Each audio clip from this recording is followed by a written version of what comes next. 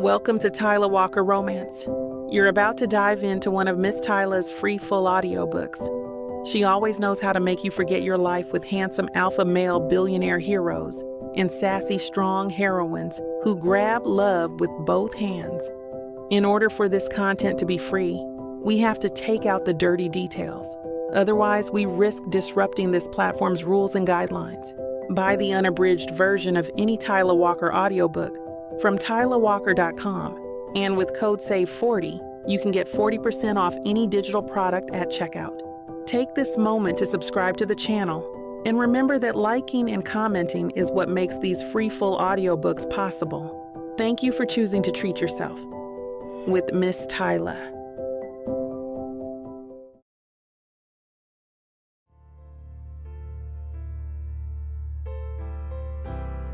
Chapter 1.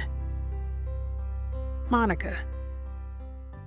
I adjust my chef's coat for the 100th time, smoothing non-existent wrinkles from the crisp white fabric. The mirror reflects back a woman who looks more confident than I feel inside. My innovative approach to fusion cuisine combines traditional techniques with unexpected flavor combinations. I practice the pitch, then shake my head. Too rehearsed, too stiff. My small apartment bathroom isn't the ideal rehearsal space, but it'll have to do. Landing this catering gig for Leo Blackwood's birthday would be a game changer. Not just because he's a tech billionaire, but because Olivia Blackwood and Celia St. Pierre are culinary royalty in New York at this point. And if they see something special in me, then that has to mean something. Focus on the food, Monica. Focus on the damn food, I tell my reflection. You've got this. I take a deep breath and start again. The menu I've designed celebrates Mr. Blackwood's appreciation for both innovation and tradition. Each course tells a story. My phone buzzes on the counter, making me jump. The time display shows I have 45 minutes until the interview. My stomach knots. The amuse-bouche features a compressed watermelon cube with... I trail off, running my fingers through my curls before securing them into a fresh bun. Damn it. The truth is, I know my food. I know every flavor combination I've planned, every technique required, every plating detail. It's not the cooking that has me second-guessing myself. It's the pitch. One shot to impress two of the most influential women in New York's culinary scene. I straighten my shoulders and lock eyes with my reflection. I'm Monica West, and my food speaks for itself. Each dish I create is a reflection of my journey, my passion, and my commitment to pushing boundaries while honoring classic techniques. Better, more natural, more me. I grab my portfolio containing detailed menu proposals and plating sketches. These women understand the language of food. That's what I need to focus on, not rehearsed speeches, but the stories my dishes tell. As I tuck my portfolio into my bag, Benjamin's voice echoes through my mind. A fancy chef? Come on, Monica. You're good at cooking, sure, but let's be realistic here. The memory of his condescending smile in our old apartment kitchen makes my jaw clench. Stick to what you know. Maybe open a little soul food place or something. I zipped my bag with more force than necessary. That night, I'd served him my first attempt at a deconstructed seafood boil. Butter-poached lobster with corn foam, compressed potatoes, and andouille oil. He'd barely looked at it, ordered pizza instead. You're trying too hard to be something you're not, he'd say whenever I experimented with the new techniques. No one wants that fancy crap from you. But that only made me work harder. Every dismissive comment became fuel for late-night practice sessions, for the burns and cuts earned mastering French techniques, for the endless hours studying flavor profiles and plating designs. I pull out my sketches one last time. The first course is a play on my grandmother's black-eyed pea fritters, but mine are transformed into a delicate crisp, topped with pickled watermelon rind and smoked pepper aioli. The main is my pride. sous vide duck breast with collard green kimchi, and sweet potato puree spiced with gochugaru. Every element tells my story. Southern roots meeting global influences. Tradition dancing with innovation. This isn't just food, I whisper, tracing the plating diagram with my finger. This is my voice. Each dish I've designed for this interview weaves together threads of my heritage with techniques I've fought to master. The dessert especially, a dark chocolate cremelle with bourbon-soaked corn cake and salted caramel popcorn. It's something that could only come from me. Sophisticated, yet playful. Familiar, yet unexpected. The portfolio feels heavier in my hands as I stare at my designs. What if they hate it? What if they think I'm trying too hard? What if... No. I close my eyes and grip the edge of my bathroom counter.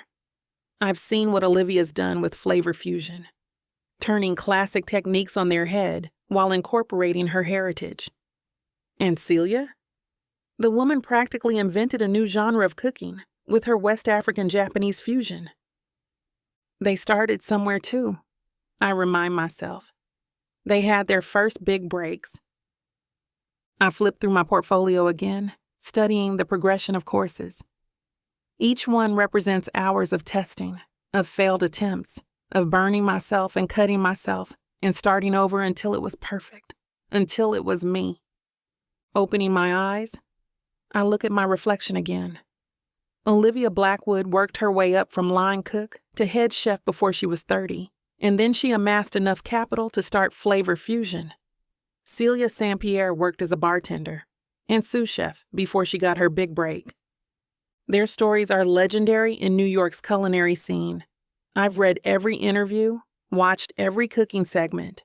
The way they transformed the landscape proved that innovation doesn't just belong to white male chefs with classical training.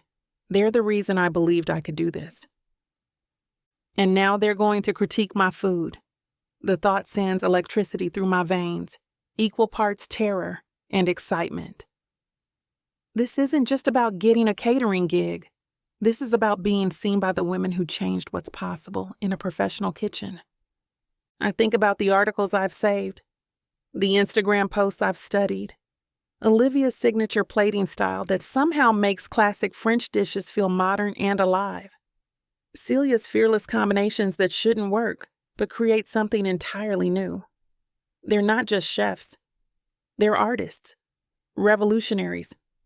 And today, they'll decide if I have what it takes to join their ranks.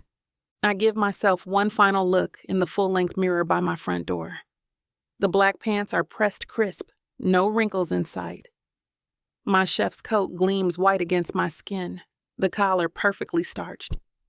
I've paired them with sensible but stylish black leather shoes that can handle hours in a kitchen while still looking professional. My portfolio tucked under my arm, I pat my pockets. Phone, keys, small notebook. Everything in its place. The hallway light flickers as I lock my apartment door. I take the stairs instead of waiting for the ancient elevator. Can't risk getting stuck today of all days. My footsteps echo in the stairwell, keeping rhythm with the mantras running through my head. Each dish, each technique, each flavor combination. The underground garage is dim and cool, smelling of concrete and motor oil. My little Honda sits in spot 23B, not the fanciest ride, but reliable. I run my hand along its hood as I walk to the driver's side. "You've got this," I whisper, sliding into the seat. The leather is cool against my back, grounding me. I place my portfolio carefully on the passenger seat, making sure it won't slide during the drive. The garage door rumbles open ahead of me, revealing a slice of bright New York morning. My chest feels lighter than it has in weeks. All the practice, all the testing, all the late nights perfecting each element. It's led to this moment. Whatever happens in this interview, I know I've put everything I have into these dishes. I start the engine, and my favorite cooking playlist automatically kicks in through the speakers. The first notes of Nina Simone float through the car, and I can't help but smile. It feels like a sign. Chapter 2. Henry. The jet bridge creaks under my feet as I step into JFK's Terminal 1. 4 years away, and the distinct New York City energy hits me like a shot of espresso, sharp, familiar, and slightly overwhelming. Mr. Blackwood, welcome back. The flight attendant who'd been particularly attentive during the flight hurries after me, holding out a business card. If you ever need recommendations for restaurants in the city... I accept it with a smile. Thanks, Sarita. That's very thoughtful. A group of women at the currency exchange counter pause their conversation, their heads turning in unison as I pass. One of them drops her passport, creating a domino effect of whispers and giggles.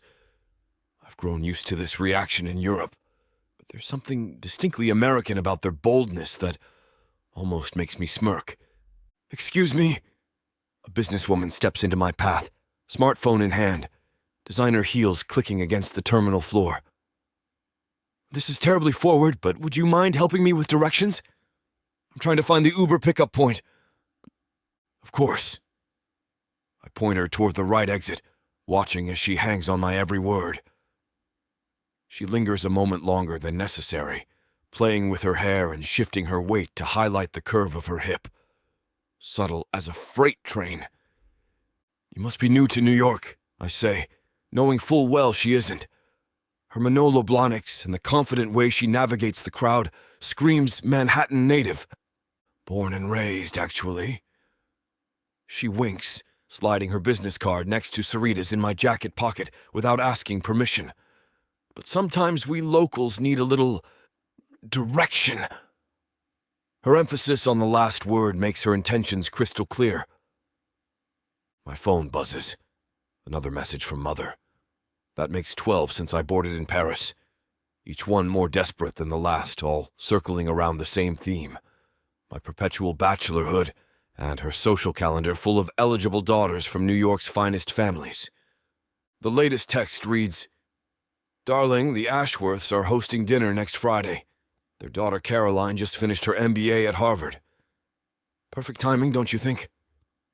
Perfect timing. Right. Because 4 years building my own fashion empire in Europe means nothing compared to finding the right society wife to complete the Blackwood family portrait. The weight of generations of carefully curated marriages and social connections settles across my shoulders, heavier than my carry-on. I scroll through the barrage of messages, each one a carefully crafted guilt trip about family obligations and ticking biological clocks. Not mine, of course, but those of the parade of debutantes she's lined up. My driver waits at the curb in a sleek black Maybach, the Blackwood family's preferred mode of transport. As I slide into the leather interior, my phone rings. Leo's face lighting up the screen. Look who's finally stateside.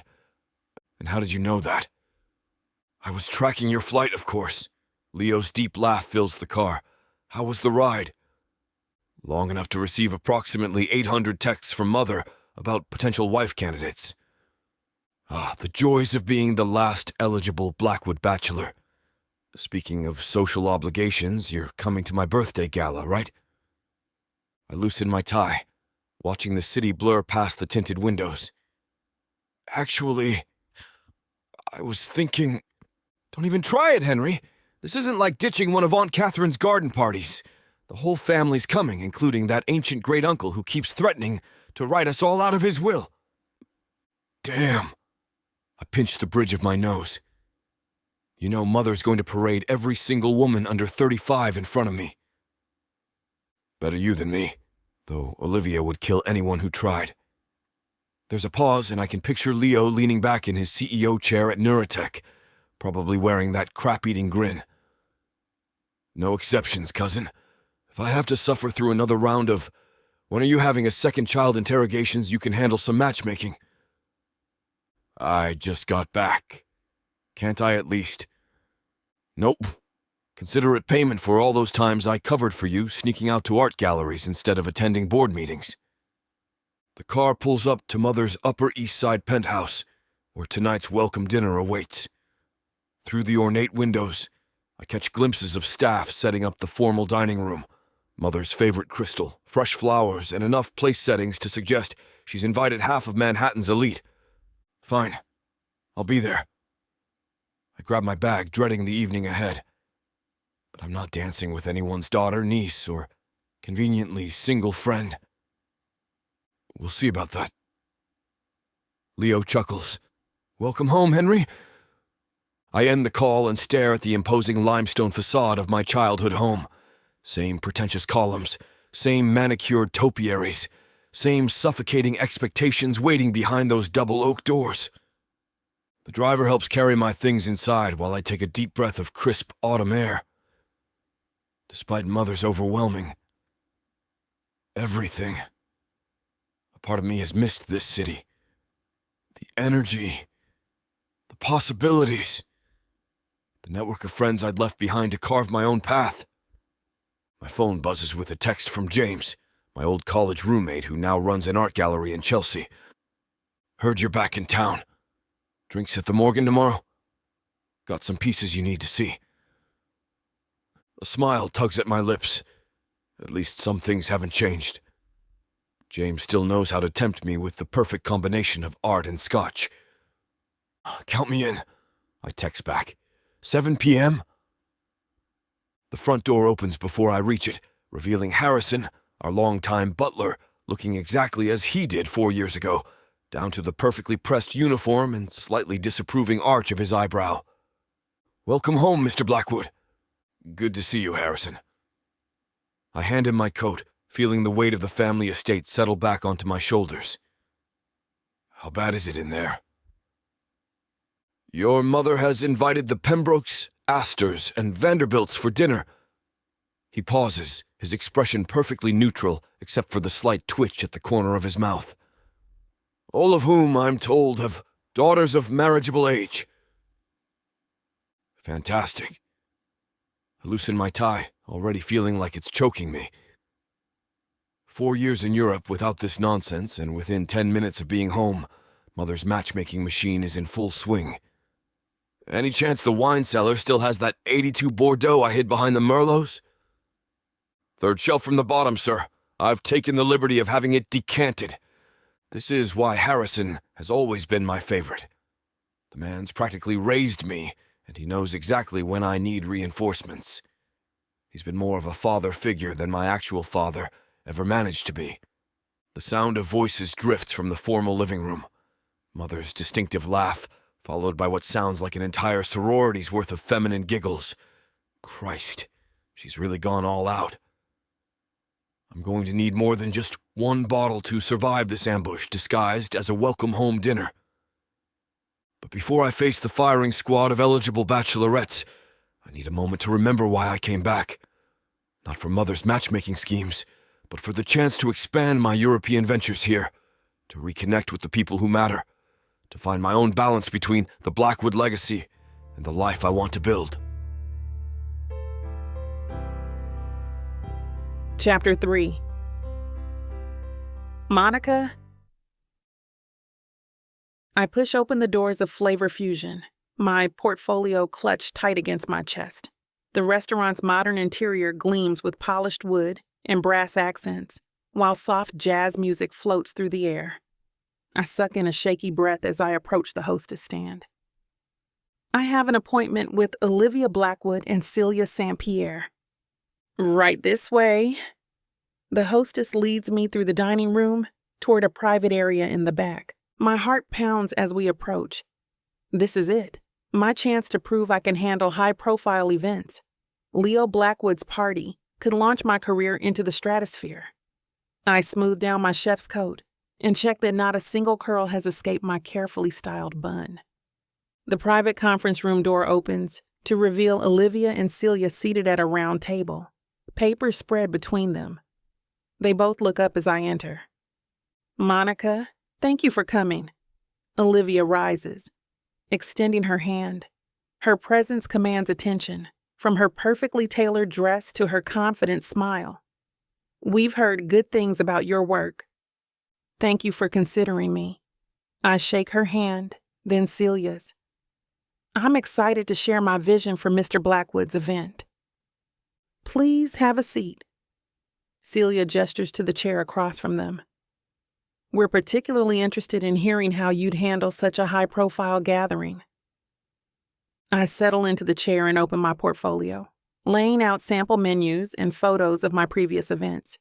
My hands tremble slightly as I arrange everything, but I force them steady. For an event of this caliber, I believe in creating an experience, not just a meal. I pull out my proposed menu. I've designed a progression of courses that tells a story through flavor. Olivia leans forward, studying the menu with sharp eyes. Celia nods along as I detail each course, but I can't read their expressions. The stakes feel enormous. This single presentation could change everything for me. I launch into explaining my signature dish concepts, praying my voice projects the confidence I'm struggling to feel. This has to go well. I need this opportunity more than they could possibly know.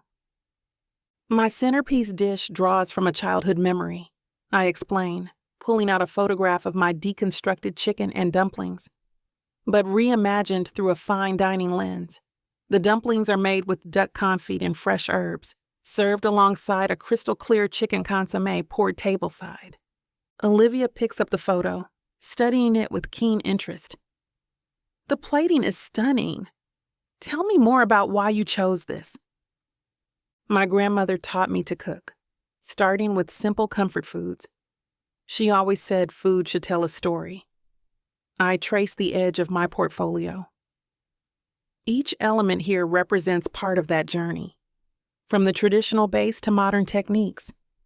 The sauce is infused with preserved lemon, adding brightness while honoring preservation methods she taught me. Celia jots notes as I speak.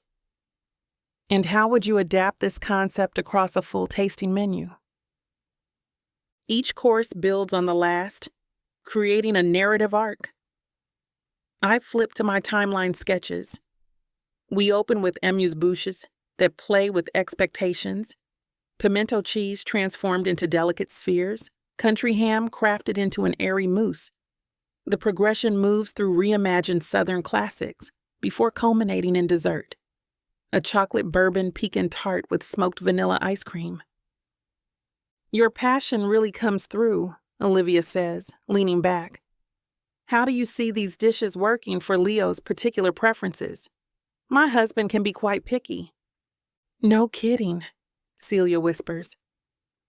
I've researched Mr. Blackwood's previous events.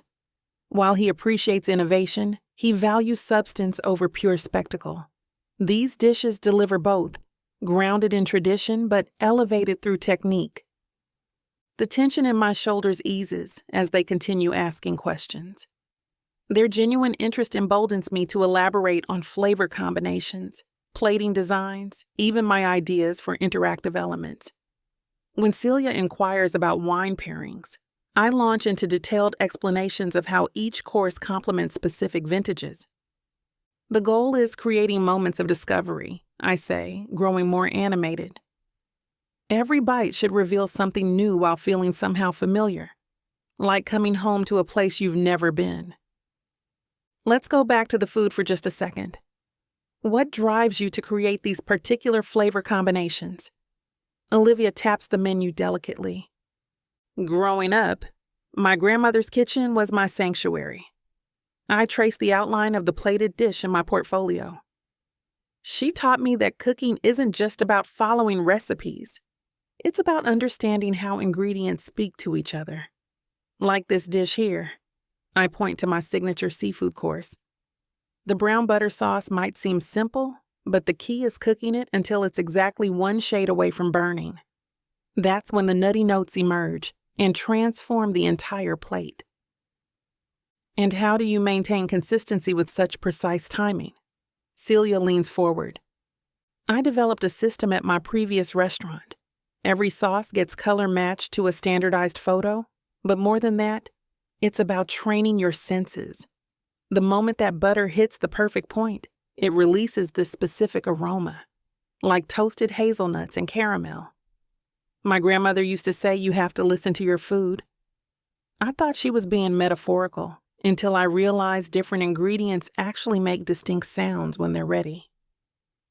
"Tell us more about your workflow during service," Olivia says with a smile. "I treat my kitchen like an orchestra. Everyone has their part, but timing is everything. Before each service, I gather my team for what I call taste memory. We sample key components together, discussing the target flavors and textures. It builds a shared vocabulary." I pull out my notebook, showing them my system of prep lists and timeline charts. These organizational methods I developed after a particularly chaotic night when I was sous chef a couple years ago. We had a full house, 2 servers called out sick, and the walk-in died. "How did you handle that crisis?" Celia asks as her eyebrows furrow together. "I reorganized the entire menu on the fly, transforming what could have been disasters into new dishes. The partially thawed duck became a tartare. The warming cream meant every table got fresh churned butter as a starter. My grandmother always said crisis breeds creativity.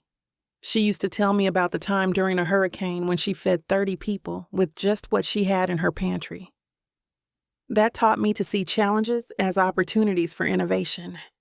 Olivia and Celia exchange a glance that makes my heart skip.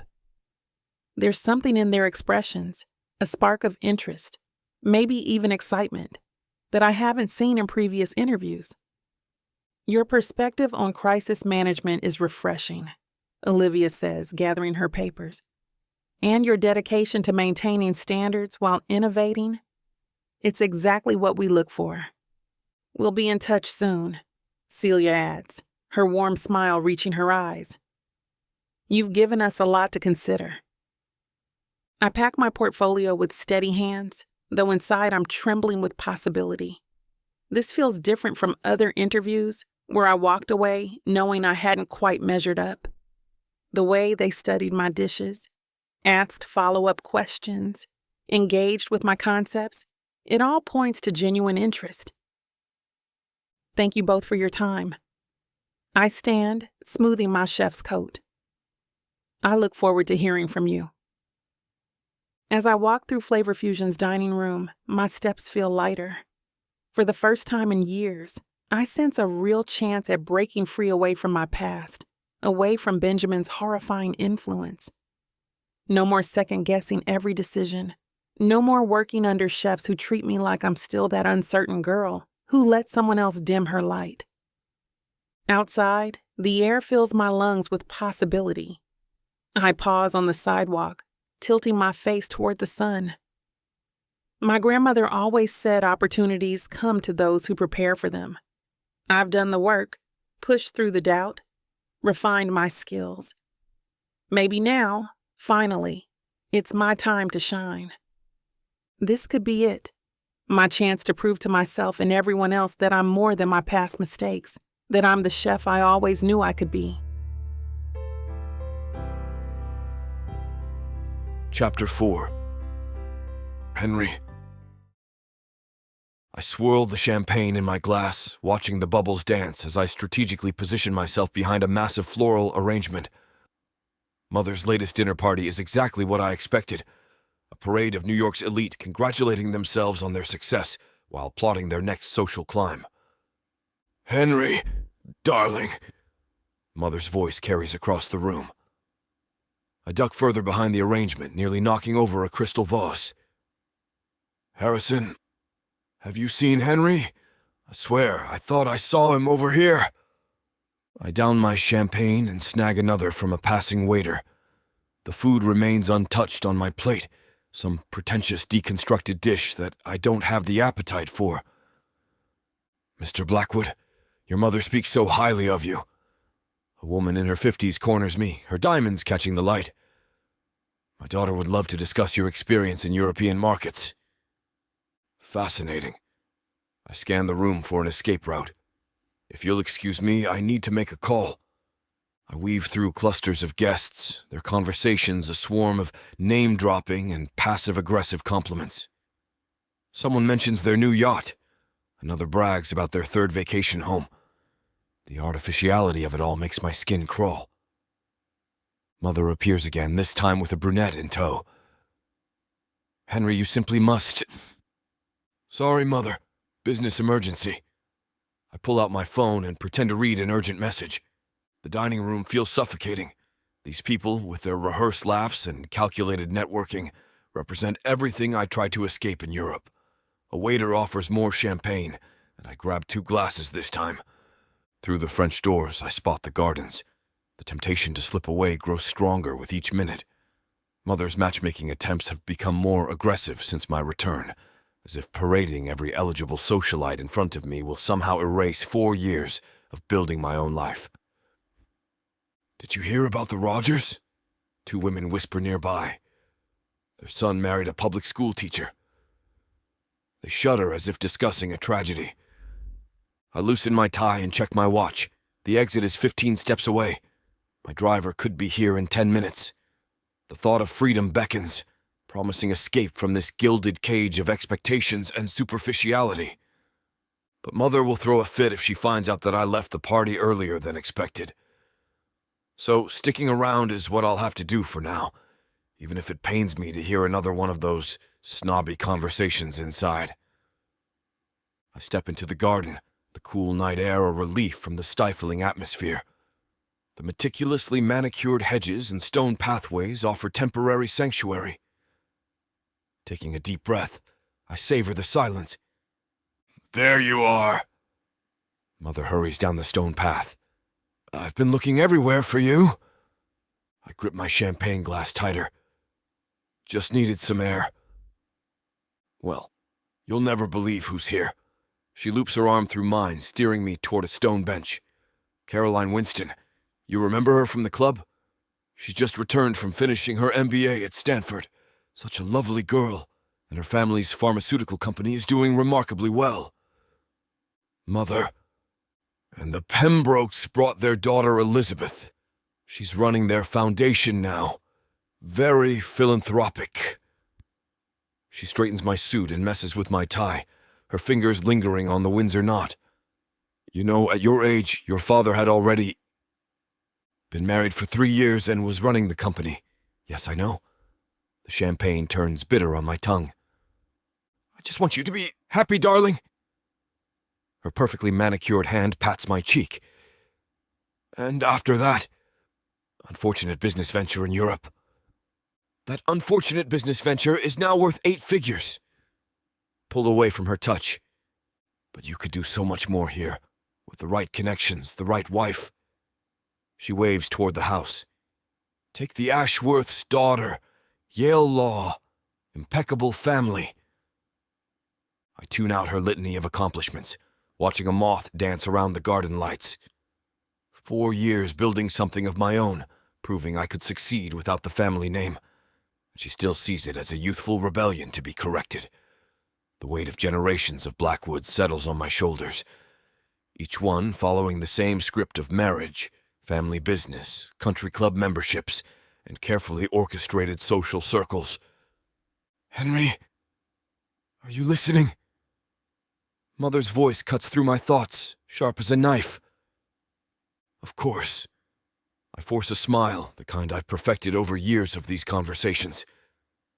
You were saying something about the Ashworths?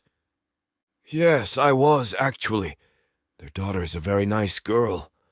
I've forgotten her name, but believe me, she's a delight. Oh, and have you heard about Isabella Montgomery? Mother's eyes light up once again. She's just moved back from London. Her father's firm merged with... All right, Mother. I'll think about it. Thanks for keeping me updated. The words slip out before I can stop them, my default response to keep the peace. It's easier than arguing, than explaining for the 100th time that I don't want my life mapped out according to her social calendar. 4 years in Europe taught me there's more to life than strategic marriages and board positions. But some lessons don't translate very well across the Atlantic. Mother's face brightens like a kid on Christmas morning. She leans in, pressing a kiss to my cheek that leaves a trace of expensive lipstick. That's all I ask, darling. You know, I just want to see you happy. Her hand squeezes my arm. And I'm not getting any younger. The thought of grandchildren. She sighs wistfully. Your children would be absolutely beautiful. I watch her glide back toward the party, her silk dress catching the garden lights. The truth is, I do want a family someday. The idea of coming home to someone who genuinely cares, of teaching my kids the value of making their own way in the world. It's appealing as hell. But not like this. Not through some calculated merger of family fortunes disguised as romance. Not with someone who sees me as a means to climb the social ladder or secure their place in Manhattan's elite. I drain my champagne, letting the empty glass dangle between my fingers. The garden's gotten darker, quieter. Somewhere in the distance, a car horn blares. A reminder that real life exists beyond these manicured hedges and practiced smiles. The garden's silence reminds me of Leo. He always knew the best hiding spots at these parties when we were kids. Now he's got it all figured out. Married to Olivia, a little son running around. And they started as a fake relationship, too. I pull out my phone, thumb hovering over Leo's contact. He'd get it. He navigated this same bee, turned a business arrangement into real love. His story with Olivia reads like a fairy tale, arranged marriage to actual marriage, now with a toddler who's the spitting image of both of them. But Leo's probably busy. It's late, and he's got that whole responsible parent thing going now. Plus, knowing him, he'd just laugh and tell me to stop overthinking everything. Screw it. I pocket my phone and straighten my jacket. Time to face the wolves. Back inside, the party's reached that point where everyone's had just enough champagne to get loud. I dodge 3 separate conversations about hedge funds before Mrs. Paulson corners me, and her perfume assaults me long before I even see her. Henry, you must tell me about Paris. I heard the most fascinating story about your venture there. I launch into my standard spiel about European markets, watching her eyes glaze over at the technical details. It's a trick I learned years ago. Bore them with business talk, and they stop trying to set you up with their daughters. The night drags on. I shake hands, laugh at terrible jokes about the stock market, and pretend to be fascinated by stories of summer homes in the Hamptons. Each conversation feels like a performance, a role I've rehearsed since childhood. Maybe that's what Leo figured out, how to make this whole circus feel real, how to find something genuine in all this artifice.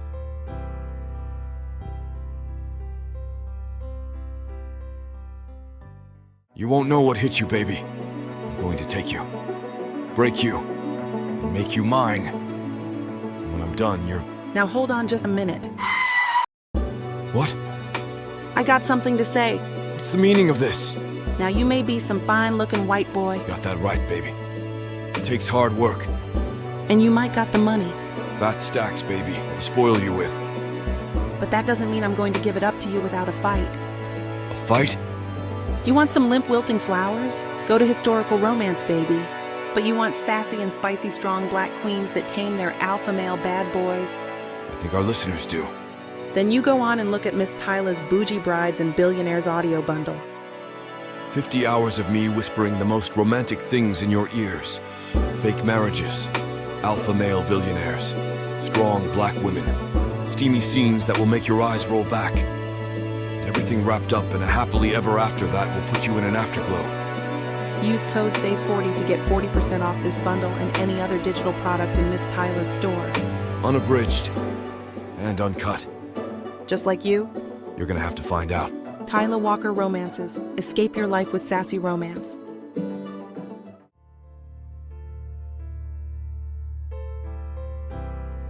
Chapter 5. Monica. The produce section at the local grocery store bursts with possibility as I scan the perfectly arranged vegetables.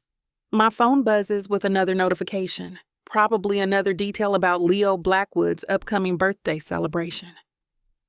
Girl, you're making me dizzy. Carla trails behind me, pushing the cart while I dart between displays.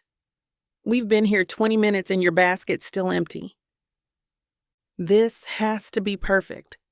I scroll through my notes app, cross-referencing my 5th iteration of the menu. It's not just any birthday party. It's Leo freaking Blackwood. The tech billionaire? Carla whistles. How'd you land that one? I had an interview with Olivia Blackwood and Celia St. Pierre. Clearly they liked what I had to offer. I pick up a butternut squash, testing its weight. And now I'm catering for VIP guests. VIP? Carla's eyes widen. You're gonna need help. Already on it. I add the squash to my cart and pull up another list. Got 3 sous chefs lined up, plus servers. Just need to nail down this menu. I move to the herb section, inhaling the fresh scents. I still have to finalize the menu. And now I'm thinking of doing a twist on classic comfort foods, like these mini shepherd's pies with duck confit instead of ground beef, and maybe those black truffle mac and cheese bites that killed at the charity event. Those were insane. Carla grabs some fresh thyme. What about dessert? That's where I'm stuck. I pull out my tablet, showing her my sketches. Olivia mentioned he loves chocolate and bourbon. I'm thinking of doing these individual chocolate soufflés with a bourbon caramel center. But the timing would be tricky with that many guests. Not so. What about presetting the ramekins? Carla suggests. We did something similar at that wedding last summer. That could work. I add it to my notes, then grab my checklist for rentals. Now I just need to figure out plating, staffing schedule, prep timeline, equipment needs. One thing at a time. Carla squeezes my shoulder. You've got this. Now can we please get what we actually came here for? My dinner service starts in 4 hours. Right. I reply, sending her a smile. As we start shopping, it's inevitable that my mind starts drifting and worrying. Then it starts panicking. The weight of responsibility settles on my shoulders like a heavy blanket. My hand trembles as I set down the fresh herbs. What if the food isn't up to their standards? Olivia Blackwood isn't just any client. She's a culinary powerhouse. And Celia St. Pierre? Her reputation in the industry is legendary too. What if I fail them? What if I make them look bad? You okay? Carla's voice cuts through my spiral. You've got that look. What if I mess this up? The words tumble out inadvertently. If I disappoint them, Olivia and Celia will never work with me again. My career will be over before it even starts. Stop right there, but my mind's already drifting to Benjamin's voice. Those subtle digs that used to chip away at my confidence. You really think you can handle running your own kitchen? You'll crack under pressure. That's why you need me. I can still see his smug face. The way he'd lean against the counter watching me work, dropping those poisonous little comments that seemed helpful, but were actually designed to keep me dependent on him. I can see you going there. Carla grabs my shoulders, forcing me to face her. Whatever that jerk put in your head, it's nonsense. Complete and total nonsense. He always said I'd fold under pressure. My voice cracks.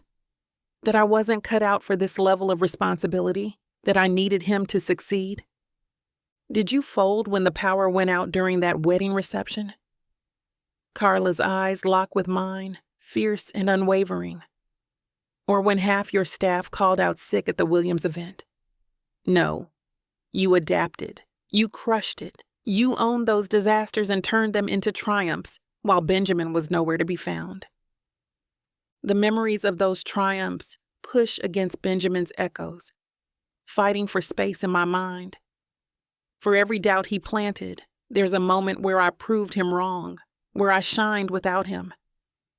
Olivia and Celia chose you because they saw what I see, a tough-as-nails chef who turns challenges into opportunities.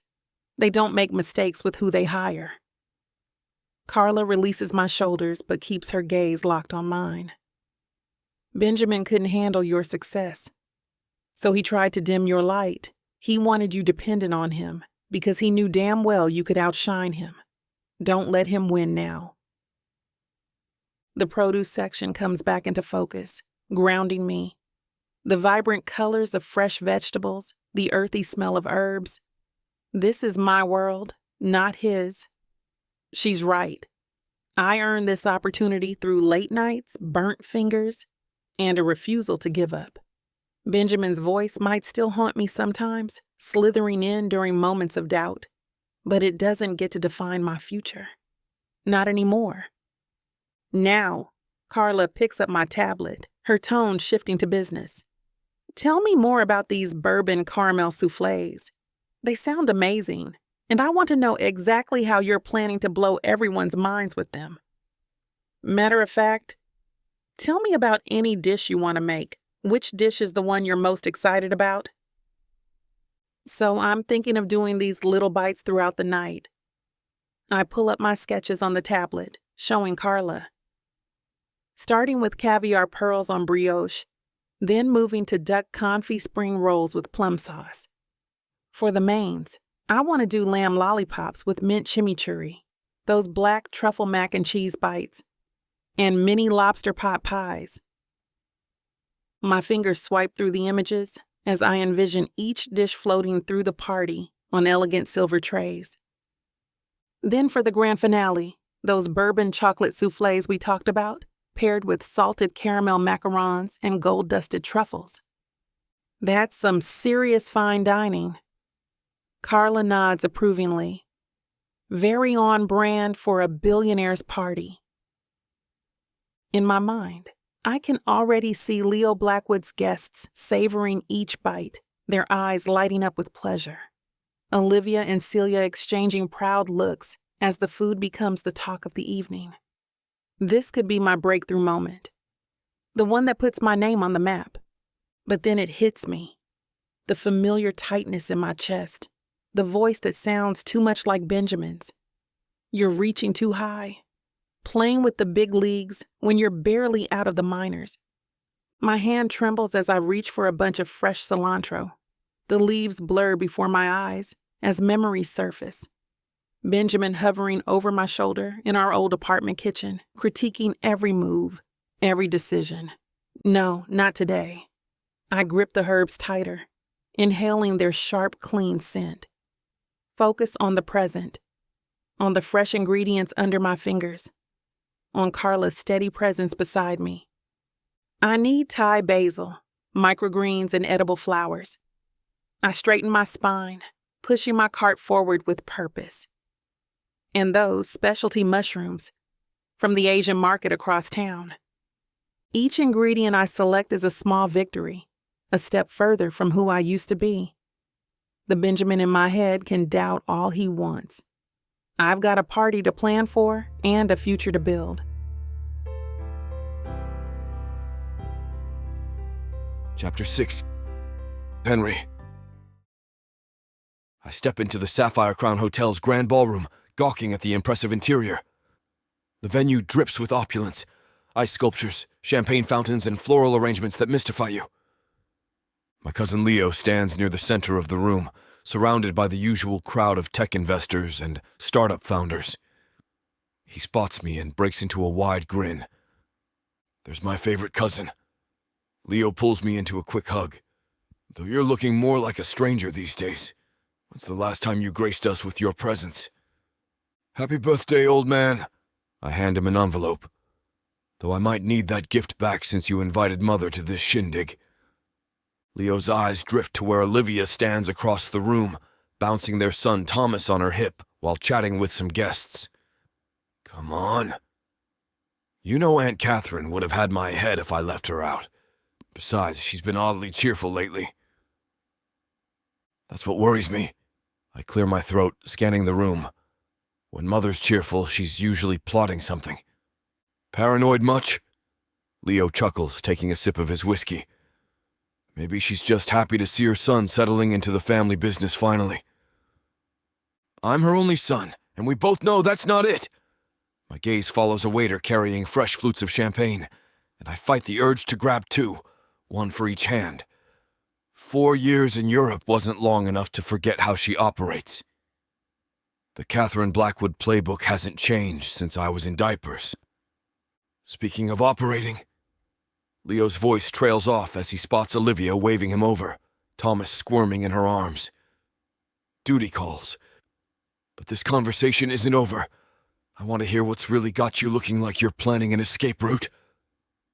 I watch him weave through the crowd toward his wife and son, envying the easy happiness they share.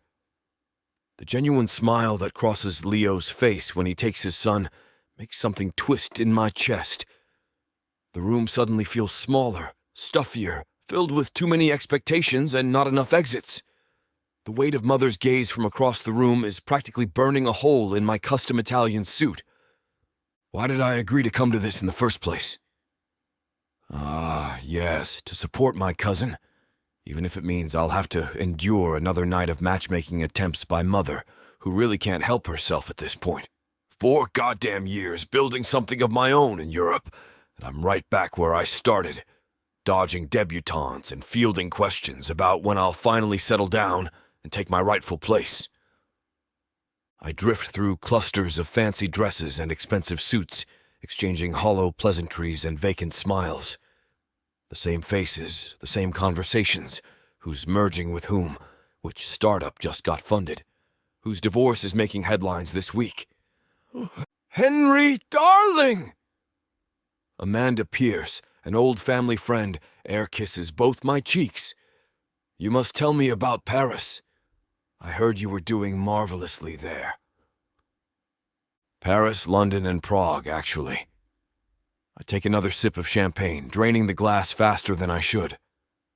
And yes, the business is doing well. Understatement of the year, but I'm not about to launch into profit margins at a party. That's all they can say. My business is doing well. Do they even want to know all the crap I went through to make myself a well-known name? Oh, you must meet my daughter. She's just finished her MBA at E. Excuse me? I cut her off, spotting a passing waiter like he's my personal savior. I need a refill.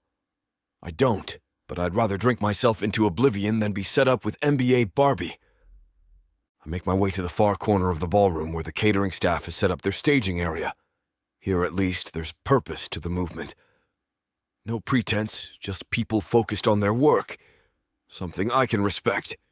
Something real in this sea of wealth and nonsense small talk. A woman in chef whites stands at the center of the controlled chaos, her curly hair escaping from beneath her cap. She moves with precision, plating dishes and directing her team with quiet authority. Unlike everyone else in this room, she's not trying to impress anyone. She's just doing her job and doing it damn well from what I can see. Table 12 needs the lamb, Jake. Yeah. Those garnishes aren't uniform. Fix them. Miguel, how are we looking on the risotto? Her staff responds instantly to each command. No wasted motion or hesitation. She adjusts a piece of microgreens with tweezers, her steady hands creating edible art on each plate. When one of her line cooks stumbles with a tray, she's there in an instant, steadying it before anything can fall. You've got this, she tells him quietly. Deep breath. Reset. Start again. I lean against a pillar, watching as she transforms simple ingredients into stunning presentations. There's something magnetic about her focus, her quiet confidence. No performative shows of authority. Just natural leadership that draws respect from her team. This is the most real thing I've seen all night. I keep watching the kitchen staff work, finding more entertainment in their synchronized movements than the party behind me. The chef, their leader, has an effortless grace about her. When she tastes the sauce, her eyes close for a split second, like she's having an intimate conversation with the flavors.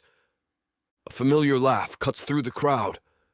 Mother holds court near the center of the room, her arm linked with some young socialite in a silver dress. Perfect posture, calculated smile, designer everything. Mother's typed to a T. Screw that, I mutter into my champagne glass. The thought of another setup makes my jaw clench. Mother's been on a mission since I returned from Europe, parading an endless stream of suitable women past me like it's a casting call. And I've rejected each one. When is she going to get the hint? The chef catches my attention again as she steps in to demonstrate a plating technique to one of her cooks. Her hands move with precision, creating a swoosh of sauce that looks like abstract art. She's got paint on her canvas, only her medium is more interesting than anything hanging in Mother's precious galleries. "Now try it," she tells her cook, stepping back to give him space. When he recreates the design perfectly, her whole face lights up. "That's exactly it." Mother's voice carries across the room. "Henry simply must meet her. Such a lovely girl, and from an excellent family." I press deeper into my corner, finding refuge in watching the kitchen staff's controlled chaos. The chef moves between stations, tasting, adjusting, directing. No pretense, no agenda, just pure skill and dedication to her craft. A stark contrast to the marriage market masquerading as my cousin's birthday party. I'd rather spend the evening studying her technique than dodging Mother's latest prospect. Any day of the week. Chapter 7. Monica. Steam rises from multiple pots as I orchestrate the kitchen staff through the organized chaos. Leo's birthday celebration demands perfection, each dish a testament to the caliber of service we provide. My knife glides through colorful bell peppers, the rhythmic chopping of familiar comfort. 2 minutes on those scallops. I call out to Miguel at the sauté station. The kitchen hums with energy, plates clinking and burners roaring as we execute Leo's birthday menu with military precision. My mind races through the remaining prep list. Vegetable brunoise for the amuse-bouche, herb garnish for the fish course, final check on the reduction sauce, plating diagrams to review with the team. Damn it! Pain shoots through my palm. Crimson blooms across the cutting board, staining the pristine vegetables. The knife clatters against stainless steel as I jerk my hand back. Blood pulses from the wound, hot and insistent. "Monica!" Nia appears at my side, first aid kit already in hand. "Let me see." "I'm fine. I need to finish." I tried to sidestep her, reaching for a towel to wrap around my hand. This is the worst possible timing. "Stop. Now?" Naya's firm grip guides me away from the station, her expression leaving no room for argument. "Someone clean that board and start fresh. Get those vegetables out of here." I grip my teeth as she examines the cut, frustration boiling inside me. This is amateur hour nonsense. I haven't cut myself in years. I watch the controlled chaos of my kitchen continue without me, feeling the weight of every passing second. Leo's birthday dinner won't wait for a stupid knife wound. Even Thomas Keller probably nicked himself once or twice. Naya cleans the wound with practiced efficiency. "You're pushing too hard. Take 5 minutes." "We don't have 5 minutes. Leo's party will be perfect because you've planned every detail." She wraps gauze around my palm. "But not if you pass out from stress. You have to trust us. You've given us everything we need to succeed. We'll survive without you for a few minutes." My shoulders slump as the adrenaline fades. She's right, but that doesn't stop the frustration bubbling in my chest. One stupid mistake could throw off our entire timing. "Fine. 5 minutes. I flex my bandaged hand, testing the movement. But then I'm back on the line. "Deal." Naya steers me toward the break room. "Drink water. Breathe. The world won't end if you pause for a moment." I sink into a chair, anger at myself mixing with exhaustion. Years of building my reputation, and I slip up at one of our biggest events. The cut throbs, a constant reminder of my momentary lapse in focus. I pick at the edge of the gauze, resisting the urge to unwrap it completely. The cut pulses with each heartbeat, a steady reminder of my stupidity. Through the break room door, I catch whiffs of Miguel's citrus beurre blanc, the perfect accompaniment to those butter basted scallops. My team moves with practiced precision, their stations a symphony of sizzling pans and knife work. The menu I crafted pushes boundaries while honoring classic techniques. Deconstructed beef Wellington with a mushroom foam, the pastry transformed into delicate tuiles, a play on Leo's favorite childhood dessert. Classic chocolate chip cookies reimagined as an elegant plated affair with tahini caramel and malted milk crumbs. We have so many dishes to prepare, catering to the many varied tastes in attendance tonight. The bandage catches on my watch as I check the time. 3 minutes left of my mandatory break. I flex my fingers, testing the movement. Pain shoots across my palm. Damn. Knife work will be tricky, but I can manage. I'll have to. I stand up, rolling my shoulders to release the tension. The wound throbs, but I push the discomfort aside. There's still the final sauce to finish, garnishes to place with surgical precision, the timing of each course to orchestrate. My team is incredible, but they need their conductor, and I refuse to let a stupid cut derail Leo's celebration. The break room door swings open. I straighten, expecting Naya with more lectures about self-care. Instead, a tall stranger in an impeccably tailored suit strides in, his blue eyes landing on my bandaged hand. Kitchen battle wound? His lips quirk into a half smile. More like a reminder that even professionals screw up. I wiggle my wrapped fingers. Are you lost? This area's staff only. I'm Henry, Leo's cousin. He drops into the chair across from me. I was looking for the birthday boy, but hiding out here seems more interesting. Hiding from what exactly? My mother's attempts to parade eligible socialites in front of me. He smiles. I'd rather discuss whatever masterpiece you were creating when the knife won its argument. A laugh escapes before I can stop it. For some reason, I find myself lowering into my seat again. Bell peppers. Nothing masterful about basic knife work. Depends who's wielding the knife. Though maybe not in this case. His eyes dance with mischief. Watch it. I point my good hand at him. I'm still armed and dangerous, sort of. Clearly. He leans forward, elbows on his knees. So what else are you serving besides rebellious vegetables? The genuine interest in his voice draws me in. I find myself describing the menu's progression, the delicate balance of flavors, the seasonal ingredients, the stories behind each dish. Henry listens intently, asking questions that reveal a surprising knowledge of cuisine. You actually know your food. I tilt my head, studying him. Most people just pretend. 4 years in Europe, you learn to appreciate real cooking or starve. He shrugs. Though nothing I've had there compares to what you just described. Even with the slight delay due to pepper-related injuries. You're kind of a jerk, you know that? I've been told it's part of my charm. We share a smile, and something shifts in the air between us. The pretense of casual conversation falls away, replaced by an unexpected warmth. It's refreshing, I admit. Most people treat me like I'm made of glass after seeing me in Chef White's. Like I couldn't possibly be both serious about my career and actually enjoy life. Their loss. I find competent women who can laugh at themselves incredibly attractive.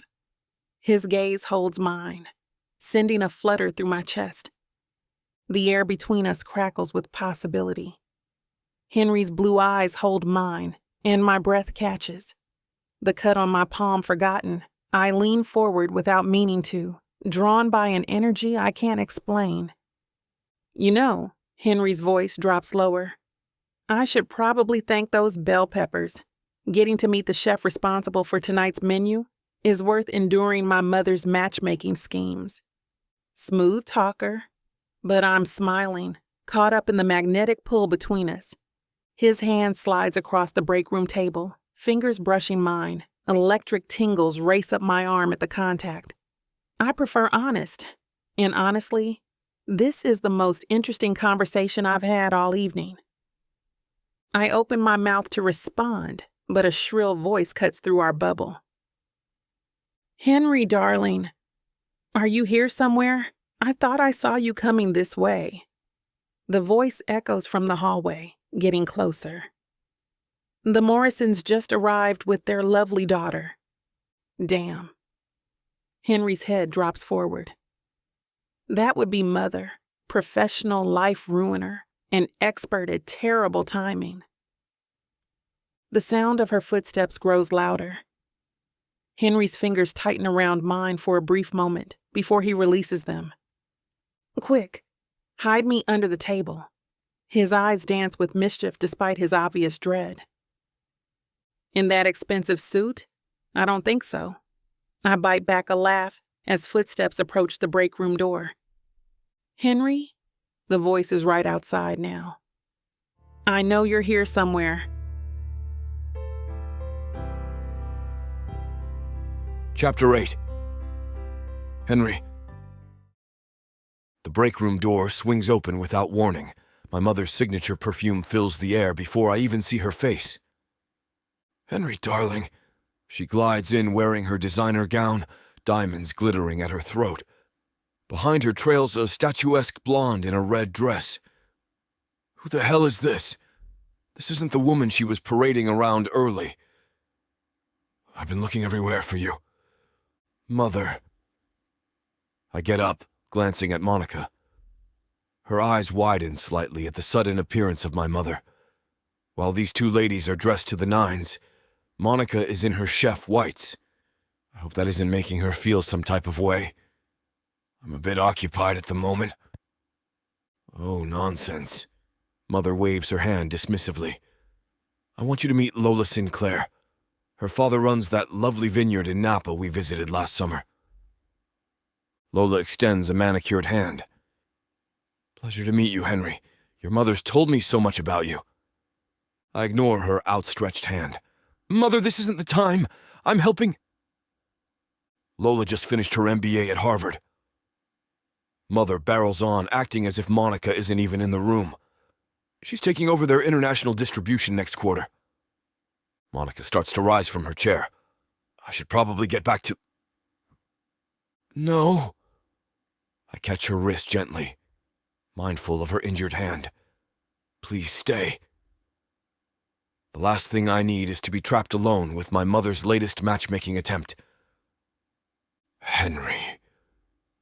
Mother's voice carries that sharp edge I know too well. "Don't be rude. Lola came all this way specifically to meet you." "I'm sure she did." I keep my grip on Monica's wrist, thumb brushing over her pulse point. "But as you can see, I'm helping with an injury. So unless either of you are secretly medical professionals—" "Really, darling?" "The staff can handle their own issues." Mother's gaze finally lands on Monica, dismissing her entirely with a single look. My jaw clenches. "Mother, Henry, I'm being serious. Who is this woman, anyway? And why are you treating her as if she's the most important person at your cousin's party? From the looks of it, she's just a chef, right?" "She's my fiancée," I blurt out, which makes all the ladies in this room flinch. The silence that follows my declaration feels like a physical weight. Monica's wrist tenses under my fingers and I loosen my grip but don't let go. Mother's face cycles through several expressions: shock, confusion, and finally settling on something between outrage and disbelief. "I beg your pardon?" Mother's voice comes out strangled. Lola's perfectly made-up face twists. "You're engaged? To the help?" She spits the last word like poison. "Watch yourself." Ice coats my words. I know I just met her, but considering how happy she's made me feel during our brief conversation, I won't let someone like Lola Sinclair minimize her. "This is absurd." Lola shakes her head indignantly as she spins around. "I can't believe you wasted my time, Catherine." The door slams behind her with enough force to rattle the break room's cheap Venetian blinds. "Henry." Mother's lips press into a thin line. "We will discuss this later, at length." She hurries after Lola, but pauses at the door. And I expect answers. Real ones. The door closes again. Softer this time. I drop Monica's wrist and run a hand through my hair. I'm so sorry about that. I didn't mean to drag you into... A snort cuts me off. Monica's shoulders shake with suppressed laughter. Fiancée. Her eyes dance with amusement. That's what you went with? It was the first thing that came to mind. Heat creeps up my neck and my collar suddenly feels too tight. I couldn't let her steamroll over you like that. You didn't deserve to be caught in the crossfire of Blackwood family politics. So you decided to promote me from just a chef straight to future Mrs. Blackwood. She raises an eyebrow, those brown eyes sparkling with mischief. Talk about a career advancement. Do I get dental with that? Look, I panicked, okay? But her laughter is infectious, and I find myself grinning despite the chaos I've just created. Mother's been trying to set me up with society princesses for as long as I can remember. You should have seen the last one. Brought her own wine critic to dinner. The guy actually spit into a bucket at 11 Madison Park. We got asked to leave. And now you've gone and disappointed poor Lola Sinclair of the Napa Valley Sinclairs. Monica wipes at her eyes, still chuckling. Your mother looked ready to faint.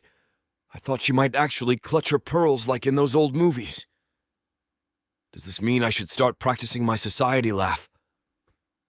You know, she demonstrates a delicate, obviously fake titter that somehow makes this whole disaster seem hilarious. I shake my head, unable to stop grinning at her ability to find humor in this disaster. Thanks for being such a good sport about all this. Most people would have stormed out after that crap show. Please, your mother thinking I'm engaged to you is the least of my problems tonight. Monica reaches into her chef coat pocket and pulls out a sleek business card. Here, you should probably have my contact info, seeing as we're getting married and all. She hands it over with a wink. My fingers brush against hers as I take the card. The elegant script reads, Monica West, Executive Chef, with her phone number and email below. The cardstock is thick, professional, a stark contrast to the playful glint in her eyes. I better get back before my team thinks I've abandoned them. She adjusts her chef coat and picks at the bandage on her hand. Those lamb chops won't plate themselves. I watch her move toward the door, struck by how she commands attention without even trying. The confidence in her stride, the way her curls escape that messy bun. The flash of her smile as she glances back one last time before disappearing into the hallway. Looking down at her card between my fingers, I know with absolute certainty that I can't let this be our only interaction. Not just because I've royally screwed myself by claiming she's my fiancée in front of Mother. Though that's definitely going to come back to bite me in the butt. No. There's something about Monica West that makes me want to know more. The way she handled Mother's snobbery with grace. How she laughed instead of getting angry. The spark I felt every time our eyes met. I slip her card into my wallet right behind my driver's license where I won't lose it. Mother will be hunting me down any minute now, demanding explanations I don't have. But all I can think about is when I'll see Monica again. Chapter 9. Monica. The foam in my latte swirls into abstract patterns as I stir, lost in thought about Henry Blackwood's text from this morning. My phone sits face up on the cafe table, displaying his message. Need to discuss something important. Meet at Cafe Luna at 2. The memory of Leo's birthday party makes me shake my head and grin. The way Henry had blurted out we were engaged to his mother. The sheer panic in his eyes. For someone so polished and put together, watching him flounder had been oddly endearing. I check my reflection in the cafe window. My curls are behaving today, thank God, though I had to fight them into submission this morning. The breeze outside sends leaves skittering across the sidewalk. Those piercing blue eyes of his flash through my mind again. The way his whole face lights up when he smiles. That perfectly tailored suit he wore at the party. I bite my lip, trying to focus on more practical matters. Maybe he needs catering for another event. That would be incredible exposure for my business. Get it together, Monica, I mutter into my coffee. He's way out of your league. But that doesn't stop me from remembering how his hand felt in mine before his mother barged in on us in the break room, or the way his cologne smelled when he leaned in close. The fake engagement thing should be awkward, but somehow it just makes me laugh. The whole situation is ridiculous, like something out of a rom-com. I glance at my watch. 1:55 p.m. My stomach does a little flip, which I promptly ignore. This is probably just business, although a tiny part of me hopes it might be something else. The bell above the cafe door chimes. Henry strides in, his normally perfect hair slightly disheveled like he's been running his fingers through it. His suit jacket is unbuttoned, tie loose, so unlike his usual polished appearance. Then again, I've only seen the guy once. Monica. He slides into the chair across from me. Dark circles ring his eyes, making the blue of his irises even more striking against his tired face. Thanks for meeting me. Of course. Everything okay? I study him carefully, noticing how his composure seems to be slipping today. He leans forward, elbows on the table, voice dropping to a near whisper. Remember how my mother caught us in the break room at Leo's party? You mean when you panicked and told her we were engaged? I can't help but smirk, though my stomach does a little flip at the memory. Hard to forget that stellar moment. Yeah, about that. He scrubs a hand down his face, fingers lingering at his jaw. She may have told everyone, and I mean everyone. The entire New York social circle knows. It's in page 6. My coffee cup freezes halfway to my mouth. The liquid sloshes dangerously close to the rim. What? The single word comes out as a strangled whisper. I know. I screwed up. He pulls out his phone, scrolling through something. Look. The headline screams, Blackwood heir to wed rising culinary star. Jesus, my hands start to shake. Henry, I have a proposition. He reaches across the table, his fingers brushing mine. I know this is insane, but what if we went through with it? Through with what? The engagement, the marriage, all of it. His blue eyes lock onto mine, intense and pleading. Just temporarily, I'll make it worth your while financially. But if we don't do this, my reputation in the business world is shot. My mother's already calling all her society friends, planning our engagement party. The cafe suddenly feels too small, too hot. You want me to pretend to marry you? Yes, God, I know how crazy this sounds. He runs both hands through his hair, making it stand up even more. But I'm desperate here. Please, Monica. I'll give you whatever you want. I stare at him, my mouth opening and closing like a fetish. Of all the things I expected him to say today, this wasn't even in the realm of possibility. Please, please listen to me. Henry leans forward, his expression earnest. My mother's connections run deep in Manhattan's restaurant scene. She sits on multiple charity boards, knows every food critic worth knowing. That kind of influence could transform your business overnight. I trace the rim of my coffee cup, considering his words. The possibilities make my heart race. Having that kind of backing could save me years of struggling to establish myself. And what exactly would this arrangement involve? We'd need to keep up appearances for about a year, attend events together, act like a couple in public. He fidgets with his cufflinks. I'd set you up with a penthouse in my building, cover all expenses. Plus, I'd invest directly in your business, help you expand, hire staff, whatever you need. No. The practical side of my brain catalogs the advantages, while my emotional side grapples with the implications. After Benjamin, I swore I'd never let myself be financially dependent on anyone again. And after the year, we have an amicable split, sight growing apart, or different life goals. By then, your business will be established enough to stand on its own. I study his face, the earnestness in those blue eyes, the slight tension in his jaw. Despite only knowing him briefly, there's something about Henry that puts me at ease. He's nothing like Benjamin, no underlying current of control or manipulation, just a guy in a tough spot asking for help. This is crazy, I mutter, more to myself than him, but the idea has already taken root. With that kind of backing, I could finally prove to everyone, especially myself, that I have what it takes to succeed. Completely insane, Henry agrees with a crooked smile that makes my stomach flutter. But sometimes crazy works out, right?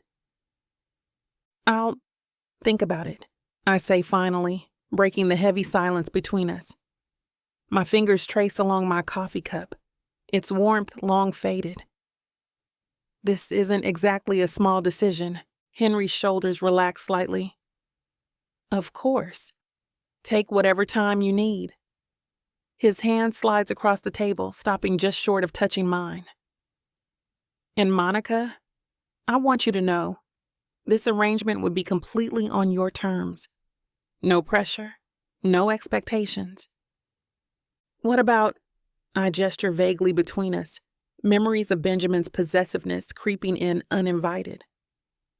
Physical stuff? Nothing you're not comfortable with. We'd need to sell it in public, hand-holding, maybe the occasional kiss for photos. But behind closed doors? He shakes his head. That's your call, always. The sincerity in his voice chips away at my defenses. Here's this gorgeous, successful man offering me everything I've worked for on a silver platter. The rational part of my brain screams that it's too good to be true.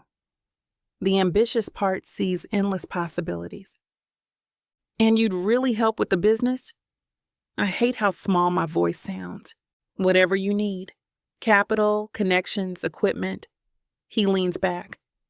Think of it as an investment in both our futures. I wrap my arms around myself, weighing options. A year of pretending versus potentially a lifetime of struggling to make it on my own.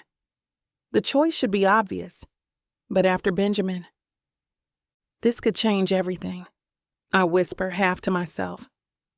My catering business could become the restaurant I've always dreamed of. No more maxed out credit cards or sleepless nights wondering how to make rent. But what if I'm making another massive mistake, trading one form of dependency for another? Henry's voice breaks through my spiral. Hey, his tone is gentle. You don't have to decide right now. Sleep on it. I nod, grateful for the out. Yeah, I should probably do that. I thought I was getting a fake marriage, but I didn't know my story was being told by Miss Tyler. This isn't just any fake marriage, now is it?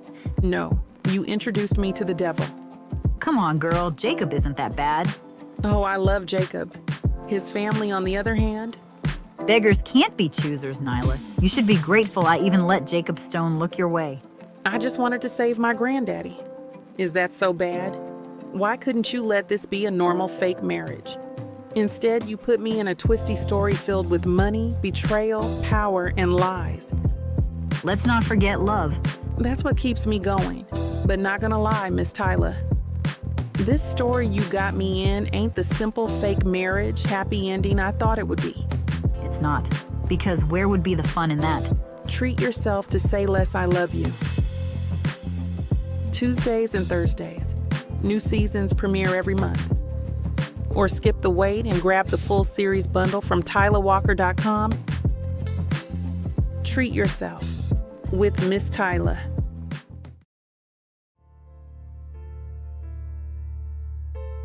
Chapter 10. Henry. The sharp clink of sterling silver against bone china echoes through Mother's dining room as she sets down her fork. Here we go. I've managed to dodge her interrogation through the first course, but the determined gleam in her eye tells me my reprieve is over. Henry, darling. She dabs the corner of her mouth with her napkin. You still haven't told me how you met this... Monica. I take a slow sip of wine, buying time to recall the story Monica and I crafted. We met at her restaurant. She's an incredible chef. A chef? Mother's perfectly shaped eyebrows arch. I wasn't aware you frequented establishments below Michelin star status. Her food is exceptional. One bite of her signature dish, and I knew I had to meet the genius behind it. The lie flows easily. When I saw her, it was... I trail off, letting Mother fill in the blanks with whatever romantic notion she prefers. There's no way she can know that I actually met Monica the very same night I announced she was my fiancée. No way. And you never thought to mention her before now?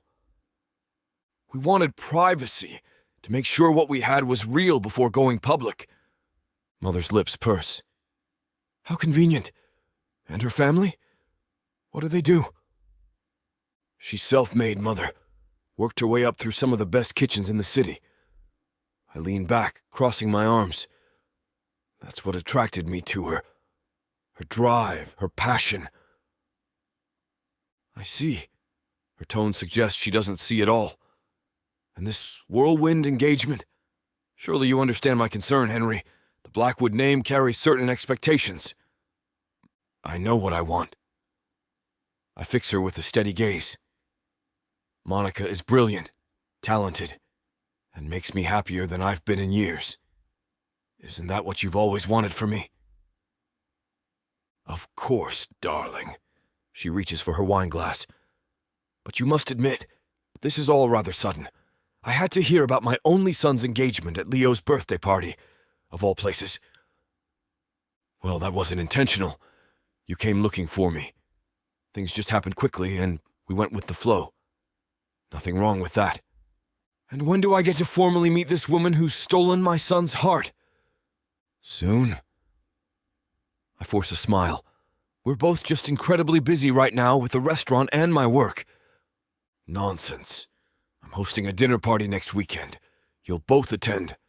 It's not a request. I can hear it in her tone. I'll talk to Monica. I flash a practiced smile, one I've perfected over years of these dinners. I'm sure we can make it work. Mother brightens, her shoulders relaxing as she leans forward. Wonderful. It'll be the perfect opportunity to introduce her to everyone. The Vandermilts will be there and the Astors. Oh, and Margaret Rothschild.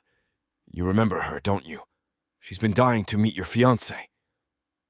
Christ, Mother! I grip my wine glass tighter. Seems like all of Manhattan knows about the engagement already. Well... She waves her hand dismissively, a gesture that's driven me crazy since childhood.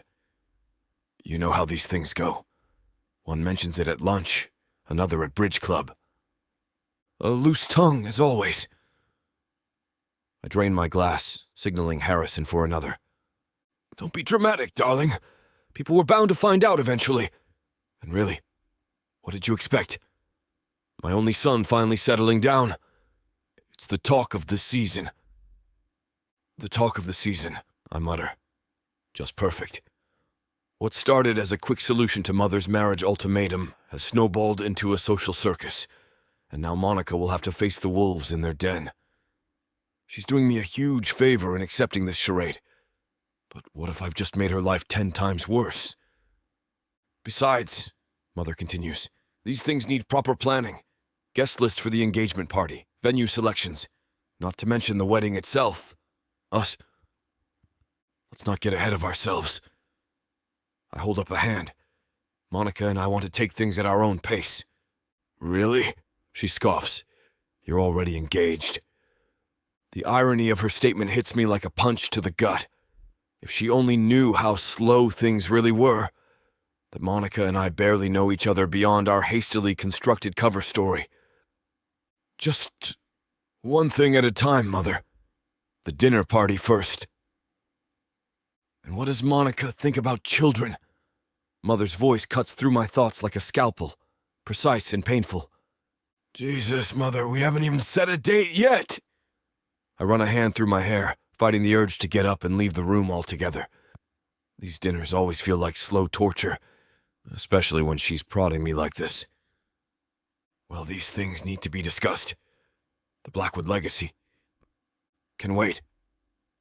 I signal Harrison to clear my plates, grateful for the momentary distraction. Monica's focused on her career right now, and thank God for that. At least one of us has a legitimate passion. Ever since my return to New York City, I haven't felt the same drive I used to feel in Europe. Because now, I have nothing to fight for, nothing to prove now that I'm established at the top of the social ladder. A career in the kitchen. Mother's lips thin until they're practically invisible, her disapproval radiating across the table. Surely she'll want to step back once you're married. The social obligations alone. No. The word comes out sharper than intended, echoing against the expensive china. Her work is important to her. I won't ask her to give that up. I'm surprised by the conviction in my voice. When did I start genuinely defending Monica's dreams? But Henry, a chef? What will people say? She clutches her pearls like they might protect her from the horror of having a daughter-in-law who actually works for a living. They'll say whatever the hell they want. I don't care. I stare her down, daring her to challenge me. She tilts her head at me and presses her lips into a thin line. Language, darling. As if that's the real problem here. I rub my temples. The thought of Monica facing this, the judgment, the whispers, the raised eyebrows, makes my chest tight. She doesn't deserve this crapstorm just because she agreed to help me out of a bind. And yet, there's something about her that makes me think she can handle it. The way her eyes light up when she talks about food, how she commands her kitchen with quiet authority. Monica's different, Mother. Special. The words come out before I can stop them, and I realize they're true. Even in our brief time together, I've seen glimpses of someone extraordinary. Different how? She's real. Authentic. Not like the society wives you parade in front of me. Mother studies me over her wine glass. You sound quite taken with her. I am, that's the problem. What started as convenience is becoming something else. Something that makes my pulse quicken when I think about our next meeting. But I can't rush this. Monica's been through enough with her ex. She's told me snippets about the bastard here and there. She needs time, space to see if what's growing between us is genuine. Just give her a chance. I meet Mother's gaze. That's all I'm asking. Chapter 11. Monica. The warm glow of Flavor Fusion's elegant lighting bathes the dining room in amber hues. Henry pulls out my chair, his fingers brushing my shoulder as I sit. The gesture, though part of our charade, sends a flutter through my chest. I hear the duck confit here is life-changing. Henry leans in, enveloping me in that cologne of his. He smells rich. Though I'm sure you've got opinions on that. Being a chef yourself. Olivia's duck confit could make angels weep. I unfold my napkin, catching his eye. But her seafood risotto? That's where the real magic happens. The restaurant buzzes with energy. Wine glasses clinking, conversations flowing, and servers gliding between tables with practiced grace. Olivia has created something special here, a space where food and atmosphere merge into pure joy. You should see your face when you talk about food. Henry's eyes crinkle at the corners. It's like watching someone fall in love. Maybe I am in love, with proper seasoning and perfect plating, of course. I take a sip of the wine he selected, a crisp Chablis that dances on my tongue. Speaking of perfect, he reaches across the table, adjusting my engagement ring. The gesture, meant for show, feels strangely intimate. You've got to admit we make this look good. Careful there, Mr. Blackwood. Someone might think you're actually enjoying our little arrangement. And what if I am? His voice drops lower, private. Is that against the rules? Before I can answer, our appetizers arrive. A plate of seared scallops with butternut squash puree that makes my chef's heart sing. The conversation flows as easily as the wine, and I find myself forgetting about the pretense that brought us here. Henry's genuine interest in my culinary opinions, his quick wit, and the way he leans in when I speak, it all feels natural, real. A burst of laughter from a nearby table mingles with the aromatic symphony of herbs and spices wafting from the kitchen. I catch myself relaxing into this moment, into us, even as a small voice in my head reminds me it's all for show. Try this. Henry offers me a bite from his plate, and the casual intimacy of the gesture makes my heart skip. Our fingers brush as I accept his fork, and I wonder if he feels it too. This current of electricity that has nothing to do with our arrangement and everything to do with who we are when we're together. Well, if it isn't the lovebirds. Olivia's voice cuts through my wine-induced haze. She stands at our table, radiant in her chef's whites, a knowing smile playing on her lips. I had to come see this engagement for myself. Henry's hand finds mine across the table. The food is incredible, Olivia. That duck confit. Oh, please, save the compliments for someone who doesn't know you're trying to butter them up. She winks at me. Though I must say, you two look absolutely perfect together. The way you've been feeding each other bites all evening, I nearly sent my staff on break from the sweetness overload. Heat explodes across my body. Have we really been that obvious? I mean, that's a good thing, right? We're supposed to be selling this relationship to the whole world. But it makes my heart flutter to realize other people are, indeed, noticing. What can I say? Henry's thumb traces circles on my palm. When you're with the right person, everything just flows. Olivia squeezes my shoulder. About time someone appreciated Monica properly. The way you look at her, that's not something you can fake. My stomach drops at the word fake. Because that's what this is supposed to be. But the way Henry's eyes meet mine across the table feels anything but artificial. I'll send out the next course myself, Olivia says. A special for my new favorite couple. As she disappears, the server brings our main courses. Henry's face lights up at the presentation of his braised short ribs, and something in my chest tightens. He cuts into the meat with appreciation, savoring each bite like it's a revelation. This sauce is incredible, he says, gesturing with his fork. The depth of flavor, the balance. He stops, catching my expression. What? Nothing, just, you actually get it. Most people just eat. You understand? I understand you. The words hang between us, heavy with meaning I'm not ready to examine. I focus on my own plate, a perfectly executed sea bass. But I can't ignore how natural this feels. How his laugh makes the room brighter. How he leans forward when I explain the technique behind Olivia's signature sauce, genuinely interested in every word. It's becoming harder to remember. This is all pretend when every moment feels so real. The night goes on smoothly, and we eat and laugh and joke with each other as plates are brought and cleared. Eventually, even the dessert plates are cleared, and Henry's hand finds mine again as we walk toward the exit. His touch is warm, steady. Everything Benjamin's wasn't. Thank you for tonight. I adjust my purse strap with my free hand. For making it feel real? His eyes catch mine. Playfulness gleaming in those baby blues, as well as something deeper. Natural. I squeeze his fingers. You didn't have to learn about braising techniques just to keep up the conversation. Maybe I wanted to.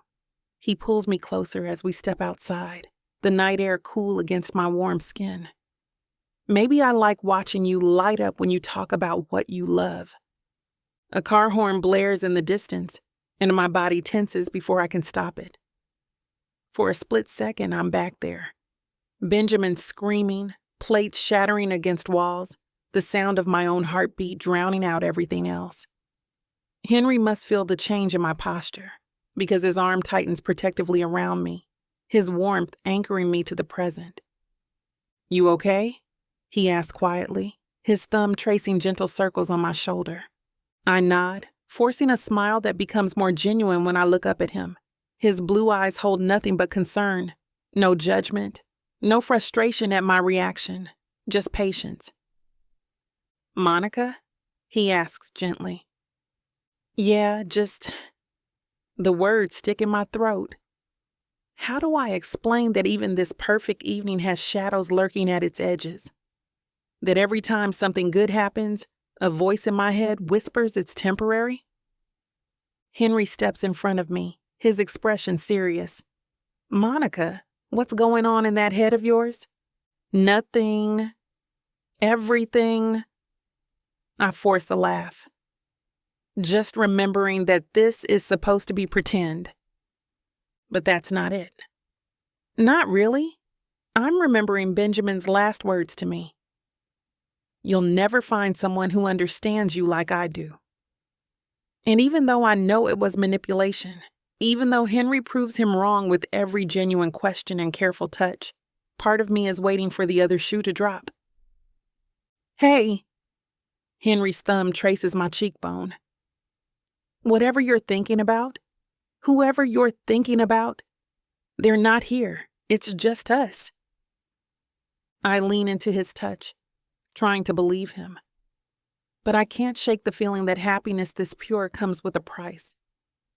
That somewhere in this city, my past is waiting to catch up with me. Chapter 12. Henry. The crystal chandeliers cast a warm glow across my mother's opulent dining room as Monica and I navigate through clusters of people giving us smiles and waves. Her hand rests in mine, fingers intertwined, and the weight of it feels more natural than I expected. "Henry, darling." My mother's voice carries across the room, cutting through the ambient chatter like a diamond through glass. "Come, you must tell the Alexanders how you proposed." Monica's grip tightens around my fingers, her nails briefly pressing into my skin, but her smile never falters, not even a twitch. We've rehearsed the story so many times I could recite it in my sleep, perfected every detail down to the exact vintage of champagne I supposedly ordered. Actually, I'd love to hear Monica's version. Cassandra Alexander leans forward, her strand of pearls gleaming under the chandelier light, eyes hungry for romantic details. The bride's perspective is always more romantic. Monica launches into our carefully crafted tale of a surprise dinner at a restaurant after hours, not missing a single beat. Her voice carries the perfect blend of excitement and affection as she describes how I supposedly got down on one knee between the prep stations, surrounded by candlelight I'd arranged while she was distracted in the walk-in freezer. The women around us sigh collectively, completely sold on our nonsense story. I have to admit she's damn good at this, maybe even better than me. "That's our Henry." George Preston, one of my father's old friends, claps my shoulder. Always had a flair for the dramatic. I catch snippets of conversation as we make our rounds, finally settling down. Such a lovely couple. Who would have thought Henry Blackwood would be tamed? Each comment feeds a growing satisfaction in my chest. For once, the attention isn't about my latest business venture or another disappointed expectation. It's about something that makes these people smile, makes my mother beam with pride. "Your mother hasn't stopped grinning all evening," Monica whispers as we pause near a window overlooking the garden. "Neither have I." The words slip out before I can catch them. "You're handling this crowd like a pro." "Years of customer service." She smooths her dress, a deep blue number that makes her skin glow, though I usually deal with hungry patrons, not hungry socialites. "Trust me, these vultures are always hungry for something. Henry." A group of my mother's friends waves us over. "We need more details about the wedding plans." Monica's laugh tickles my ear. Your stage awaits, Mr. Blackwood. I guide her toward them, riding high on the unexpected pleasure of this charade. Who knew fake engagement could feel this damn good? We make our way over, mingling and chatting with the many people vying for our attention. As I answer questions about the wedding, Monica gets in her element and starts talking about food. I watch Monica gesturing animatedly to Mrs. Davidson about the proper technique for making authentic French macarons. Her eyes light up as she describes the delicate balance of temperature and timing, and even this jaded socialite seems genuinely enthralled. The secret is in how you fold the mixture, Monica explains. Too rough, and you lose the air that creates those perfect little feet around the edges. You must show me sometime, dear. Mrs. Davidson touches Monica's arm. Henry, your fiancée is absolutely delightful. My chest tightens at the word fiancée. It rolls off their tongue so easily, and Monica plays the part with such natural grace that sometimes I forget this is all pretend. She's worked her way through half the room, charming everyone from the wine snobs to the food critics with her encyclopedic knowledge of cuisine. The 82 Bordeaux pears, beautifully with a properly aged ribeye, she tells Mr. Russo, one of our city's most notorious wine collectors. But personally, I prefer the complexity of the 86 with beef. Russo's eyebrows shoot up. You know your vintages. A chef has to. Monica winks, and I swear the old bastard blushes. Standing here, watching her work the room, something shifts inside me. This isn't just about appeasing my mother anymore. When Monica laughs at someone's joke, I find myself studying the curve of her neck. When she talks about food, I'm captivated by the passion in her voice. Your girl's quite the catch, George Preston mutters, appearing at my elbow with a fresh scotch. Nothing like that vapid bunch you used to date. I take a slow sip of my drink, unable to argue. Monica isn't like anyone I've dated before. She's real, authentic. The kind of woman who can discuss million-dollar business deals one minute and argue about the best way to caramelize onions the next. Damn it. This is dangerous territory. We have rules, boundaries. This arrangement is supposed to be simple, mutually beneficial, and nothing more. But watching her tonight, I'm starting to wonder if I've already crossed a line I can't uncross. Once the night comes to a close, I guide Monica toward the coat check, our hands still linked. The warmth of her palm against mine has become familiar over these past few days, and that's part of the problem. Everything about this arrangement is starting to feel too comfortable, too real. Your mother outdid herself tonight. Monica accepts her wrap from the attendant. I've never seen so many different types of caviar in one place. Trust me, that's restraint for her. You should see what she does for Christmas. The joke falls flat as I realize I'm already thinking about future events, planning ahead like we'll still be doing this song and dance far into the future. Like this isn't temporary. We step out into the cool night air. The valet scrambled to retrieve my car, but I'm in no rush to end the evening. Monica's perfume drifts on the breeze, something subtle and spicy that makes me want to lean closer. You were incredible in there. I turn to face her. Even had old Russo eating out of your hand. Please. That was all about the wine knowledge. Though I think your mother's friend, Mrs. Cheney, actually wants to hire me as her personal chef. Don't you dare! She'd never let you leave!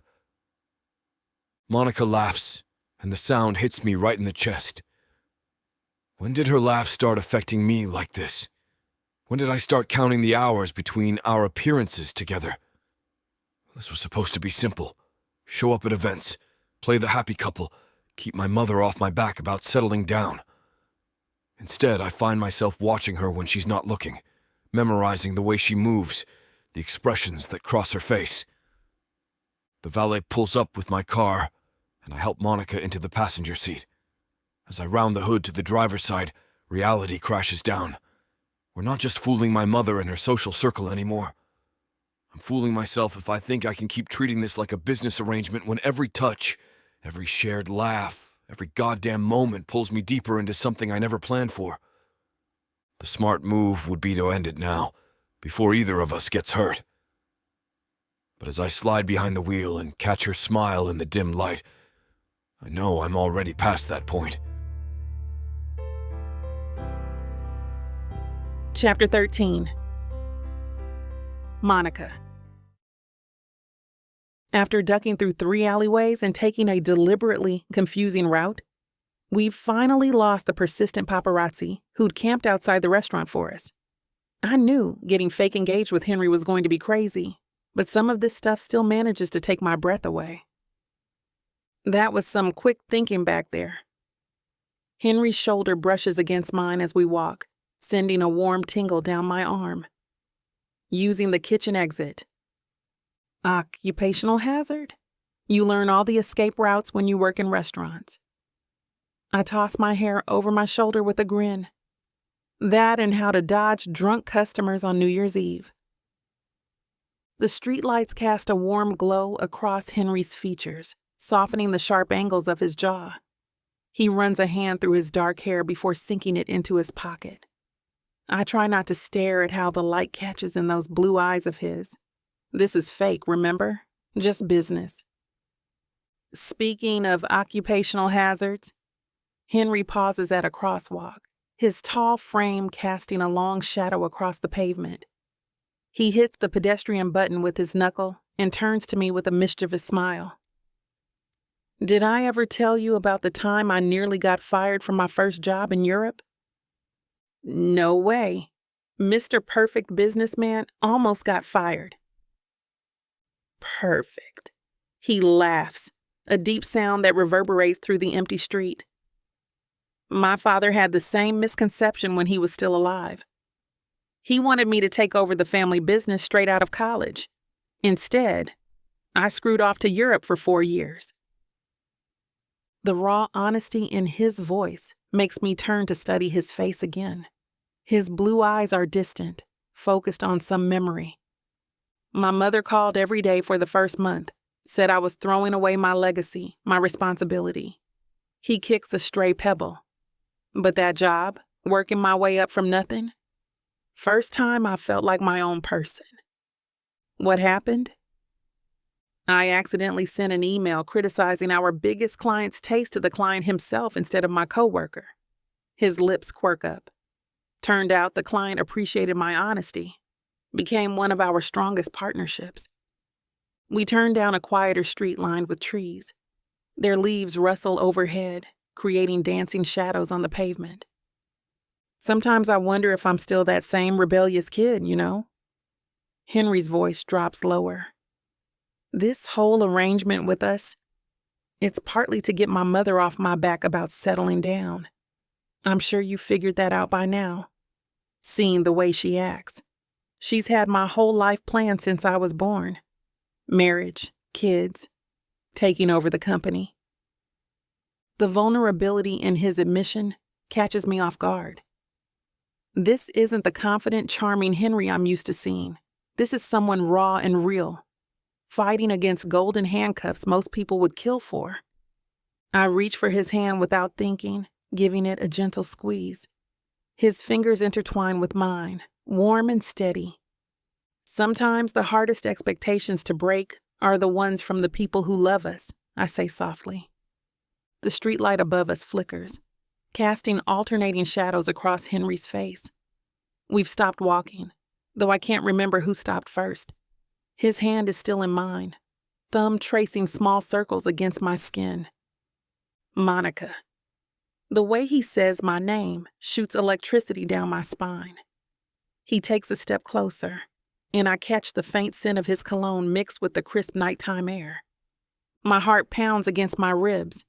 This isn't part of our arrangement. This isn't what we agreed to. But when he lifts his free hand to cut my cheek, I lean into his touch.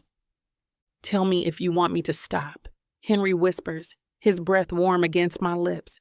I should say something, should step back, should remember all the reasons this is a terrible idea.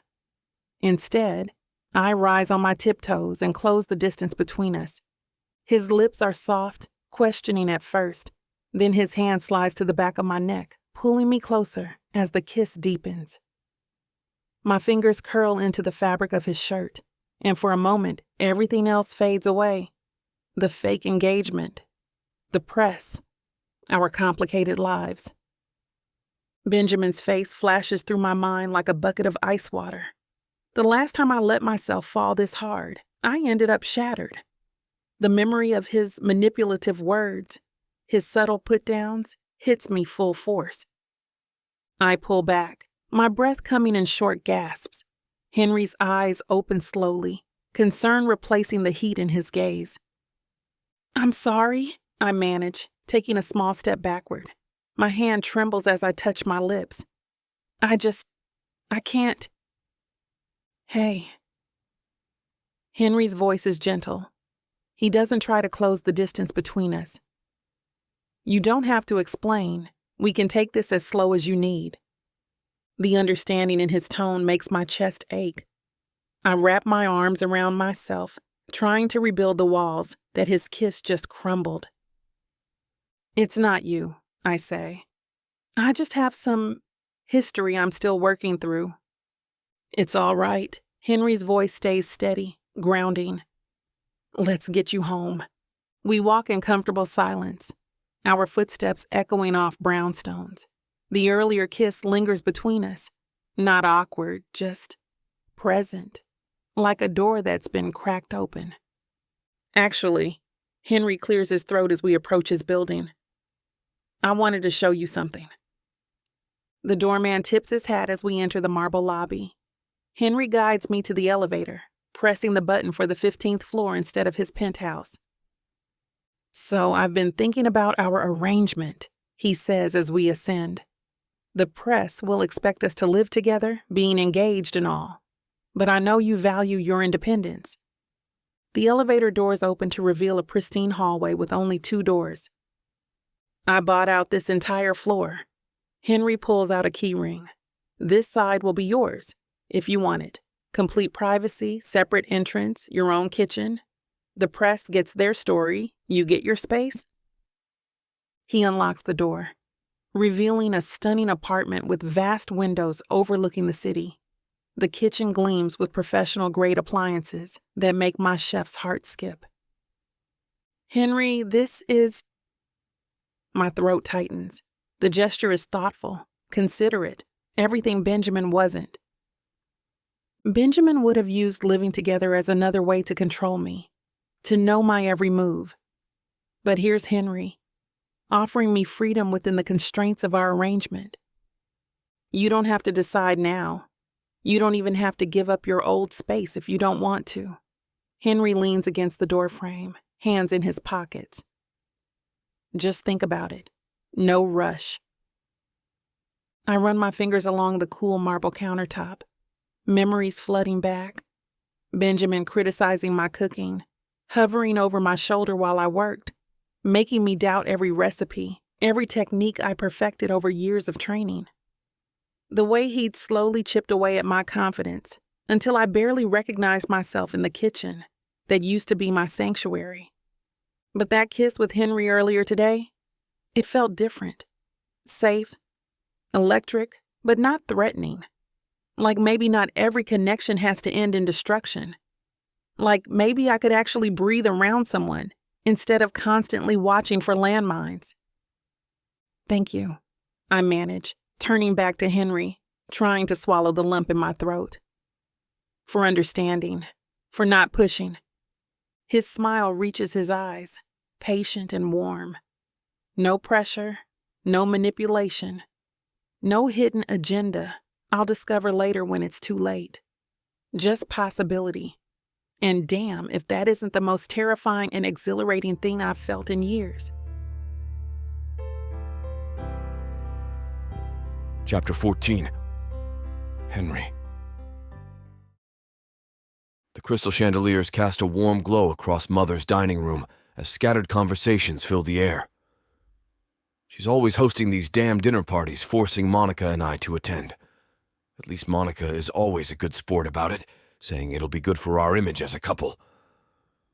Monica sits beside me, her fingers occasionally brushing against mine beneath the pristine white tablecloth. The contact sends a jolt through me each time, a welcome distraction from these insufferable circumstances. I catch Margaret Wellington's narrowed gaze from across the table, her lips pursed as she studies our every interaction like a hawk watching prey. Damn vultures, all of them. Such a whirlwind romance, Margaret comments, cutting into her beef tenderloin with surgical precision. I don't recall seeing you two together at any events before the engagement announcement. The best things in life catch us by surprise. I rest my hand on Monica's lower back, drawing her closer to me. Her warmth against my palm feels more real than anything else in this room full of fake smiles and calculated conversations. Quite. Margaret's smile doesn't reach her eyes, cold as the diamonds hanging from her ears. Though one might wonder if proper consideration was given to compatibility.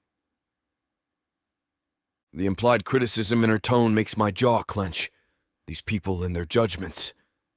A few seats down, Richard Prescott nods in agreement, while his wife Jessalyn whispers something in his ear, both stealing glances our way. I've known these people my entire life, yet they're strangers when it comes to what matters. Monica's shoulders tense beneath my touch. She pushes food around her plate, her earlier vibrant energy dimming under their scrutiny. I hear you're planning on opening a restaurant one day, Monica, Catherine calls out, her voice dripping with false sweetness. Quite ambitious. The Blackwoods have always been more traditional in their pursuits. Before Monica can respond, I lean forward, and that's exactly what drew me to her. Innovation, talent, drive. Qualities any sensible person would recognize as invaluable. Henry, Monica whispers, her hand finding mine under the table. The restaurant industry is rather volatile, Richard chimes in.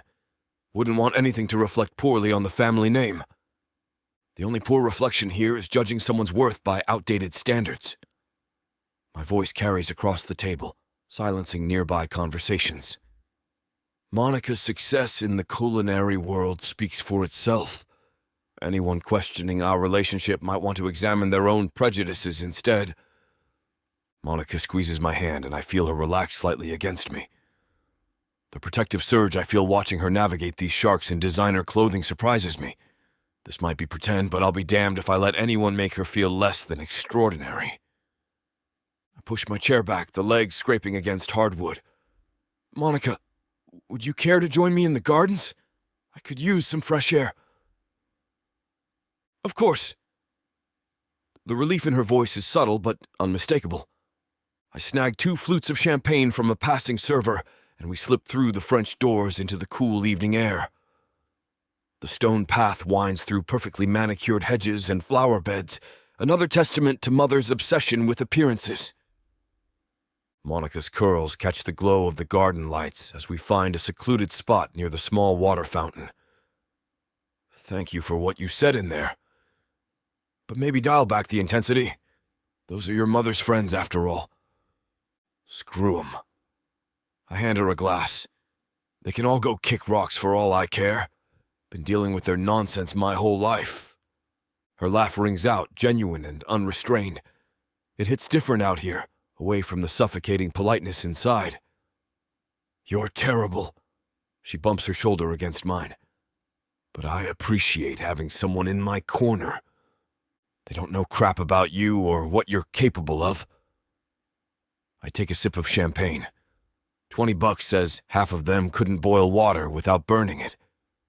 No, that's not fair. Her eyes sparkle with mischief. I'm sure they have very qualified personal chefs to do that for them. We share another laugh, and something shifts in the air between us. Out here, away from the performance, it feels easier to breathe. To be real. You know what's funny? Monica swirls her champagne. I was kind of dreading tonight, but somehow you make these things bearable. We've been going to these events back to back to back, and it gets so tiring at times. I don't know how your mother does it. Just bearable. I'm wounded. Here I thought I was the highlight of your evening. Don't push it, Blackwood. But she's smiling, and for a moment I forget this is all supposed to be pretend.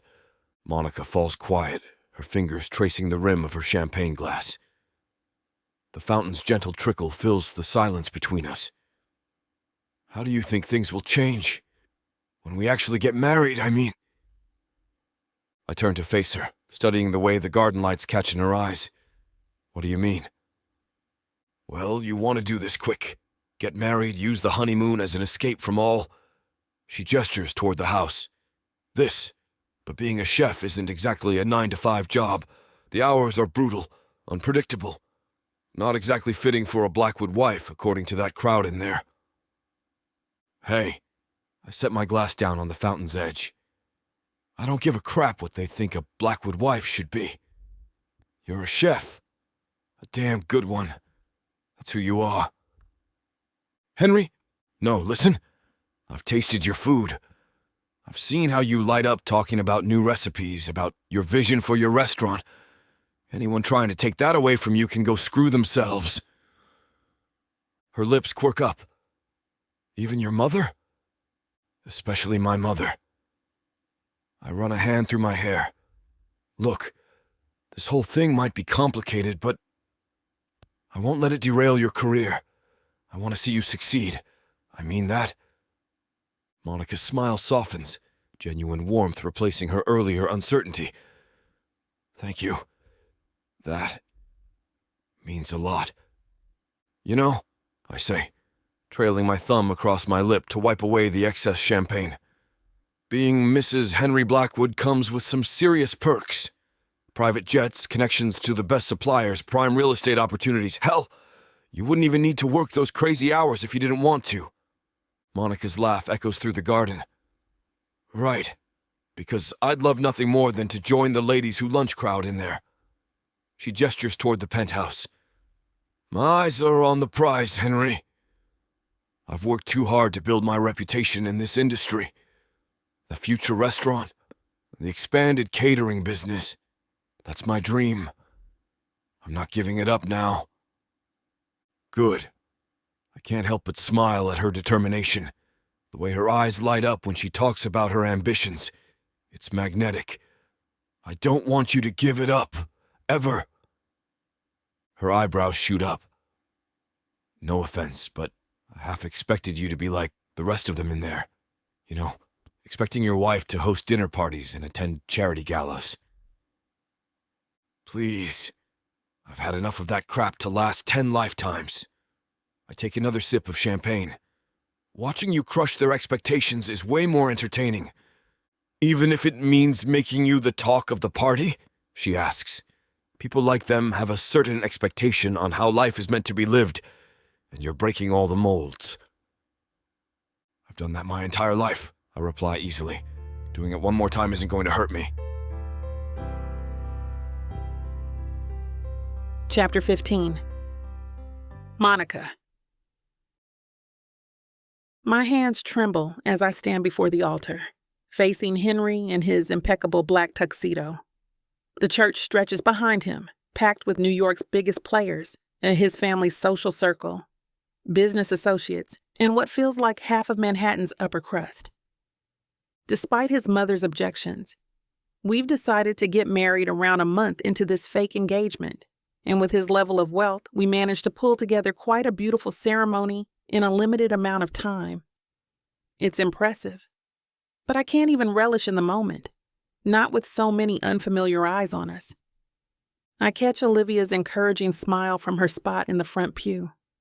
She sits next to Leo, their little boy squirming restlessly in his tiny suit between them, tugging at his bow tie. At least I have two friendly faces in this sea of strangers who are sizing me up with calculating eyes, probably wondering how a chef managed to snag one of New York's most eligible bachelors. You okay? Henry whispers, his piercing blue eyes searching mine as the minister drones on about sacred unions and eternal love. The irony isn't lost on me. This whole ceremony, beautiful as it is with cascading white flowers and flickering candles, is built on a foundation of deception. My voice catches in my throat. heart hammering against my ribs. I don't know if I can. Henry's thumb traces small circles on my palm, the gesture hidden from our audience. His touch is surprisingly calming, grounding me when I feel like I might float away on a tide of panic. Focus on me. Just us here, he murmurs, his breath warm against my ear. The minister turns to Henry, his voice echoing through the vaulted ceiling. Do you, Henry Alexander Blackwood, take Monica Elizabeth West to be your lawfully wedded wife? I do. His voice rings clear and confident through the church, steady where mine threatens to shake apart. There's something in the way he says those two simple words, a conviction that makes my stomach flip despite knowing better. And do you, Monica Elizabeth West, take Henry Alexander Blackwood to be your lawfully wedded husband? My throat tightens. The weight of hundreds of eyes bears down on me. This is crazy. This whole scheme is insane. We can't possibly... Henry squeezes my hand, drawing my attention back to him. He gives me that crooked smile, the one that makes his eyes crinkle at the corners, the one that's become as familiar as my own reflection these past months. I do. The words come out stronger than I expect. The rings, please. Henry slides the diamond-encrusted band onto my finger. His hands are warm, sure, grounding me in this moment. When it's my turn, I manage to get his ring on without dropping it, though my fingers still tremble. By the power vested in me, I now pronounce you husband and wife. You may kiss the bride. Henry cups my face with the gentle hands, and I catch a glimpse of something unreadable in his eyes before he leans in. His lips meet mine in a kiss that's soft, sweet, and entirely too convincing for something that's supposed to be fake. Henry's lips leave mine, and my heart thunders against my ribs as we turn to face the crowd. His hand finds mine, fingers intertwining as we raise our joined hands. The applause thunders through the church, echoing off marble columns and stained glass. Ready, Mrs. Blackwood? Henry's whisper tickles my ear. I manage a nod, and he guides me down the aisle. Rose petals scatter beneath our feet as we make our way past rows and rows of people. My wedding dress swishes against the carpet, the train trailing behind us like sea foam. The air hits my warm face as we exit the church. A sleek black limousine idles at the curb, its chrome fixtures gleaming in the afternoon sun. Henry opens the door, helping me gather my dress before I slide inside. The leather seat is cool against my bare shoulders. Henry settles next to me, loosening his bow tie with a frustrated tug. Finally. Thought we'd never get through that. His voice carries that hint of rebellion I've come to recognize when he's been forced to perform for high society. What's the plan now? I smooth invisible wrinkles from my dress, feeling the expensive fabric beneath my fingertips. For the next 2 weeks, I mean. Think we should lay low, let the dust settle. He reaches for a bottle of champagne nestled in ice, his strong hands working the foil with practiced ease. Mother's friends will be watching our every move. The way he says it makes it sound like we're being hunted. And in a way, we are. The paparazzi will be ruthless in getting any angle they can of the newlywed Blackwood couple. I still want to cook, though. The thought of 2 weeks away from working makes my skin itch and my fingers twitch. I need to. Creating dishes is my therapy, my escape, my everything. Your penthouse has a professional-grade kitchen, Henry interrupts, his blue eyes crinkling at the corners. He pours 2 flutes of champagne, the bubbles racing to the surface. You can cook whatever you want, whenever you want. Consider it yours. Really? I can't keep the excitement from my voice. A professional kitchen all to myself. No line cooks, no rush orders, just pure culinary freedom. Really. He hands me a glass, our fingers brushing in a way that sends electricity up my arm. Though I expect to be your official taste tester. His smile is dangerous, promising, and makes me wonder just how much of this marriage is still pretend. The limo glides through Manhattan traffic, carrying us toward our new shared life. Even if it's temporary, even if it's fake, something warm unfurls in my chest at the thought of cooking in that kitchen, of having a space that's mine, even if just for pretend. Just remember, Henry says, swirling the champagne in his glass. This only needs to last a year, maybe a bit longer, to make it look legitimate. His voice softens. Then you'll be free to pursue whatever you want. Open that restaurant you've been dreaming about. The leather seat creaks as he shifts to face me, his knee brushing against my dress. I know this isn't ideal. Plain house, dealing with my mother's social circle. He takes my hand, his thumb tracing over my new ring. The weight of it still feels foreign, like it belongs to someone else's life. Thank you, Monica, for doing this, for helping me out of an impossible situation. I look up at him, at the sharp line of his jaw, those ocean-deep eyes, the way his dark hair falls just so across his forehead. My heart does a stupid little flip in my chest. Damn it. This is business, I remind myself. Just an arrangement between two adults with mutual goals. It's fine, I manage, trying to ignore how warm his hand feels against mine, how his touch sends tiny electric currents racing up my arm. Besides, I get a professional kitchen out of the deal. I attempt a light tone, but my voice comes out breathier than intended.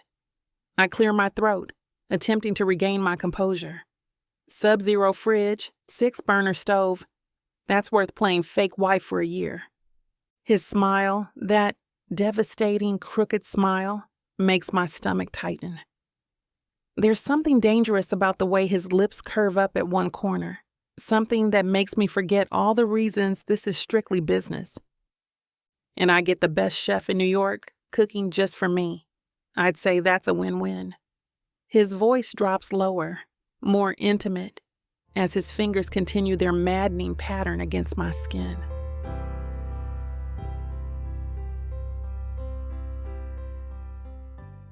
You know that feeling when a book pulls you in, wraps around you, and refuses to let go?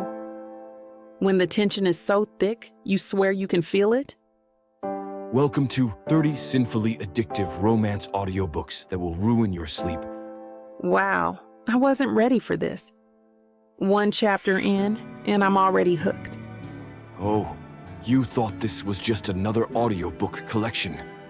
No, sweetheart. This is the Dirty 30. Forbidden love, dangerous desires, billionaires with secrets, bad boys who bite back. And every last word is dripped in temptation. I thought I could just listen to one chapter before bed. Now it's 2 a.m. and I need answers. Need. So what are you waiting for? Click the link. Start listening. Let the Dirty 30 ruin you in the best way possible. Escape your life with Miss Tyler.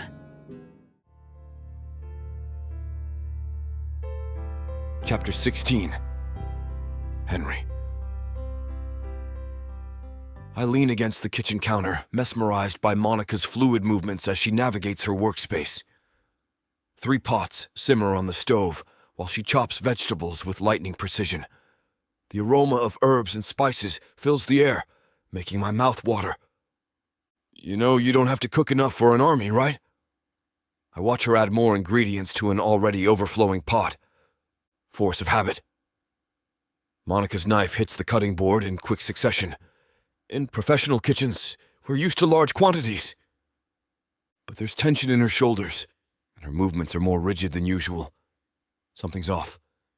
Hey, I move closer, careful not to disturb her workflow. What's going on in that head of yours? The knife pauses mid-chop. Monica sets it down and grips the edge of the counter.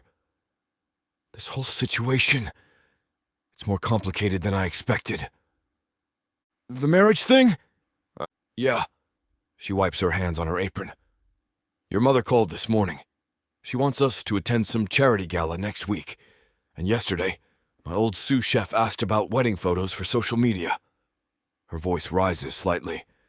I didn't think we'd have to keep up appearances outside your family circle. Screw what anyone else thinks. I turn her around to face me. We don't owe explanations to anyone. Easy for you to say. You've lived in this world your whole life. Monica gestures at the penthouse around us. I'm still learning how to be Mrs. Blackwood without tripping over my own feet. You're doing fine. Better than fine. I catch her restless hands in mine. Stop overthinking it. We'll handle each situation as it comes. But, no buts. You're already juggling enough with your restaurant plans. Let me worry about the social circus. Some of the tension leaves her face. You make it sound so simple.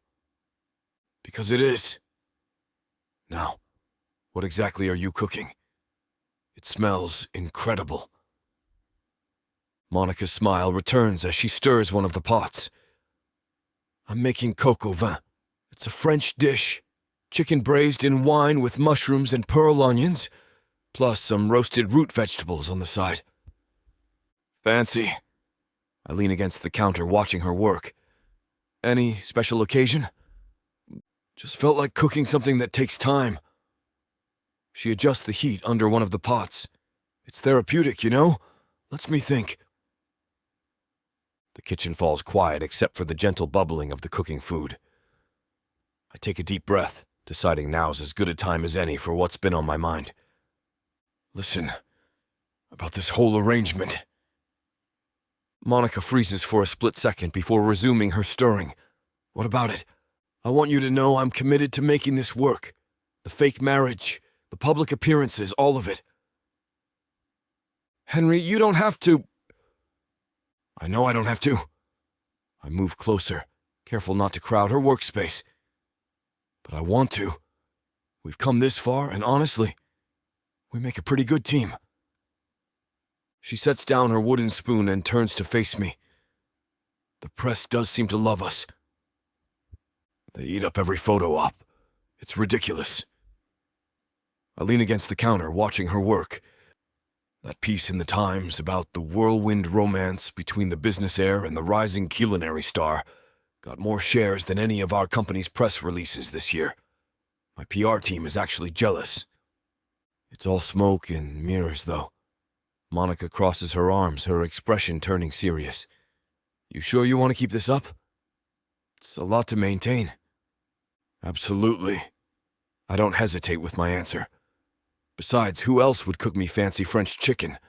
My culinary skills stop at microwave dinners and takeout. A laugh escapes her, breaking the tension. Is that all I'm good for? Feeding the great Henry Blackwood? That and keeping my mother off my back about settling down.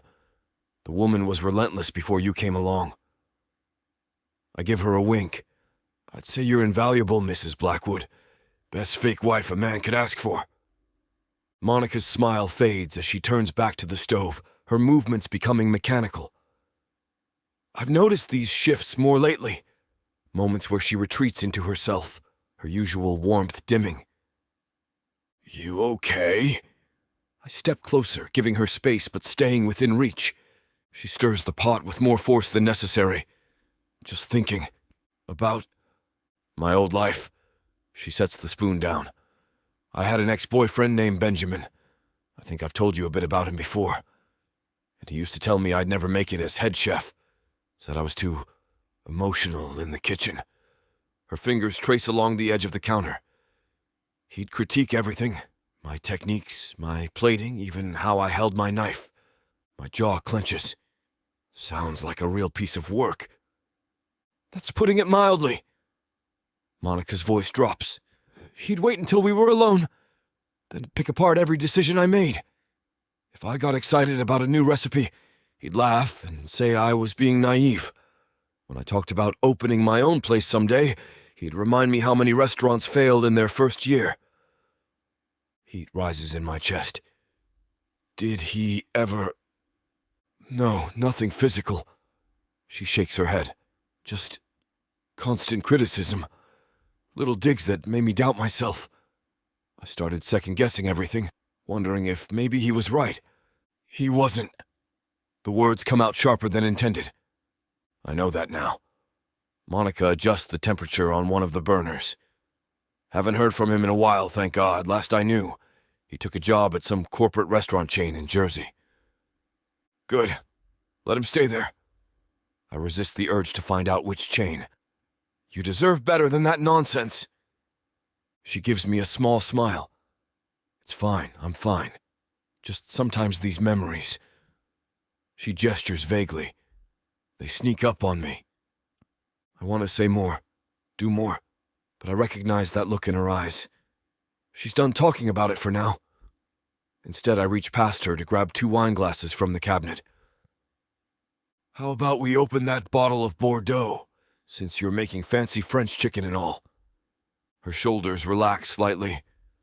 That sounds perfect. I pour 2 generous glasses of the Bordeaux, handing one to Monica. The deep red liquid catches the kitchen's warm lighting. To us, I raise my glass, and our mutually beneficial arrangement. Monica clinks her glass against mine. To fooling all of New York's elite. She takes a sip, her eyes widening. This is incredible. It should be. Cost more than my first car. I lean back, watching her return to the stove. The way she moves through the kitchen, confident and focused, reminds me how far she's come from that controlling ex of hers. My mother's getting off my back about marriage is one thing, but Monica's dreams? Those are tangible. Real.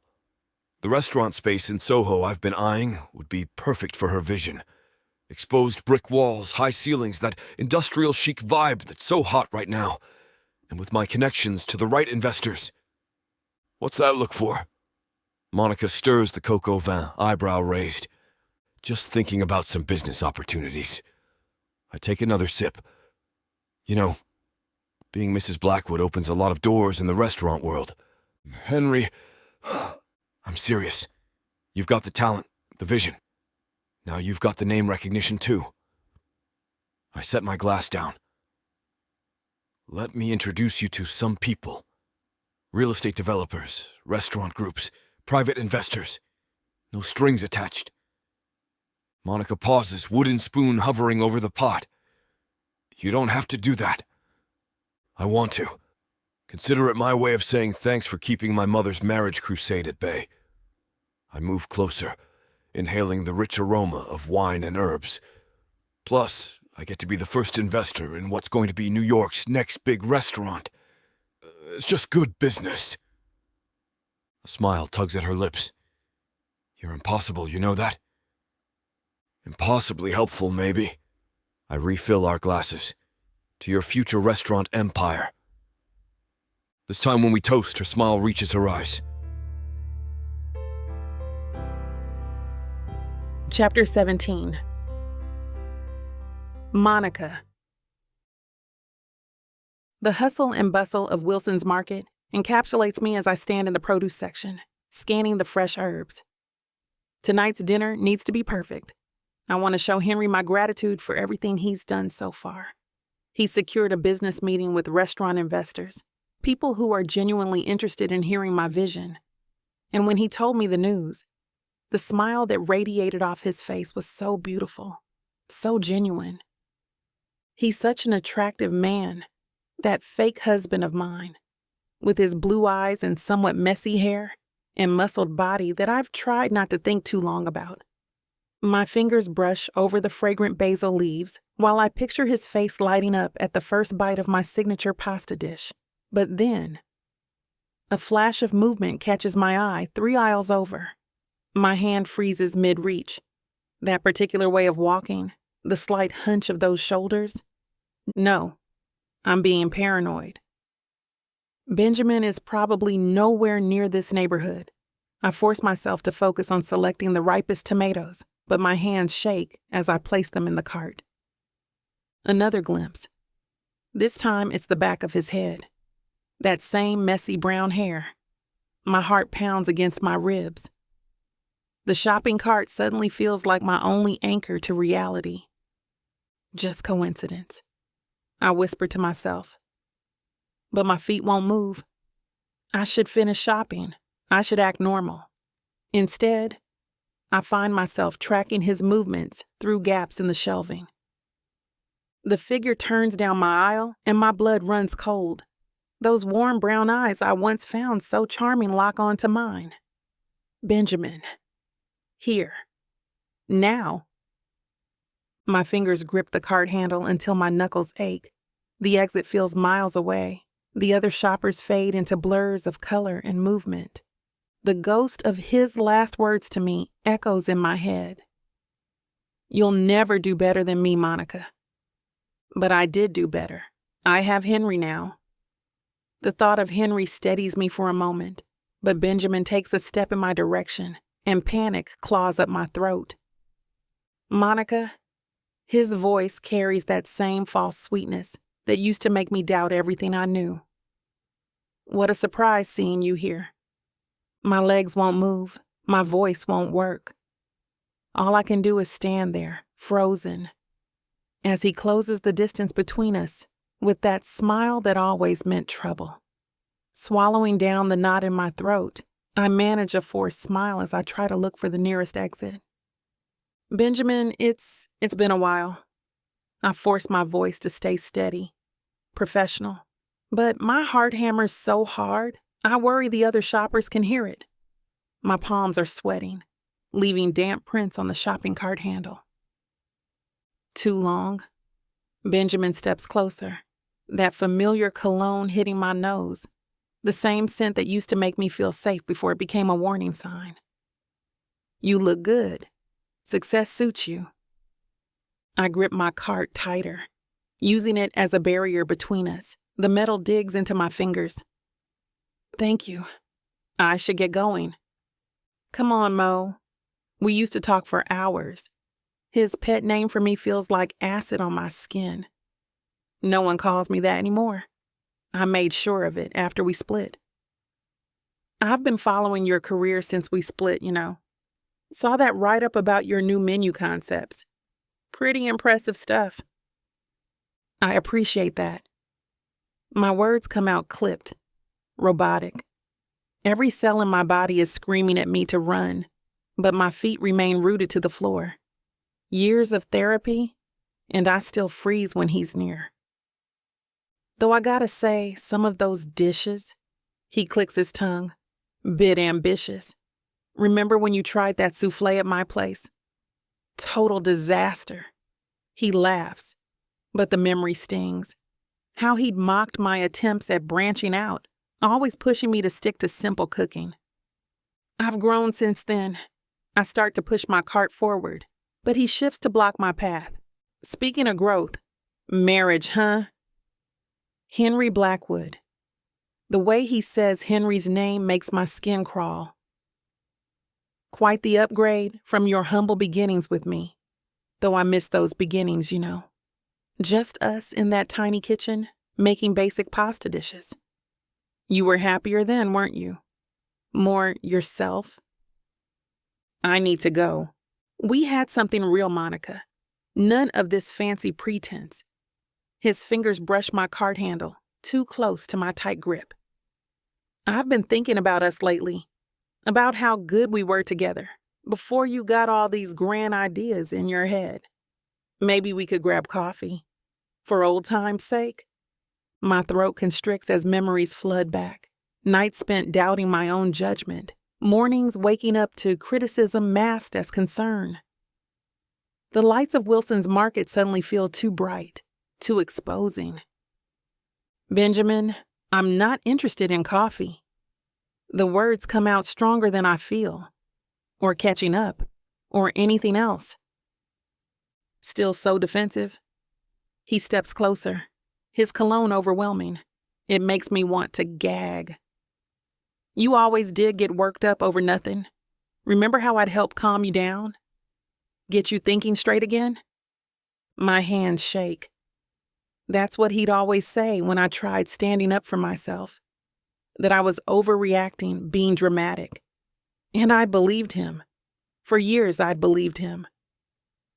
I'm thinking perfectly straight. I force myself to meet his gaze. I'm married now. Happy, successful. Are you? His voice drops lower, honeyed with false concern. Because from what I hear, this marriage was pretty sudden, almost like it wasn't real. Ice shoots through my veins. How could he know? No, he's fishing. That's what he does. Throws out hints and watches for reactions. You always did rush into things, Mo. He reaches for my arm. Remember that time you wanted to open your own food truck? Had to talk you down from that disaster? I jerk away from his touch. That wasn't talking me down. That was controlling me, making me doubt myself. I was protecting you. His eyes narrow slightly, that familiar look that used to precede his worst moments. You needed guidance, structure, someone to keep you grounded. No. The word comes out sharp, cutting through his manipulation. What I needed was support. What I got was abuse. He flinches at the word, but I'm done sugarcoating it, done playing nice. I'm Mrs. Blackwood now. I grip my cart handle tighter, drawing strength from the diamond band on my finger. Even if it represents a fake marriage, it represents my choice, my freedom. And I need you to leave me alone. I push my cart forward, forcing Benjamin to step aside or get hit. My legs feel like jelly, but I force them to move, to carry me away from him. The produce section blurs past as I abandon my shopping, heading straight for the exit. Monica, wait! His voice carries through the store. My pace quickens. The wheels of my cart squeak against the linoleum floor as I weave between other shoppers. I don't dare look back to see if he's following. The memory of his controlling behavior, his manipulation, crashes over me in waves. The automatic doors can't open fast enough. I burst into the parking lot, the evening air hitting my face. My hands tremble as I fumble for my keys. Where did I park? Everything looks different now, warped by panic. Row C. Spot 42. I remember now. I practically run to my car. I slide into the driver's seat and lock the doors. Only then do I allow myself to look around. No sign of Benjamin, but that doesn't stop my heart from racing, or my breath from coming in short gasps. I grip the steering wheel, trying to ground myself. How did he find me? The market isn't even in his usual neighborhood. The coincidence feels too convenient, especially with his comments about my marriage to Henry. I start the engine with shaking hands. The familiar purr does nothing to calm my nerves. I'm safe now. I know I am, but my body is still taking a moment to catch up. As I pull out of the parking spot, my eyes dart between mirrors, checking every angle. No one follows me out of the lot, but the dread in my stomach remains.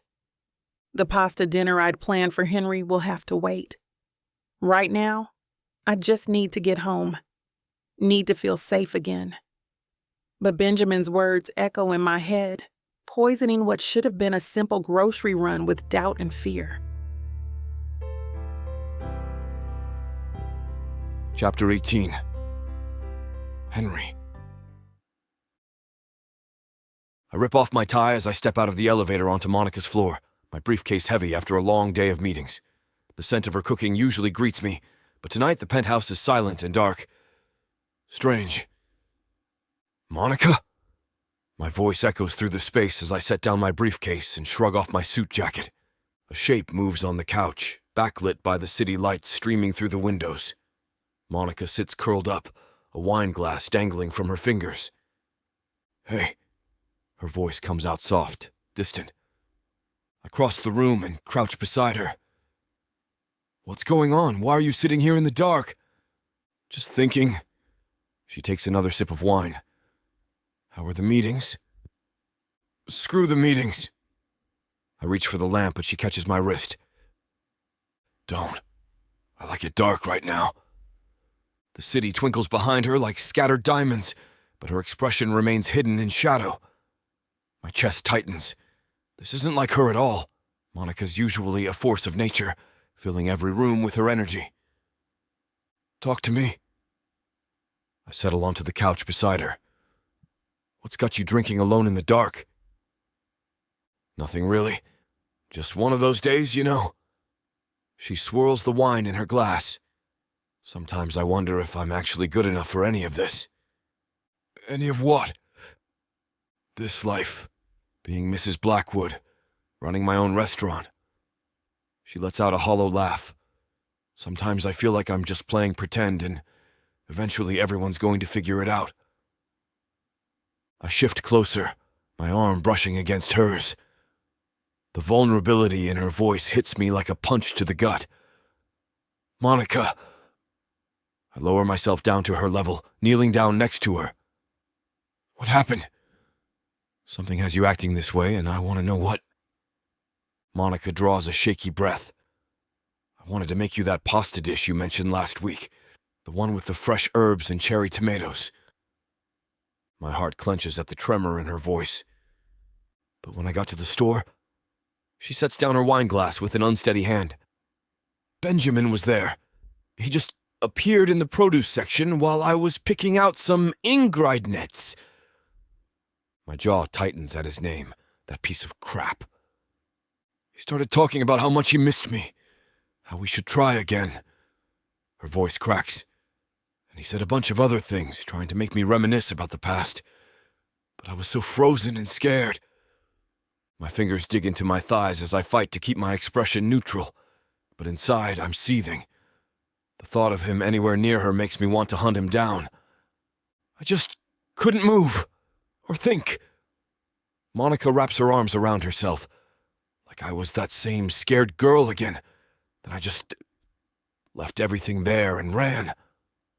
A sob escapes her. God, I hate that he still has this power over me. Come here.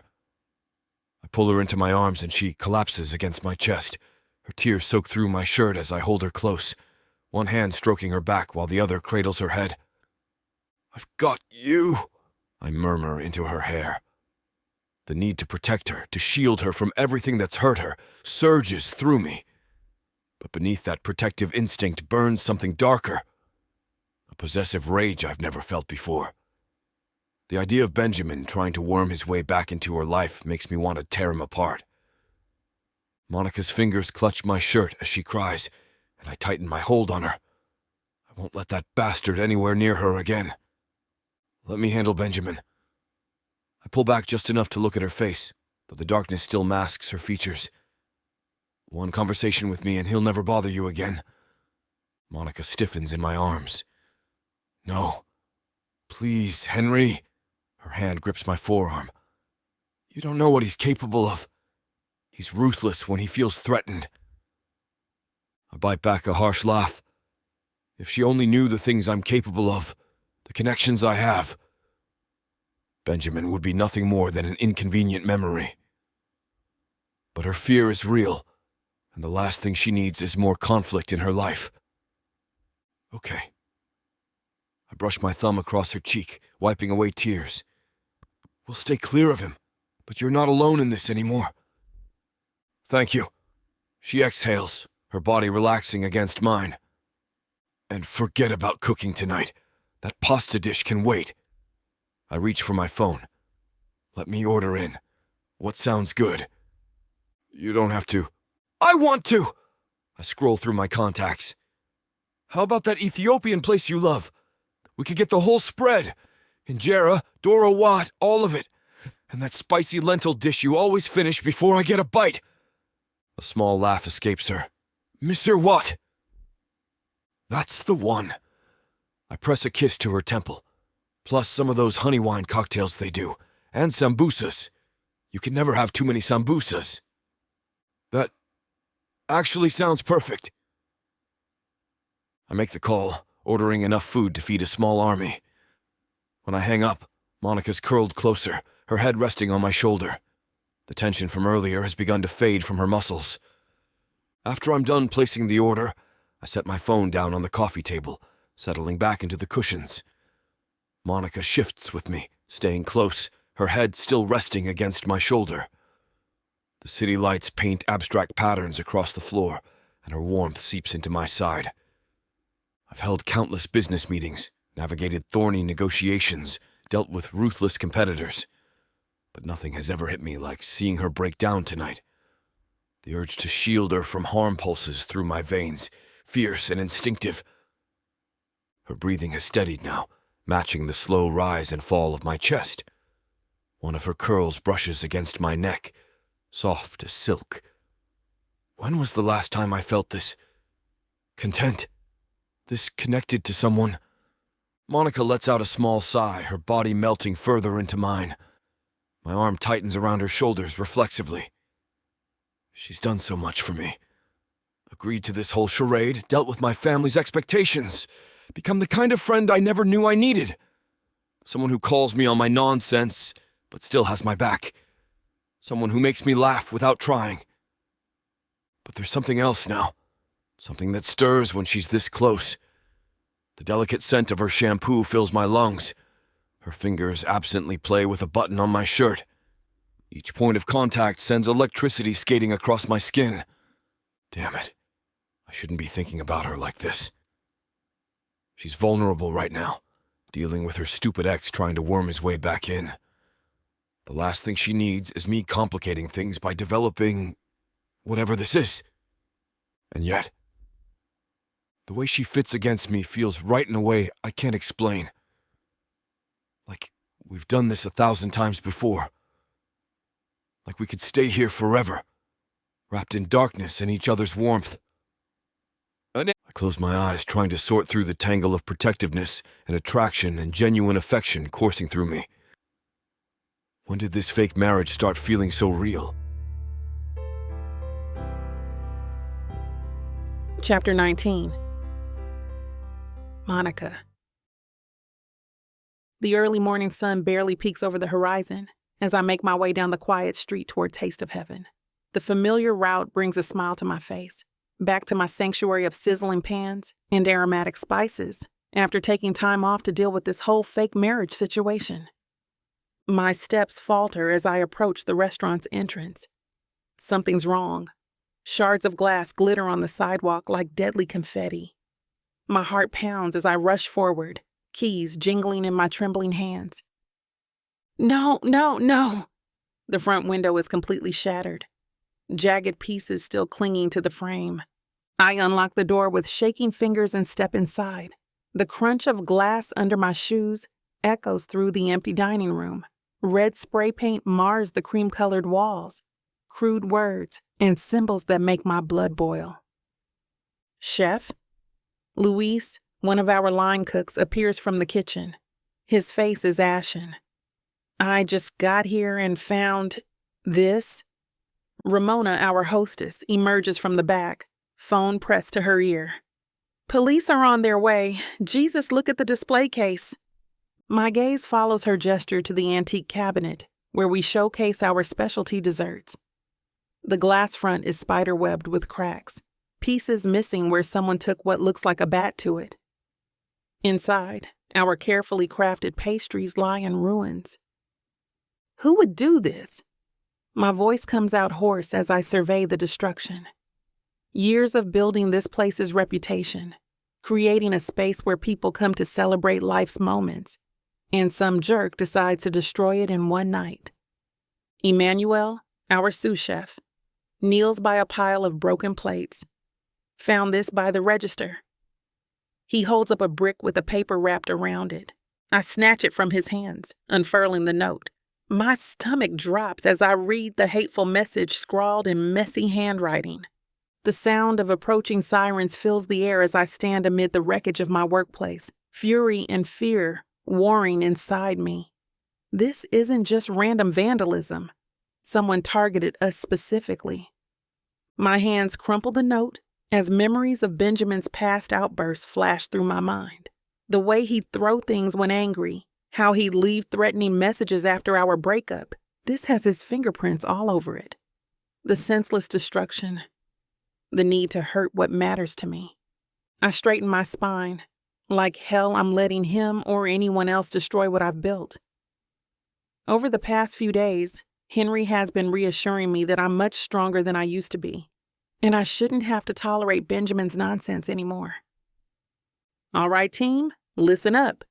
I face my staff, who gather around with worried expressions. This is a setback, but we're not staying down. Emmanuel, grab the industrial brooms from storage. Luis, start documenting everything with photos before we clean. Ramona, call our insurance company. What about service tonight? Luis asks. We'll make it work, board up the window, deep clean everything, and adjust the menu to what we can safely prepare. This kitchen survived worse. Red and blue lights flash outside as 2 police cruisers pull up. Actually, change of plans. Ramona, Emmanuel, go talk to the officers. Tell them everything you saw when you arrived. I grab a broom from the supply closet. Luis, help me start on this glass. We need it cleared before customers show up. The methodical sweep of broken glass helps calm my racing thoughts. Each push of the broom is an act of defiance. I've worked too hard to let fear or intimidation win. We should install cameras, Luis suggests as we work. Maybe motion sensors, too. Already making a list.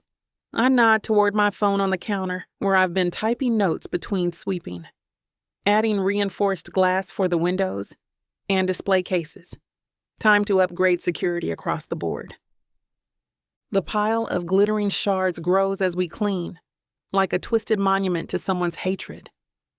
But with each piece we collect, my resolve strengthens. Benjamin or whoever else might be behind this clearly doesn't know who they're dealing with.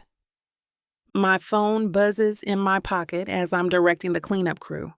Henry's name flashes on the screen, and for a moment I consider ignoring it. But something in me wants to hear his voice. Hey. My voice wavers despite my attempts to sound steady. Damn it. I wanted to sound stronger than this. Monica, what's wrong? The concern in his tone hits me harder than expected. It's immediate and genuine, like he's already prepared to fix whatever's broken. I move away from the bustling activity, finding a quiet corner near the kitchen where the sound of sweeping glass doesn't overwhelm my words. Someone vandalized the restaurant last night, broke windows, destroyed property. I swallow hard, fighting back the emotion threatening to crack through my professional facade. I'm coming over. It's not a question or an offer. It's a statement of fact. No, you don't have to. I start to protest, the independent part of me kicking in automatically. I'm already grabbing my keys. You're my wife now, even if it's just on paper. Let me help. His voice carries a finality that both irritates and comforts me. I should argue, tell him I've got this handled. But the truth is, I don't want to be alone right now. That one little word lingers with me. Wife. Mrs. Blackwood. It echoes in my mind as I end the call. I've been treating this marriage like a temporary solution, but standing here in my damaged restaurant, those words take on new meaning. The Blackwood name carries weight in this city. Real estate empires, business connections, old money influence. And now that power is mine to wield, even if temporarily. I walk back to the main dining room, my steps more purposeful. The police are taking statements, my staff is working efficiently, and somewhere out there, Benjamin or whoever did this probably thinks they've won. They expect the same Monica who used to shrink away from confrontation, who'd rather hide than fight. But that Monica is gone. Mrs. Blackwood, one of the officers approaches with his notepad. We'd like to ask you a few more questions. I straighten my shoulders, channeling the confidence I've seen Henry display in difficult situations. Of course, officer. And while we talk, I'd like to know what additional patrols can be arranged for this area. I'm sure the precinct would want to prevent any further incidents at such a prominent establishment. The officer's demeanor shifts subtly at my tone. More attentive, less routine. This is what Henry meant about carrying yourself with authority. about not letting others diminish your worth. I may not have been born into power, but I've earned every bit of success in this restaurant. And now, with the Blackwood name backing me, I have the leverage to protect it. Benjamin's tactics might have worked on the old Monica, but Mrs. Blackwood, she's done being intimidated.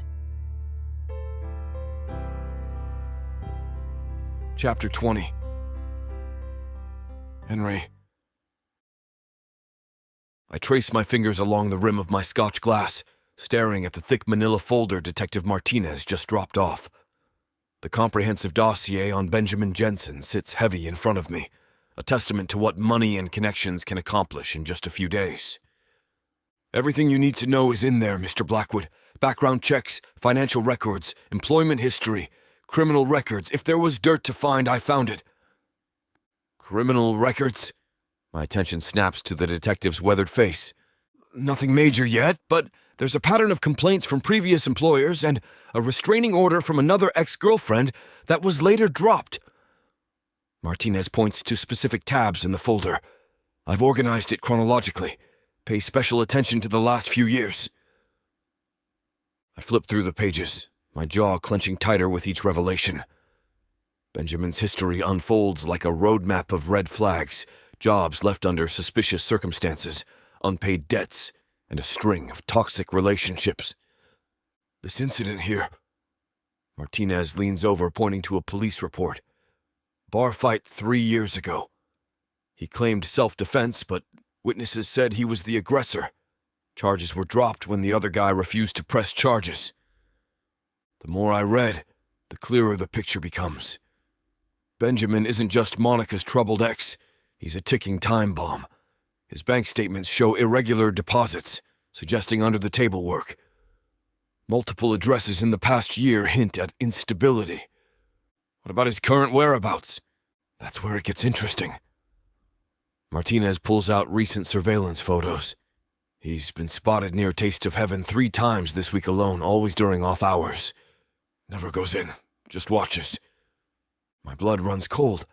The timing matches perfectly with the vandalism at Monica's restaurant. There's more, Martinez continues. He's been making calls to several of Taste of Heaven's suppliers. Can't prove he's trying to sabotage anything, but the pattern is there. I close the folder, my decision already made. Keep tabs on him. I want to know every move he makes near that restaurant. Martinez nods, gathering his things. I'll keep you updated. And Mr. Blackwood, be careful with this one. Guys like him, they've got nothing to lose. I memorized Benjamin's current address from the file. East Harlem. A far cry from the polished streets Monica and I frequent, but exactly where I'd expect to find someone like him. The drive takes 20 minutes. I park my Aston Martin between a rusted Honda missing its bumper and what appears to be an abandoned delivery van. The building looms ahead, a 5-story walk-up with graffiti-covered walls and missing window screens. A group of teenagers smoking on the stoop eye my tailored suit and watch. I meet their stares head-on, my stride purposeful as I climb the crumbling steps. They scatter, muttering under their breath. The interior reeks of stale cigarettes and mildew. Paint peels from the walls in long strips, and the fluorescent lights flicker with an annoying buzz. 3rd floor, apartment 3C. Each step up the narrow stairwell echoes. A baby cries somewhere on the 2nd floor. Through thin walls, I hear the cacophony of various TV shows bleeding together. Benjamin's door stands out, newer than the others, recently replaced. Interesting. The surveillance photos showed him working odd jobs, yet he's spending money on home improvements. I knock 3 times hard enough to make the frame rattle. Footsteps shuffle behind the door. The lock clicks, and Benjamin Jensen's face appears in the gap, exactly as he looked in the surveillance photos. His easy smile falters when he sees me. Can I help you? I plant my foot against the base of the door before he can slam it shut. We need to talk about Monica.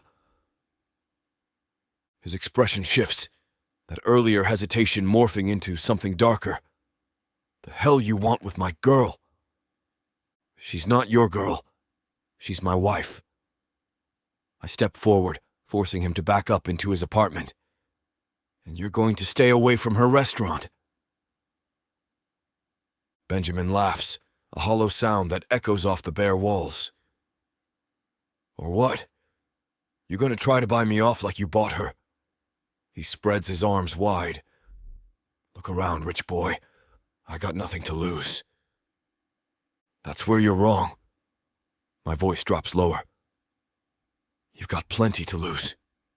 Your job at the body shop. That deal you've got going with Marco's suppliers. The apartment you just fixed up with money that isn't yours. His smirk wavers. You don't know, crap. I know everything. Heat rises in my chest. I know about the restraining order Kylie Miller filed, about the accident at your last restaurant job. And I know you've been stalking Monica. Stalking? He snorts. I'm looking out for her, making sure she doesn't get caught up with guys like you who just want to use her. The accusation hits a nerve I didn't know existed. Use her? I'm trying to protect her from manipulative bastards who can't handle seeing her succeed without them. You don't even know her! Benjamin steps closer, jabbing a finger at my chest. I was there when she was nothing, when she was just another line cook with big dreams. Where were you? My hands curl into fists. I'm here now, and I see exactly what you are. A coward who can't stand that she's better off without you. The truth of those words slams into me. Monica isn't just someone I'm pretending to be with anymore. She's become something real, something worth fighting for. Benjamin's eyes narrow, a predatory gleam reflecting in the dim light. You think you can just waltz in here and threaten me? I know Monica. I know what makes her tick, what she fears. If you go near her again... My voice comes out as a growl. What? You'll do what exactly? He steps closer, trying to use our similar height to his advantage. Face it, you're just temporary. A distraction. She'll come back to me. She always does. The thought of Monica returning to this manipulative piece of crap makes my stomach turn. Images flash through my mind, her tension whenever his name comes up, the way she flinches at sudden touches, how her voice gets small when discussing their past. The only place you're going is away from her. I advance, forcing him back against the wall. I've got eyes everywhere. One more incident at her restaurant, one more coincidental appearance, and I'll bury you so deep in legal problems you'll never surface. Screw you and your money. He shoves against my chest. You think you can protect her? You don't know what she needs protection from. The threat in his voice sends ice through my veins. This isn't just about sabotaging her business. He wants to hurt her, to break her spirit. The realization hits me like a physical blow. Try me. I lean in close, dropping my voice. Because right now, the only thing standing between you and complete destruction is my restraint. And that's wearing real thin. Benjamin's facade cracks. For a split second, uncertainty flashes across his face. He steps back, hands raised. Get away from my apartment before I call the cops. I hold his gaze, letting him see exactly how serious I am. Stay away from Monica. This is your only warning. Walking away is harder than I expected. Every step feels wrong, like I'm leaving a knife unsheathed. The depth of my reaction surprises me. This isn't just about protecting our arrangement anymore. The thought of him hurting Monica, of him even being near her, makes me want to turn around and finish this. When did she become so important? When did this stop being about appeasing my mother and start being about keeping Monica safe? Chapter 21. Monica. I slice through the fresh herbs with practiced precision while Olivia stirs the reduction sauce and Celia prepares the protein. The kitchen fills with aromatic steam and sizzling sounds as we work in perfect sync. 3 chefs who understand the delicate dance of sharing a kitchen space. So, Mrs. Blackwood, Olivia shoots me a knowing smile. How's married life treating you? God, that still sounds weird. I scrape the herbs into a small bowl. The fake marriage part, or just being called Mrs. Blackwood? Olivia asks. Both, Celia laughs, expertly flipping the pan. Though I remember feeling the same way when I first started my arrangement with Aston. Now look at me, happily married for real. Same here. Olivia tastes the sauce with a small spoon. Needs more acid, but yeah, Leo and I started as a business arrangement too. Sometimes the best ingredients come together unexpectedly. I grab a lemon from the fruit bowl. Here, try this. And I don't know, Henry's different than I expected, in a good way. Different how? Celia plates the first portion with artistic flair. I always sorta assumed that super rich guys like him were all the same. Trust fund kids, snobby, rude. But he's nothing like that at all. He's thoughtful, funny. I trail off, focusing on garnishing the plates. The other night, he brought me takeout at midnight because I mentioned craving dumplings. Midnight dumplings? Olivia raises an eyebrow. Girl, that man's got it bad already. No way, it's just part of the act. But even as I say it, I remember the way Henry's eyes crinkled when he smiled at me over steaming containers of food. Honey, I've known Henry for years now. Olivia wipes her hands on her apron. That boy doesn't do midnight food runs for just anyone. Trust me.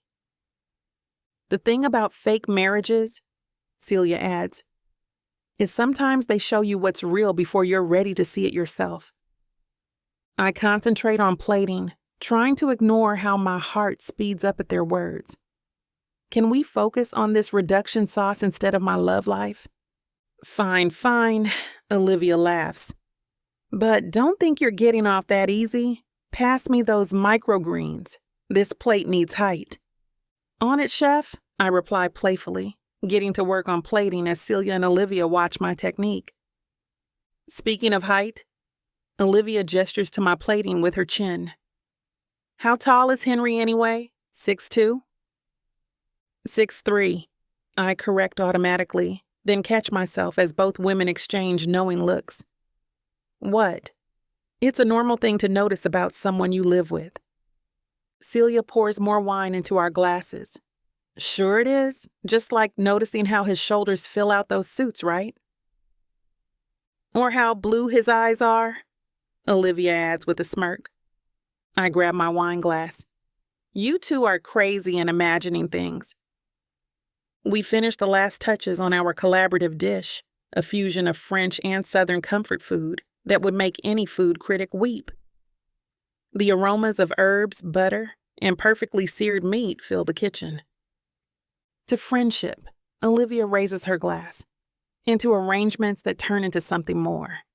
To cooking together, Celia adds. To good wine and better company. I clink my glass with theirs, the rich red warming my chest. Olivia settles against the counter. So, are you starting to feel it? That spark with Henry? I trace the rim of my wine glass, thinking about morning coffee conversations that stretch for hours. The way Henry's hand finds the small of my back when we walk together. How his smile makes my stomach flip. I don't know what I feel. But I do know. I know it in the quiet moments when he reads beside me on the couch, glasses perched on his nose. I know it when he brings me coffee exactly how I like it without asking.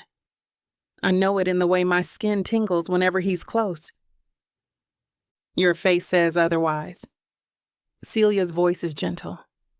I take another sip of wine instead of answering, but my silence speaks volumes. These women know me too well. They can see right through my attempts at deflection. The best recipes, Olivia says, are the ones that surprise you. Suddenly, the front door clicks open and Henry strolls in, his dark hair windswept and tie slightly askew. My heart does a little flip. Damn him for looking so good, even when disheveled. Ladies, He nods to Olivia and Celia, then his gaze lands on me. Monica, could I have a word? Of course she can spare a minute for her husband. Olivia's voice drips with suggestion as she links her arm through Celia's. We were just leaving anyway. Weren't we, Celia? Absolutely. Celia grabs her purse. That new gelato place on 5th is calling our names. Right now, it's almost 11. I narrow my eyes at their obvious scheme. Best time for gelato. Olivia winks at me. No lines. They practically sprint to the front door, giggling like teenagers. The door shuts behind them, leaving me alone with Henry in the kitchen. He loosens his tie further until it falls from his neck, and I try not to stare at the exposed hollow of his throat. Long day, I gesture to his rumpled appearance.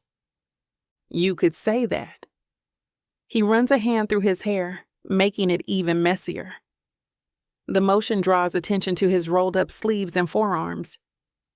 I grab my wine glass, needing something to do with my hands. I did something you might not be happy about. I perk a brow. And what's that?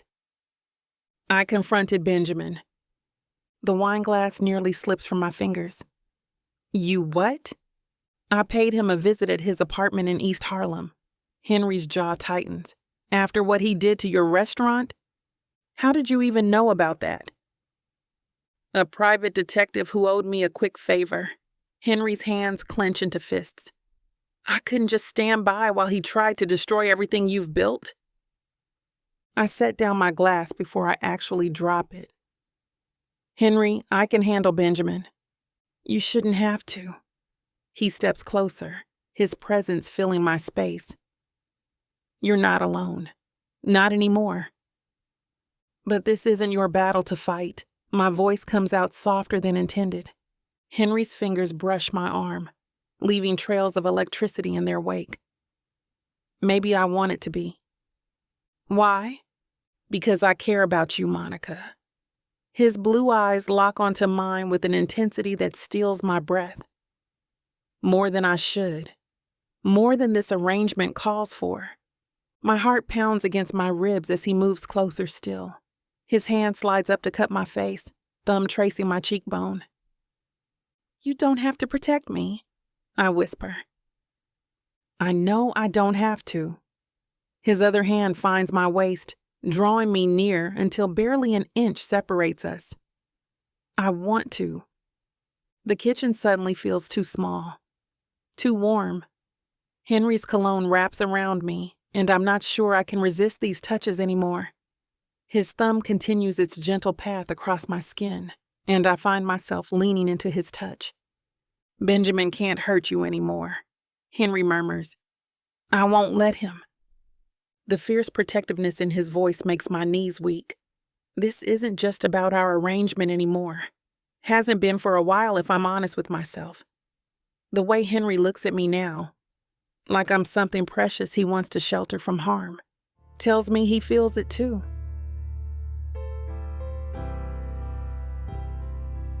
Chapter 22. Henry! I stand there inches away from Monica, her eyes searching mine with a mix of vulnerability and desire. We've just crossed a line, spoken words that have changed everything. She doesn't need to feel alone anymore. And I'm here to prove it. I reach out, cupping her cheek again, feeling the warmth of her dark skin against my palm. Her breath hitches, but she doesn't pull away. Instead, she leans into the touch, her eyes fluttering closed for a moment. It's all the invitation I need. I lean in, capturing her lips with mine.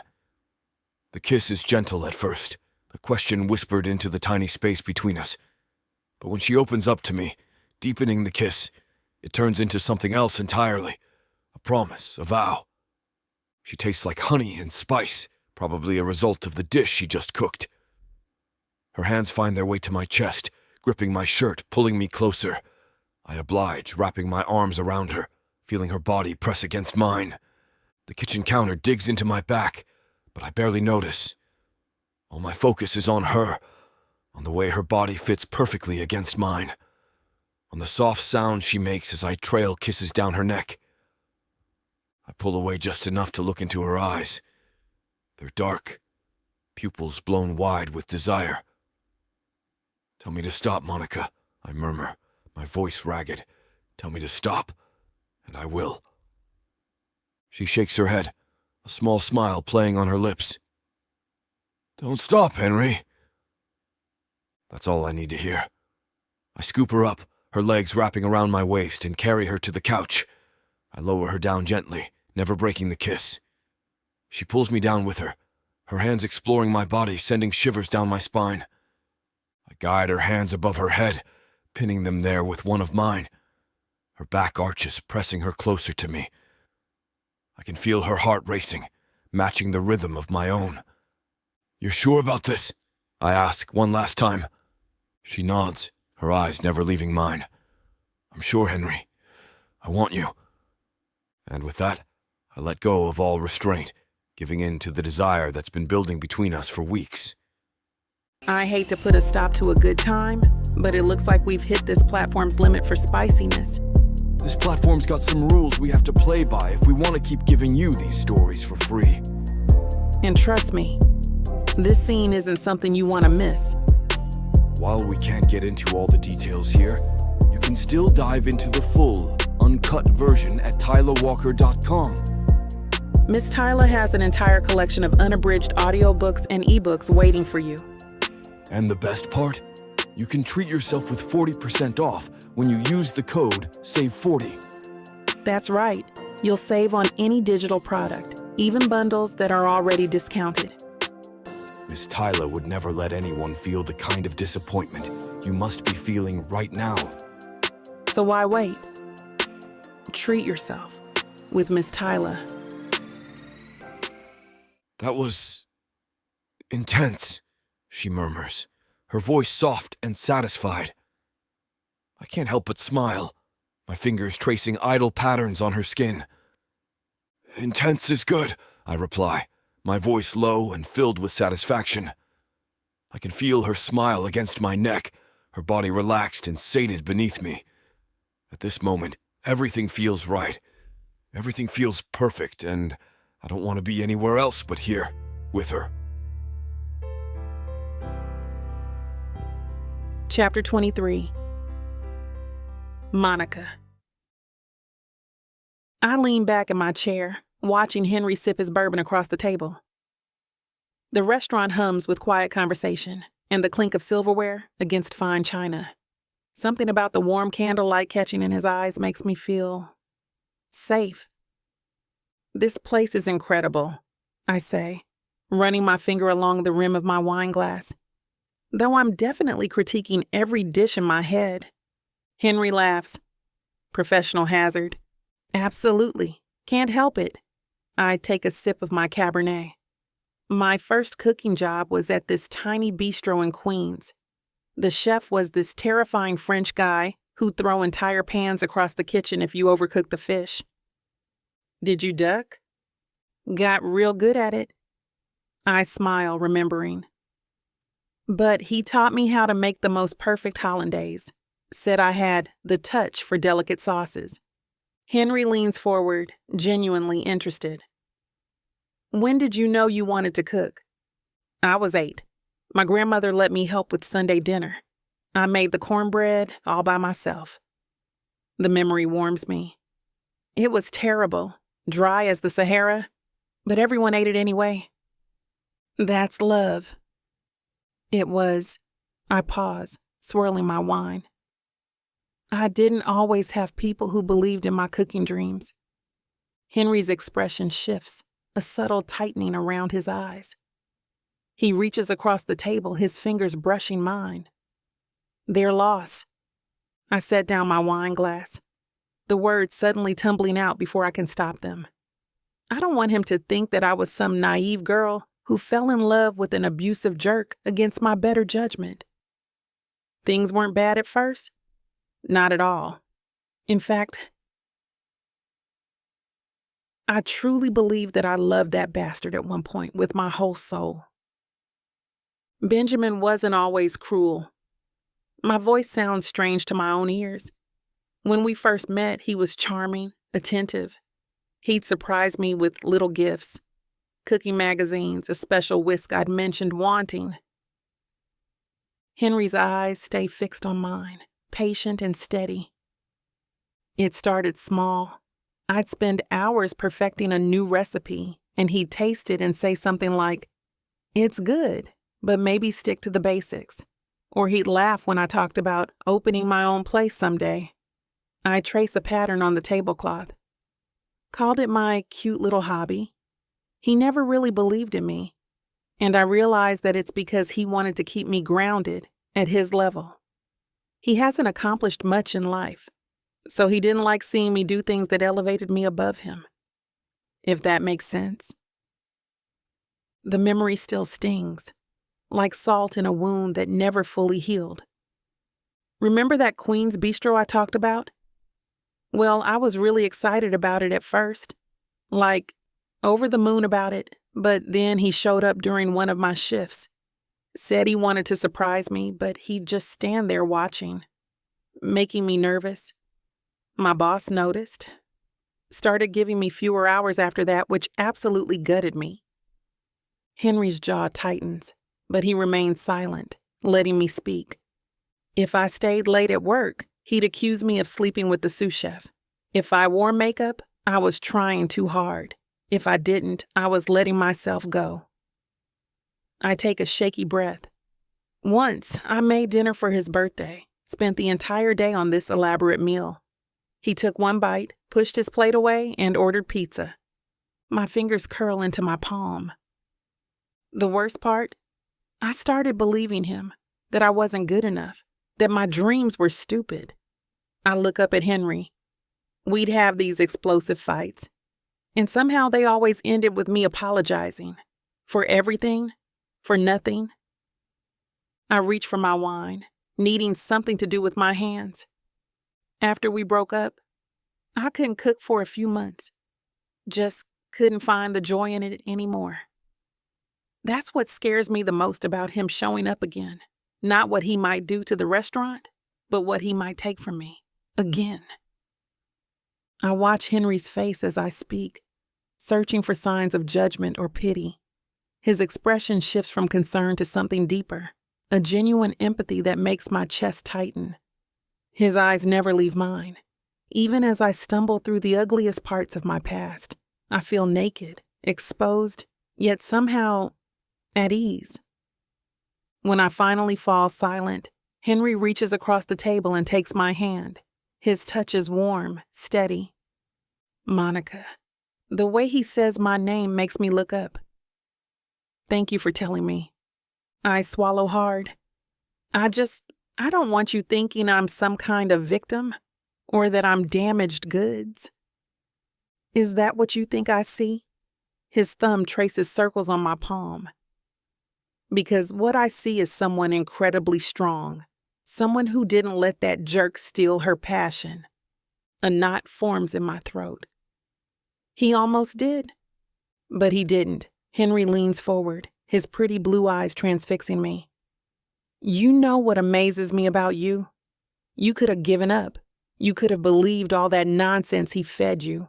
But instead, you're here, creating incredible food, building your career, taking risks.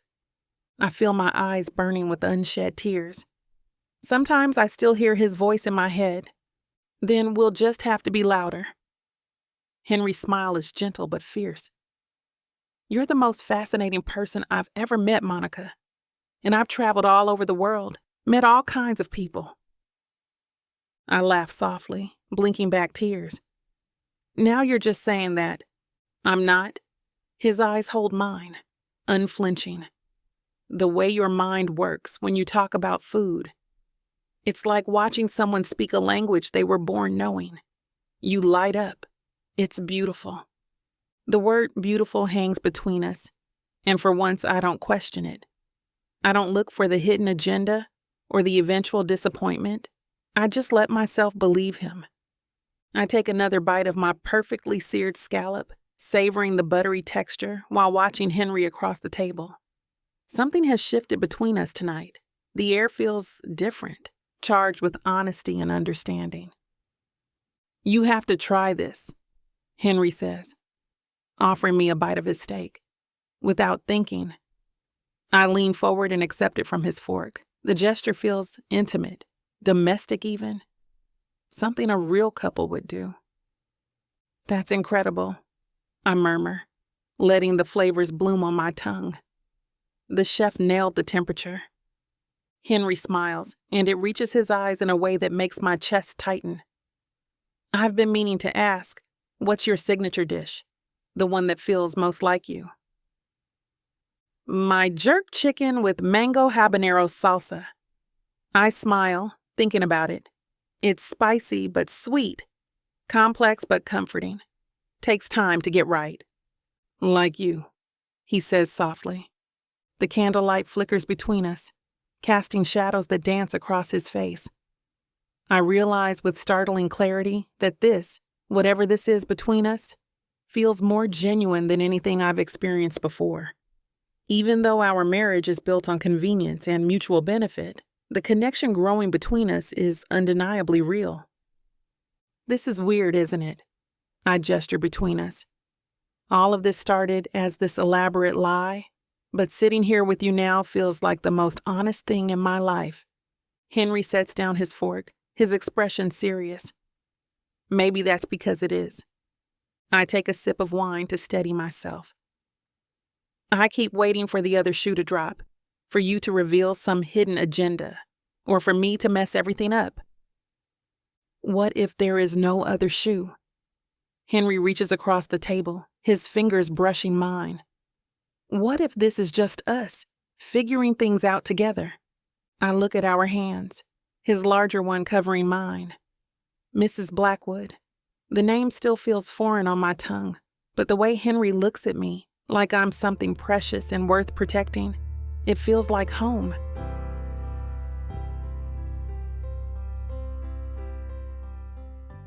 You think you can catch me? You think you can tame me?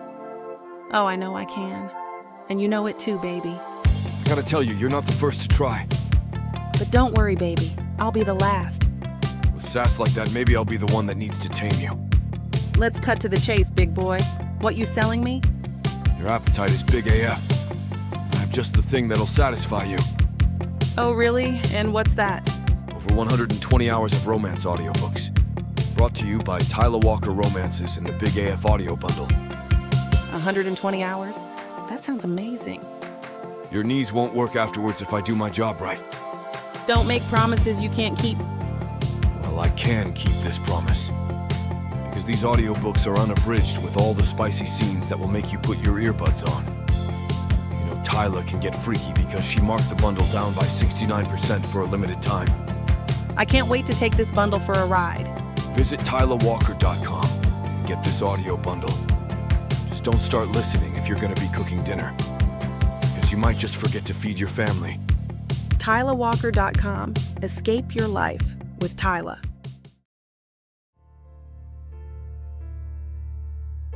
Chapter 24. Henry. I swirl the amber liquid in my glass, watching it catch the low lighting of the private dining room. The familiar burn of scotch isn't doing much to take the edge off tonight. So, this jerk actually smashed a restaurant window? Leo leans forward, his jaw clenched tight. Not just the window. Spray painted the walls with some nonsense about the restaurant's food being garbage. My knuckles turn white around the glass. Monica's co-workers walked in and found the place trashed. Display case shattered. It's personal. Aston signals the waiter for another round. And you're sure it's the ex? Who else would it be? Benjamin's been showing up, trying to get back with her, telling her he misses what they had.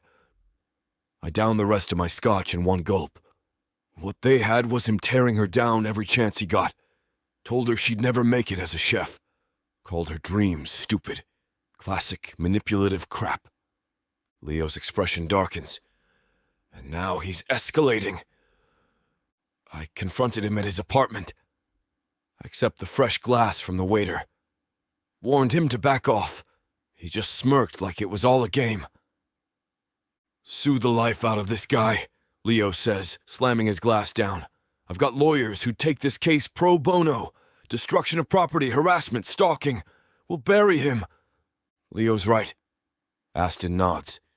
Hit him where it hurts. These types only understand consequences.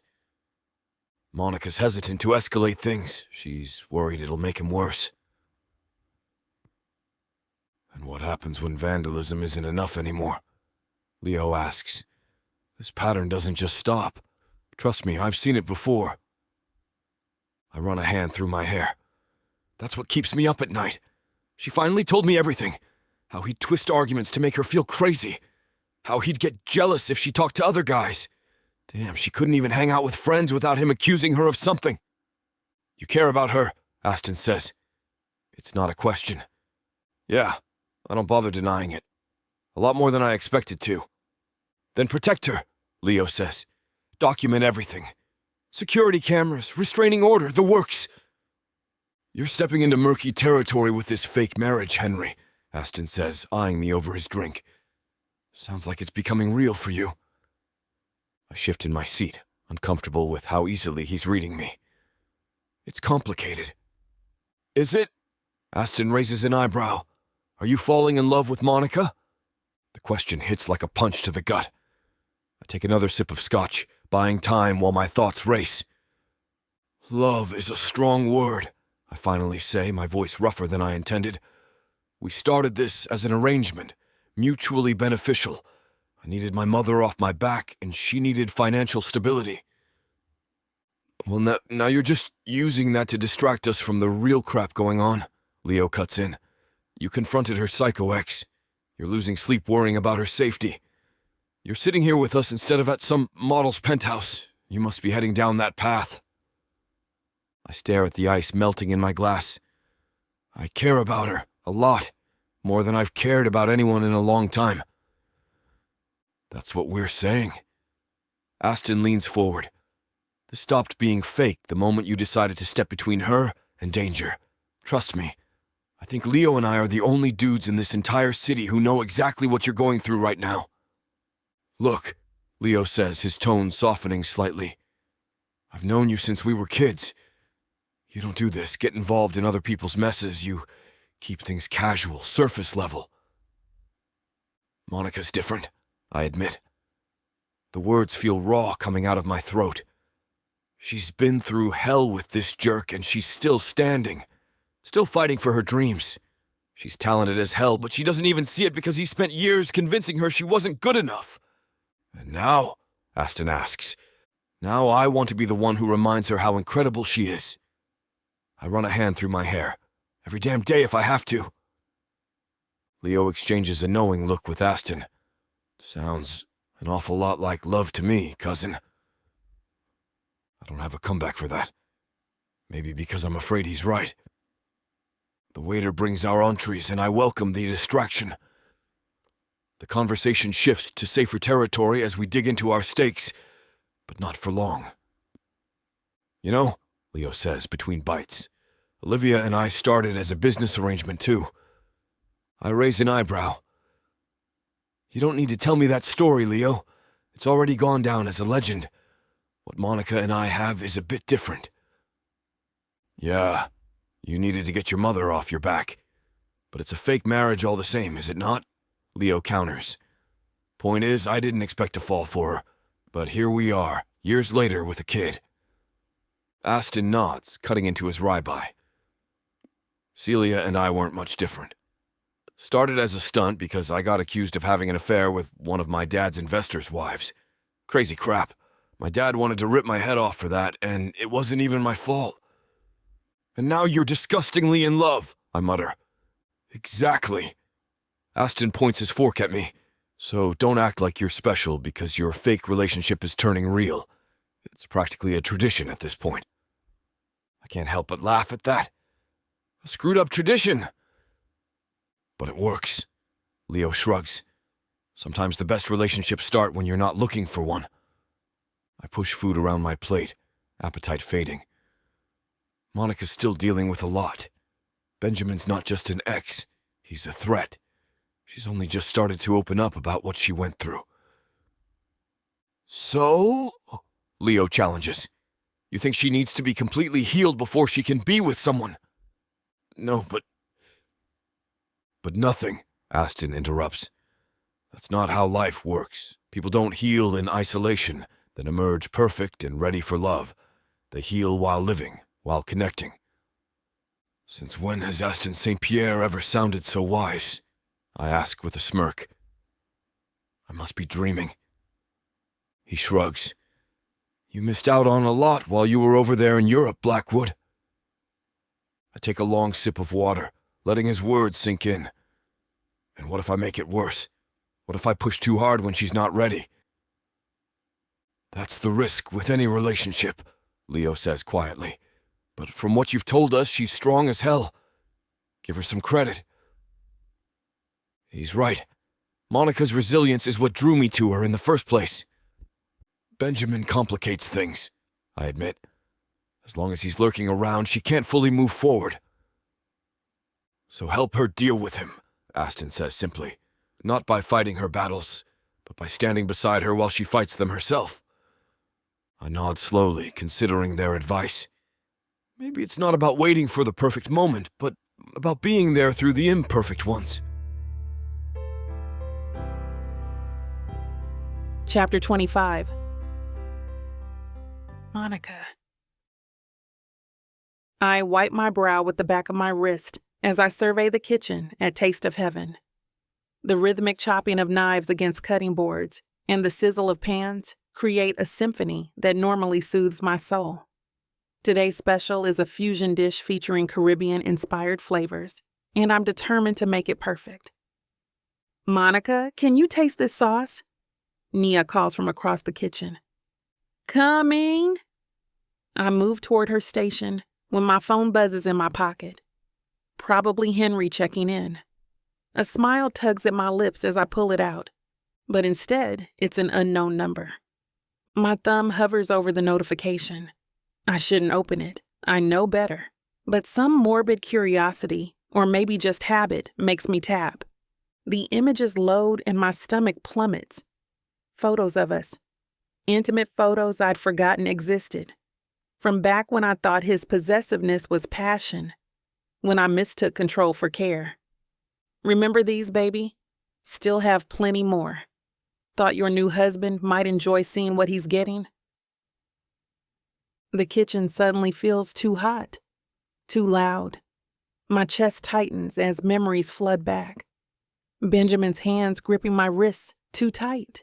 His voice in my ear telling me I'd never make it without him.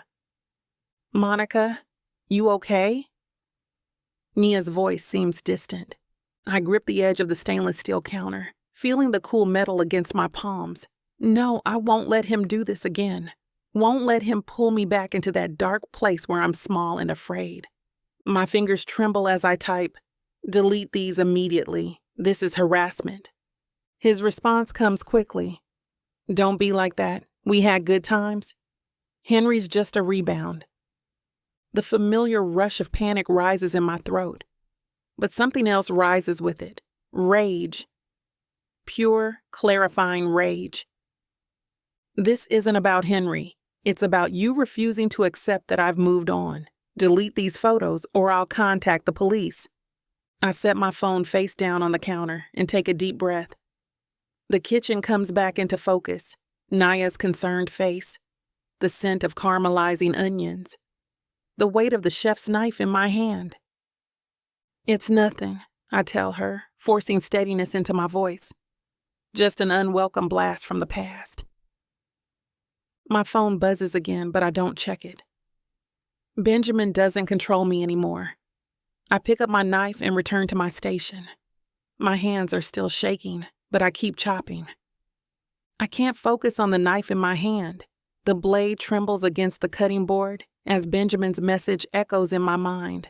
Those photos were taken during a weekend getaway, one of those rare good moments when his charm had pulled me back in after a fight. I'd felt beautiful, desired. Now those same images make me feel dirty, exposed. My body burns with shame. What would Henry think if he saw them? The thought makes my stomach twist into knots. Monica, the sauce is reducing too much. Naya's voice breaks through my spiral. Damn it! I rush to the stove, pulling the pan off the heat. Another mistake. Benjamin always said I'd never make it as a chef. Too distracted, too emotional. No. I refuse to let his voice back into my head. I stir the sauce vigorously, but my mind keeps drifting. What if Benjamin sends those photos to Henry? To the restaurant? To my family? The thought of being exposed, of everyone seeing me like that, vulnerable, naive, under Benjamin's control, makes me want to vomit. Just when I was starting to believe I deserved something good. Just when Henry and I were becoming real. My phone buzzes yet again, pestering me. I ignore it, but the damage is done. Benjamin has found a way back in, not physically, but into my thoughts, into my sense of safety. Need to use the restroom, I mutter to Naya, who gives me a concerned look. In the small employee bathroom, I splash cold water on my face and stare at my reflection. The woman looking back at me isn't the same person who let Benjamin dictate her worth. I've built something here. Respect, a career, a relationship with a man who sees me. But the fear remains. What if Henry sees those photos and realizes I'm damaged goods? What if he decides I'm too much trouble? The thought of losing what we've built makes my chest ache. I grip the edge of the sink. Benjamin might have these photos, but he doesn't have me anymore. I won't let him take my future too. I splash more cold water on my face, taking a deep breath. The bathroom's fluorescent lights cast harsh shadows, but I force myself to look directly at my reflection. He doesn't own you anymore, I whisper to myself. My phone keeps buzzing again and again in my pocket, making me want to throw it at the wall. Should I just ignore these messages? Delete, block the number, and hope that Benjamin doesn't send these to anyone else? A small part of me wants to hide the embarrassing truth from Henry. I can deal with this on my own. I always have. But then the truth hits me with startling clarity. I care what Henry thinks, not just about the photos, but about me, about us. The realization sends a wave of vulnerability through me that's both terrifying and freeing. I've spent so long protecting myself, building walls so high that even I couldn't see over them sometimes. But with Henry, those walls have been crumbling, brick by brick. And now I have a choice: rebuild them stronger than ever, or let him see the mess behind them. I dry my hands and pull out my phone. 3 more messages from Benjamin, each more threatening than the last. My finger hovers over Henry's contact. What would I even say? Hey, my psycho ex is threatening to send you naked photos of me? But I know what happens when secrets fester. They poison everything good, everything real. I text Henry, "Can we talk tonight? Something's come up with Benjamin." His response is immediate. "Of course. Are you okay?" I'm not okay. I'm scared and angry and ashamed. But for the first time, I don't have to pretend I am. Not really, but I will be. I tuck my phone away and straighten my chef's coat. Benjamin wants me cowering, wants me hiding. He wants to drive a wedge between me and Henry before what we have can fully bloom. Not this time. This time I fight back, not alone, but with someone by my side who I'm starting to believe might actually stay there. Chapter 26. Henry. I set my fork down with a clatter against the fine china. The candlelight that had moments ago cast a warm glow across Monica's face now illuminates tears welling in her eyes. He did what? My voice comes out sharp, dangerous. Monica's hands tremble as she sets her phone face down on the table. He texted me photos of me, naked. She swallows hard. From when we were together. Blood rushes to my head, pounding in my ears. The perfectly cooked steak before me might as well be cardboard now. I clench my jaw so tight my teeth might crack. That piece of crap. I stand abruptly, my chair scraping against the hardwood. My fists ball at my sides as I pace the length of my dining room. The Manhattan skyline outside my penthouse windows blurs as rage narrows my vision. This isn't random. This isn't a desperate ex lashing out. This is calculated psychological warfare. Benjamin knows exactly what he's doing, trying to make Monica feel violated, exposed, vulnerable, trying to poison what we're building together. Let me see the texts. I extend my hand. Monica hesitates. Henry, I'm not asking to see the photos, Monica. Just the messages, the timestamps, what he wrote. She slides her phone across the table. I scroll through the conversation, my stomach turning at Benjamin's words. Remember how good we were together? No one will ever know you like I do. Does your fancy new man know about these? Or how about these? Wonder what he'd think. I've got more where these came from.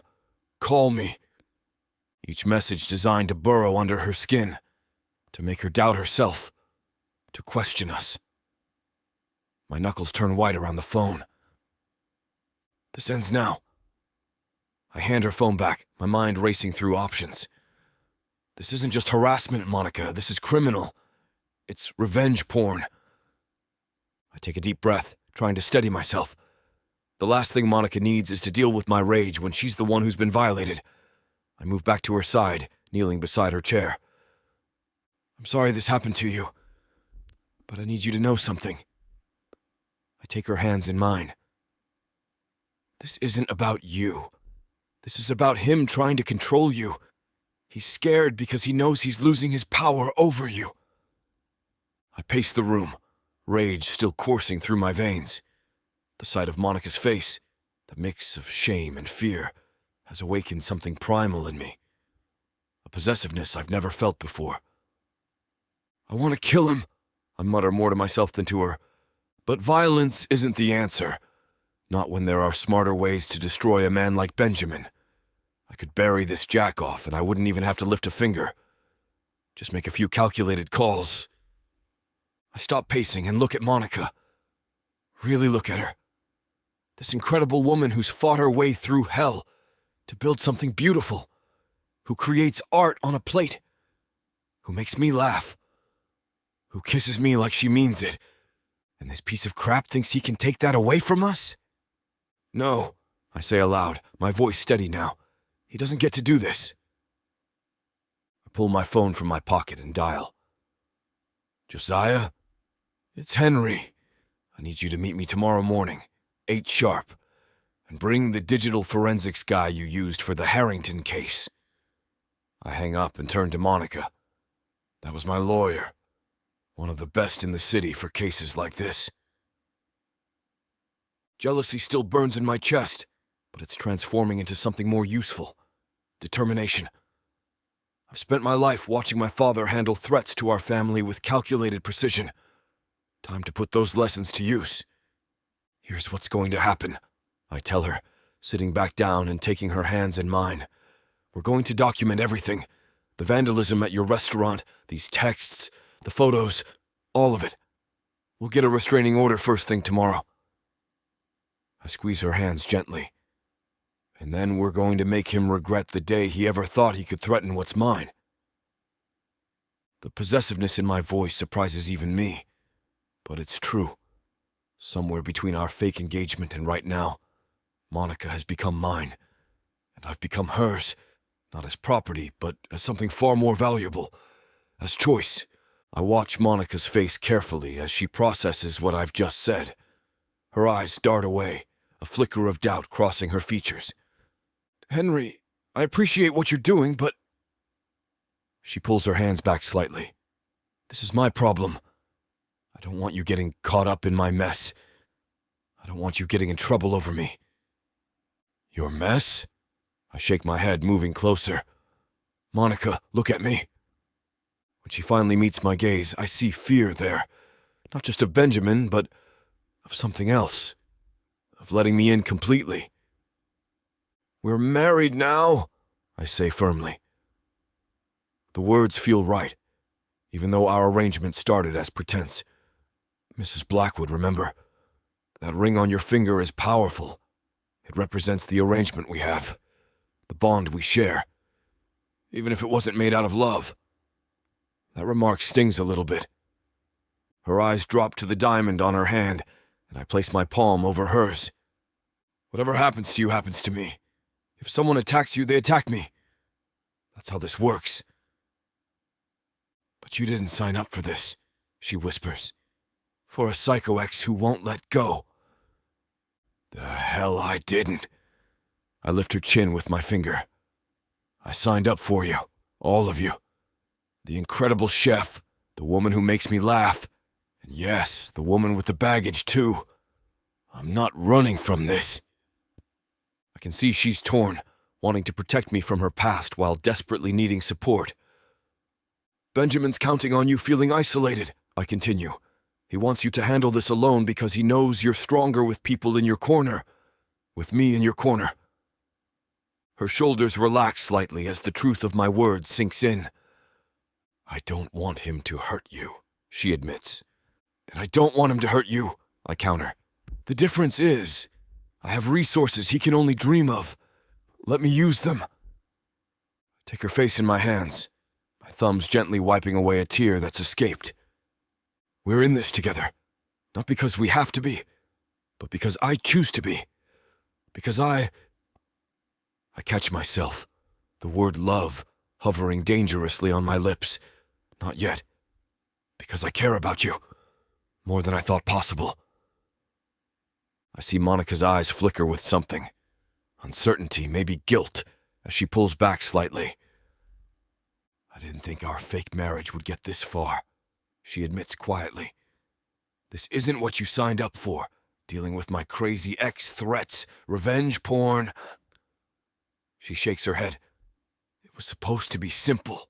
Appearances at parties, some photos together, getting your mother off your back. I can't help but laugh, though there's no humor in it. Just the absurdity of how quickly life can change course. Fake marriage or not, I'm going to protect you from Benjamin. I shrug like it's the most obvious thing in the world, because to me, it is.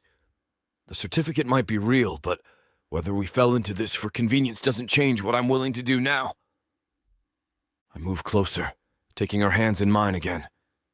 They're chef's hands, strong, slightly calloused, with a small burn mark on her right index finger.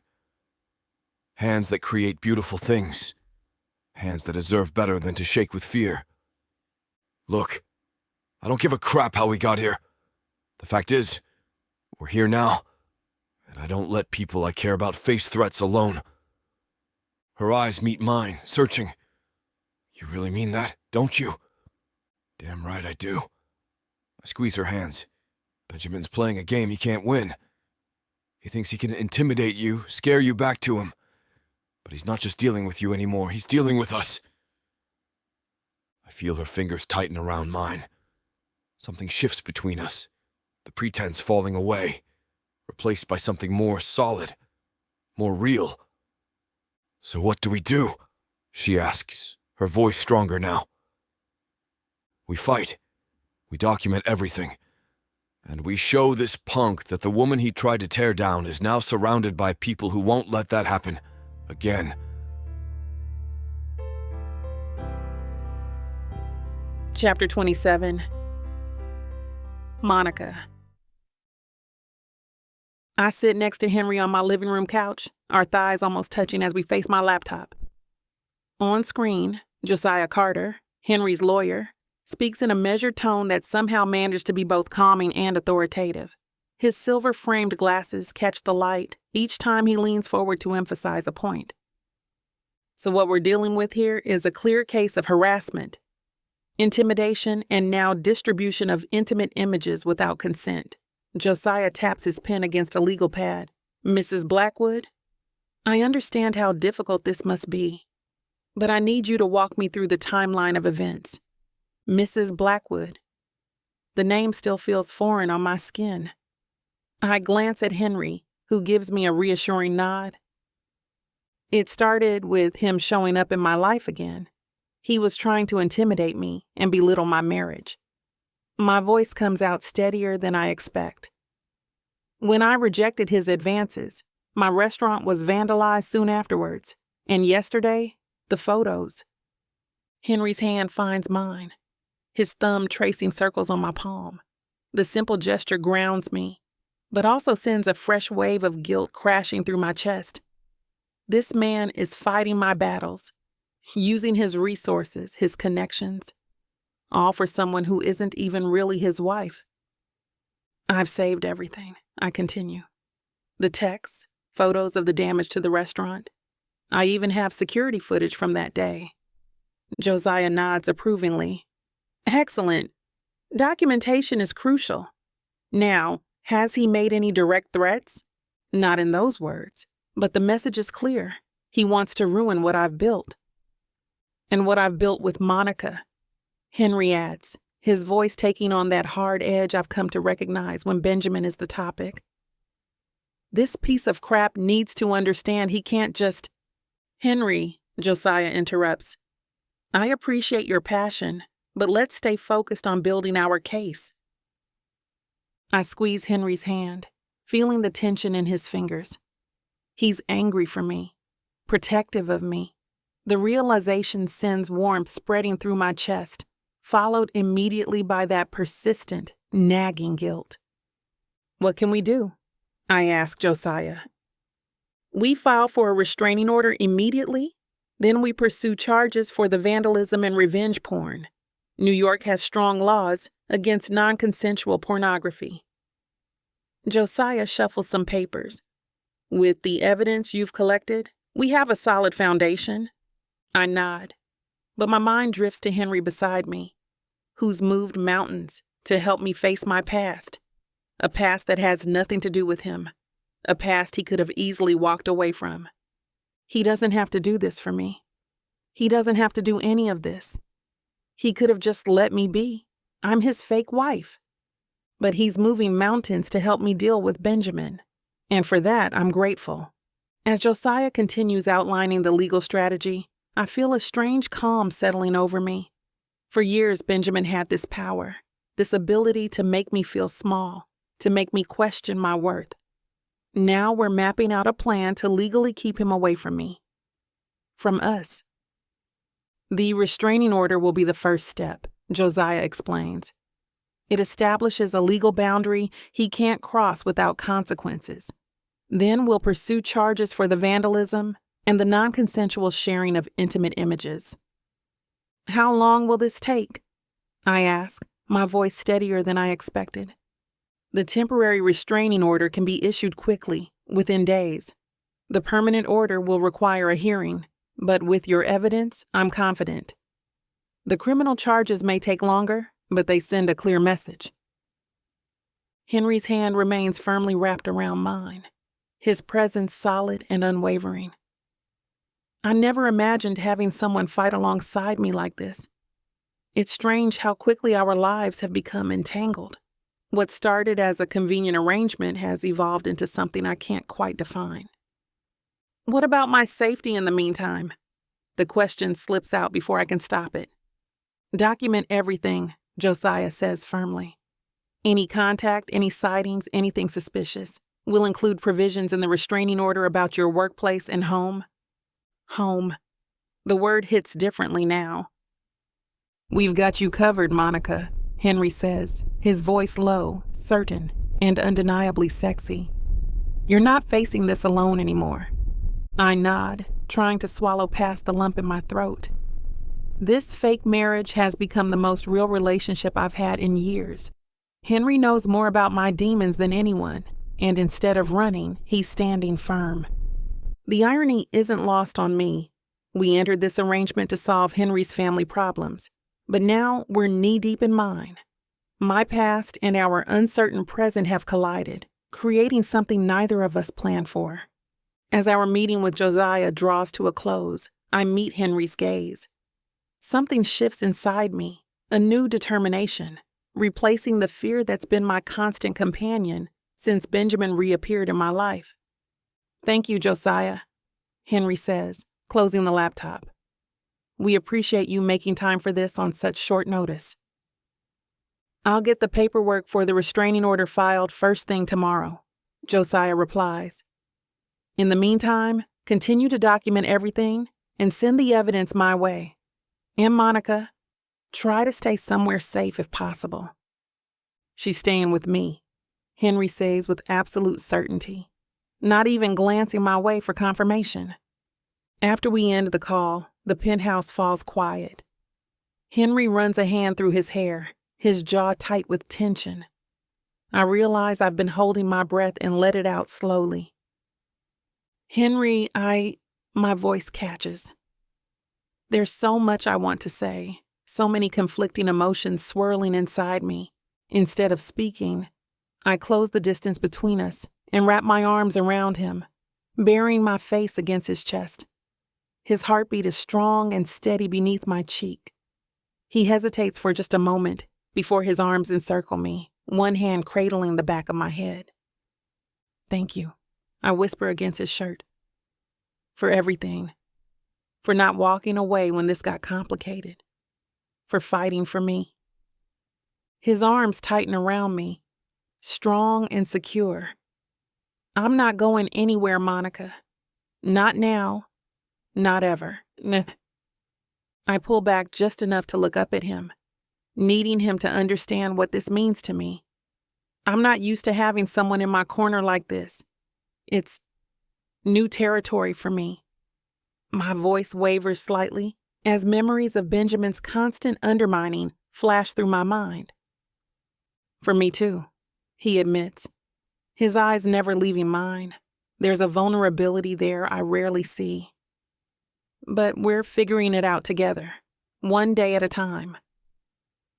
I nod, feeling the truth of his words settle between us, like a promise. This fake marriage has become something neither of us expected, something real and solid amid the chaos Benjamin has tried to create, something worth fighting for. We're going to get through this, I say, surprising myself with my certainty. My fingers curl into the fabric of his shirt, holding on. His smile reaches his eyes, crinkling the corners in that way that makes my heart skip. Damn right we are. He brushes a stray curl from my face, his touch lingering. Benjamin doesn't stand a chance against us. Chapter 28. Henry. I'm holding Monica close, her body pressed against mine on the couch, the warmth of her breath on my neck, the softness of her in my arms. It's intoxicating. She pulls back slightly, her eyes meeting mine, and something shifts. It's like a spark ignites, and I can't hold back any longer. I lean in, capturing her lips with a hunger that surprises even me. She responds, her mouth opening to mine, inviting me in. Our kiss deepens, becoming more passionate, more urgent. My hands, which had been gently holding her, now grasp at her with a newfound desperation. Her body arches against mine as I tug at her close, needing to feel more of her. The fabric of her shirt is soft, but it's a barrier I no longer want between us. She gasps into my mouth as I pull at the hem, my knuckles brushing against the smooth skin of her waist. "Henry," she murmurs, her voice a husky whisper that sends a shiver down my spine. It's not a protest, but an encouragement. She wants this as much as I do. I trail kisses down her neck, her collarbone, every inch of her skin setting me on fire. Her hands are in my hair, gripping tightly, pulling me closer. I can feel her heart pounding against her chest, matching the rhythm of my own. Every tug at her clothes reveals more of her, driving me crazy with desire. I want to touch her, to feel her, to claim her. The room fades away until it's just the two of us, lost in this moment, lost in each other. Her breath hitches as my fingers trace the line of her waistband, dipping slightly beneath the fabric. She shivers, her eyes never leaving mine. It's a dance, a give and take, a question and an answer. And every response from her tells me she's right there with me, feeling this too. I hate to put a stop to a good time, but it looks like we've hit this platform's limit for spiciness. This platform's got some rules we have to play by if we want to keep giving you these stories for free. And trust me, this scene isn't something you want to miss. While we can't get into all the details here, you can still dive into the full, uncut version at tylerwalker.com. Miss Tyler has an entire collection of unabridged audiobooks and ebooks waiting for you. And the best part? You can treat yourself with 40% off when you use the code SAVE40. That's right.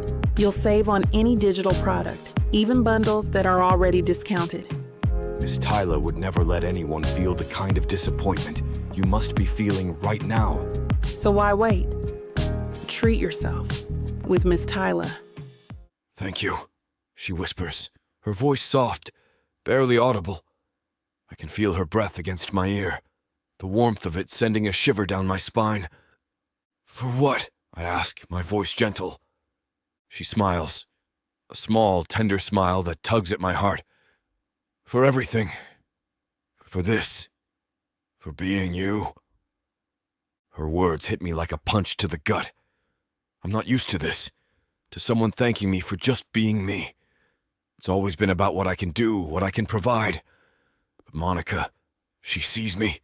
She sees the real me. I lean down, capturing her lips in a soft, gentle kiss. It's a thank you. You're welcome. And I see you too. She kisses me back, her lips soft, her touch tender. It's a kiss full of promises, full of possibilities. I roll off her, pulling her into my side. She snuggles up against me, her head on my chest, her arm draped across my stomach.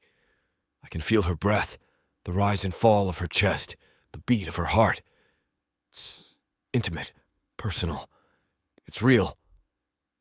Right there, it dawns upon me. Monica is everything I've ever wanted in a woman. Everything and more. Chapter 29.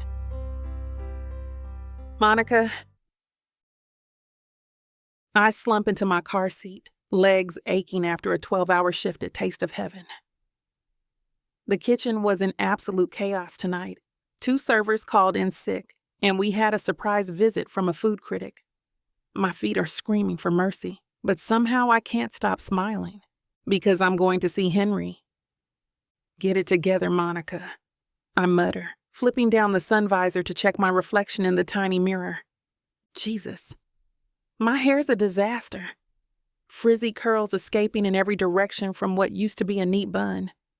I yank the elastic out and shake my hair loose, running my fingers through the tangles. The restaurant's heat and steam have left my face shiny, and there's a smudge of what looks like béarnaise sauce on my cheek. I grab tissues from the glove compartment and wipe away the day's evidence from my face. Henry's seen me looking worse, covered in flour, sweating over a hot stove, but tonight feels different. Since that last time we were together, something shifted between us. The fake engagement doesn't feel so fake anymore. I dig through my purse for my emergency makeup kit, dabbing concealer under my eyes to hide the exhaustion. A touch of mascara, a swipe of tinted lip balm. Mrs. Blackwood, I whisper, testing the name on my lips again. It still gives me butterflies, even though it's just for show. Or at least it was supposed to be. My phone buzzes with a text from Henry. Coming home? I type back quickly. On my way, just freshening up. You always look perfect to me. My heart does that stupid little flip it always does when he says things like that. I check my reflection one more time. The woman staring back at me looks happier than she has in years, despite Benjamin, despite the threats, despite everything. I start the car, suddenly not feeling tired at all. Henry is waiting, and somehow that's all that matters. I turn out of the restaurant parking lot, tapping my fingers on the steering wheel to the rhythm of the upbeat song on the radio. The night air flows through my cracked window, cooling my skin after hours in the hot kitchen. The streets are emptier than usual, a blessing after the day I've had. I press down on the accelerator, eager to get to Henry's place. Our place, I guess, for now. A yellow light appears ahead. I ease my foot onto the brake pedal. Nothing happens. My car continues forward at the same speed. I press harder. Still nothing. What the hell? My heart jumps into my throat as I pump the brake pedal frantically. The pedal goes straight to the floor with no resistance, no slowing, no stopping. The yellow light turns red. No, no, no! I swerve into the turning lane, narrowly missing an SUV entering the intersection. The driver lays on their horn as I blow past. My hands get clammy on the steering wheel. Sweat breaks out across my forehead as I scan the road ahead. There's a hill coming up. If I don't slow down now... I jerk the emergency brake. The car fishtails, tires screeching against asphalt. For a terrifying moment, I'm certain I'll flip, but somehow I regain control, though the car barely slows. Think, Monica, think. I downshift manually, the engine whining in protest. The speedometer needle finally starts to drop, but not fast enough. I'm still moving too quickly toward the busy street at the bottom of the hill. This isn't an accident. The image of Benjamin's smirking face flashes through my mind. The photos, the vandalism. And now this. He's trying to kill me. A sob catches in my throat as I swerve around a parked car, searching desperately for somewhere safe to crash. The thought is absurd. There's no safe way to crash, but I need to stop this car before I hit someone else. I yank the wheel hard to the right, aiming for an empty stretch of sidewalk where I'll only hurt myself. The car jumps the curb, tires screeching against concrete. The front end smashes into a light bulb with a sickening crunch of metal. My body lurches forward violently before the seatbelt catches, snapping my head back like a rubber band. Pain explodes through my neck and shoulders as I'm thrown against the seat. Everything stops. Steam hisses from the crumpled hood. The airbag deflates against my chest, leaving a burning sensation across my skin. My ears ring, drowning out the world around me. Oh my God. The words escape my lips in a whisper. I can't move my neck without shooting pain racing down my spine. Benjamin did this. He tampered with my brakes. The timing isn't coincidental. Benjamin's escalating from harassment to attempted murder. And it's all because I decided to get a restraining order on him. I try to lift my arm to unbuckle my seatbelt, but my body refuses to cooperate. Tears stream down my face, from pain or shock or both. My vision blurs around the edges. A face appears at my window, a woman with concerned eyes. She mouths something I can't hear through the glass and my ringing ears. With effort, I press the button to lower the window. Are you okay? Can you hear me? Her voice sounds distant, underwater, like I'm listening through layers of thick glass. I try to nod, but the movement sends another jolt of pain through my neck, sharp and electric. I think my neck. The words come out slurred and weak, barely audible even to mine own ears. Don't move, she says firmly, already pulling out her phone with practiced urgency. I'm calling an ambulance. Just stay still. Don't try to get out. I sit frozen in my mangled car, staring straight ahead at the crumpled hood. Benjamin wanted me dead. The reality of it washes over me in waves, each one colder than the last. He wanted me dead because I dared to stand up to him, because I found happiness with someone else, because I became Mrs. Blackwood instead of staying his punching bag. The woman stays by my window, talking into her phone while keeping her eyes on me. Her free hand presses against the glass like she's trying to reach through it. They're coming, she reassures me. Just a few minutes.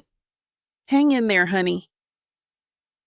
I can't even manage a thank you. My mouth feels stuffed with cotton.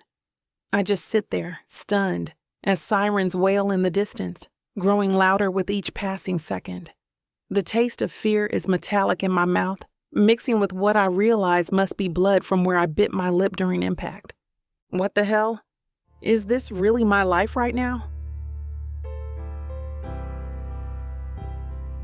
Chapter 30.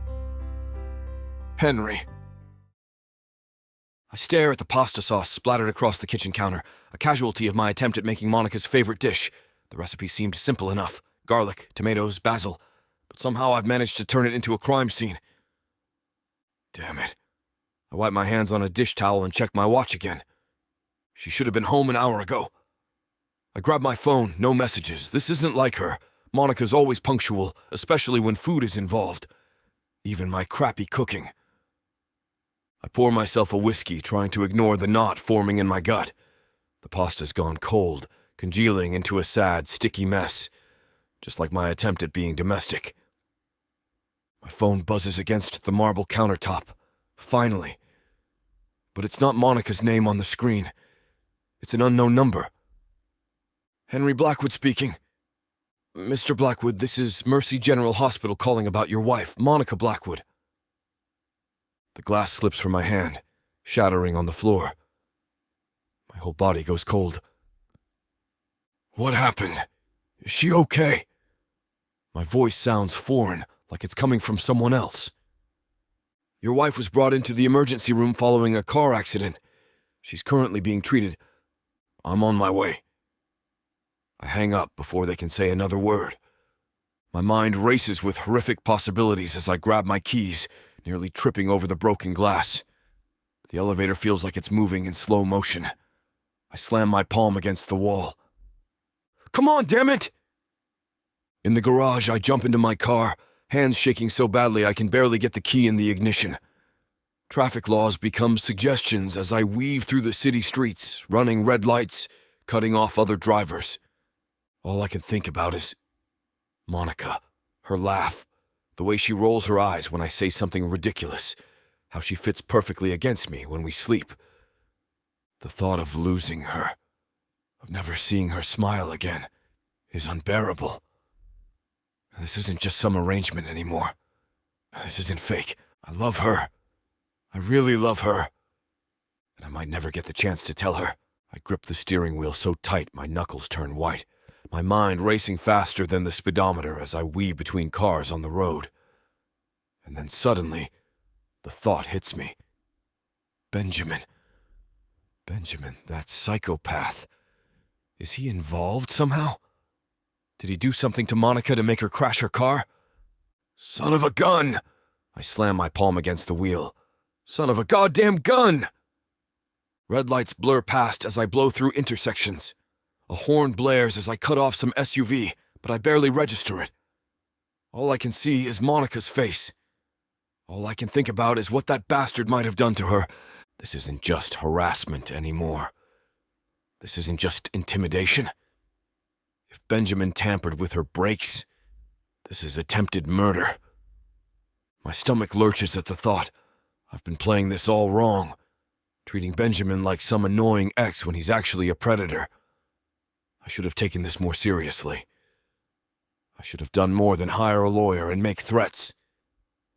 Please be okay, I whisper, not sure who I'm talking to. Please be okay. The hospital looms ahead, its emergency lights pulsing against the darkening sky.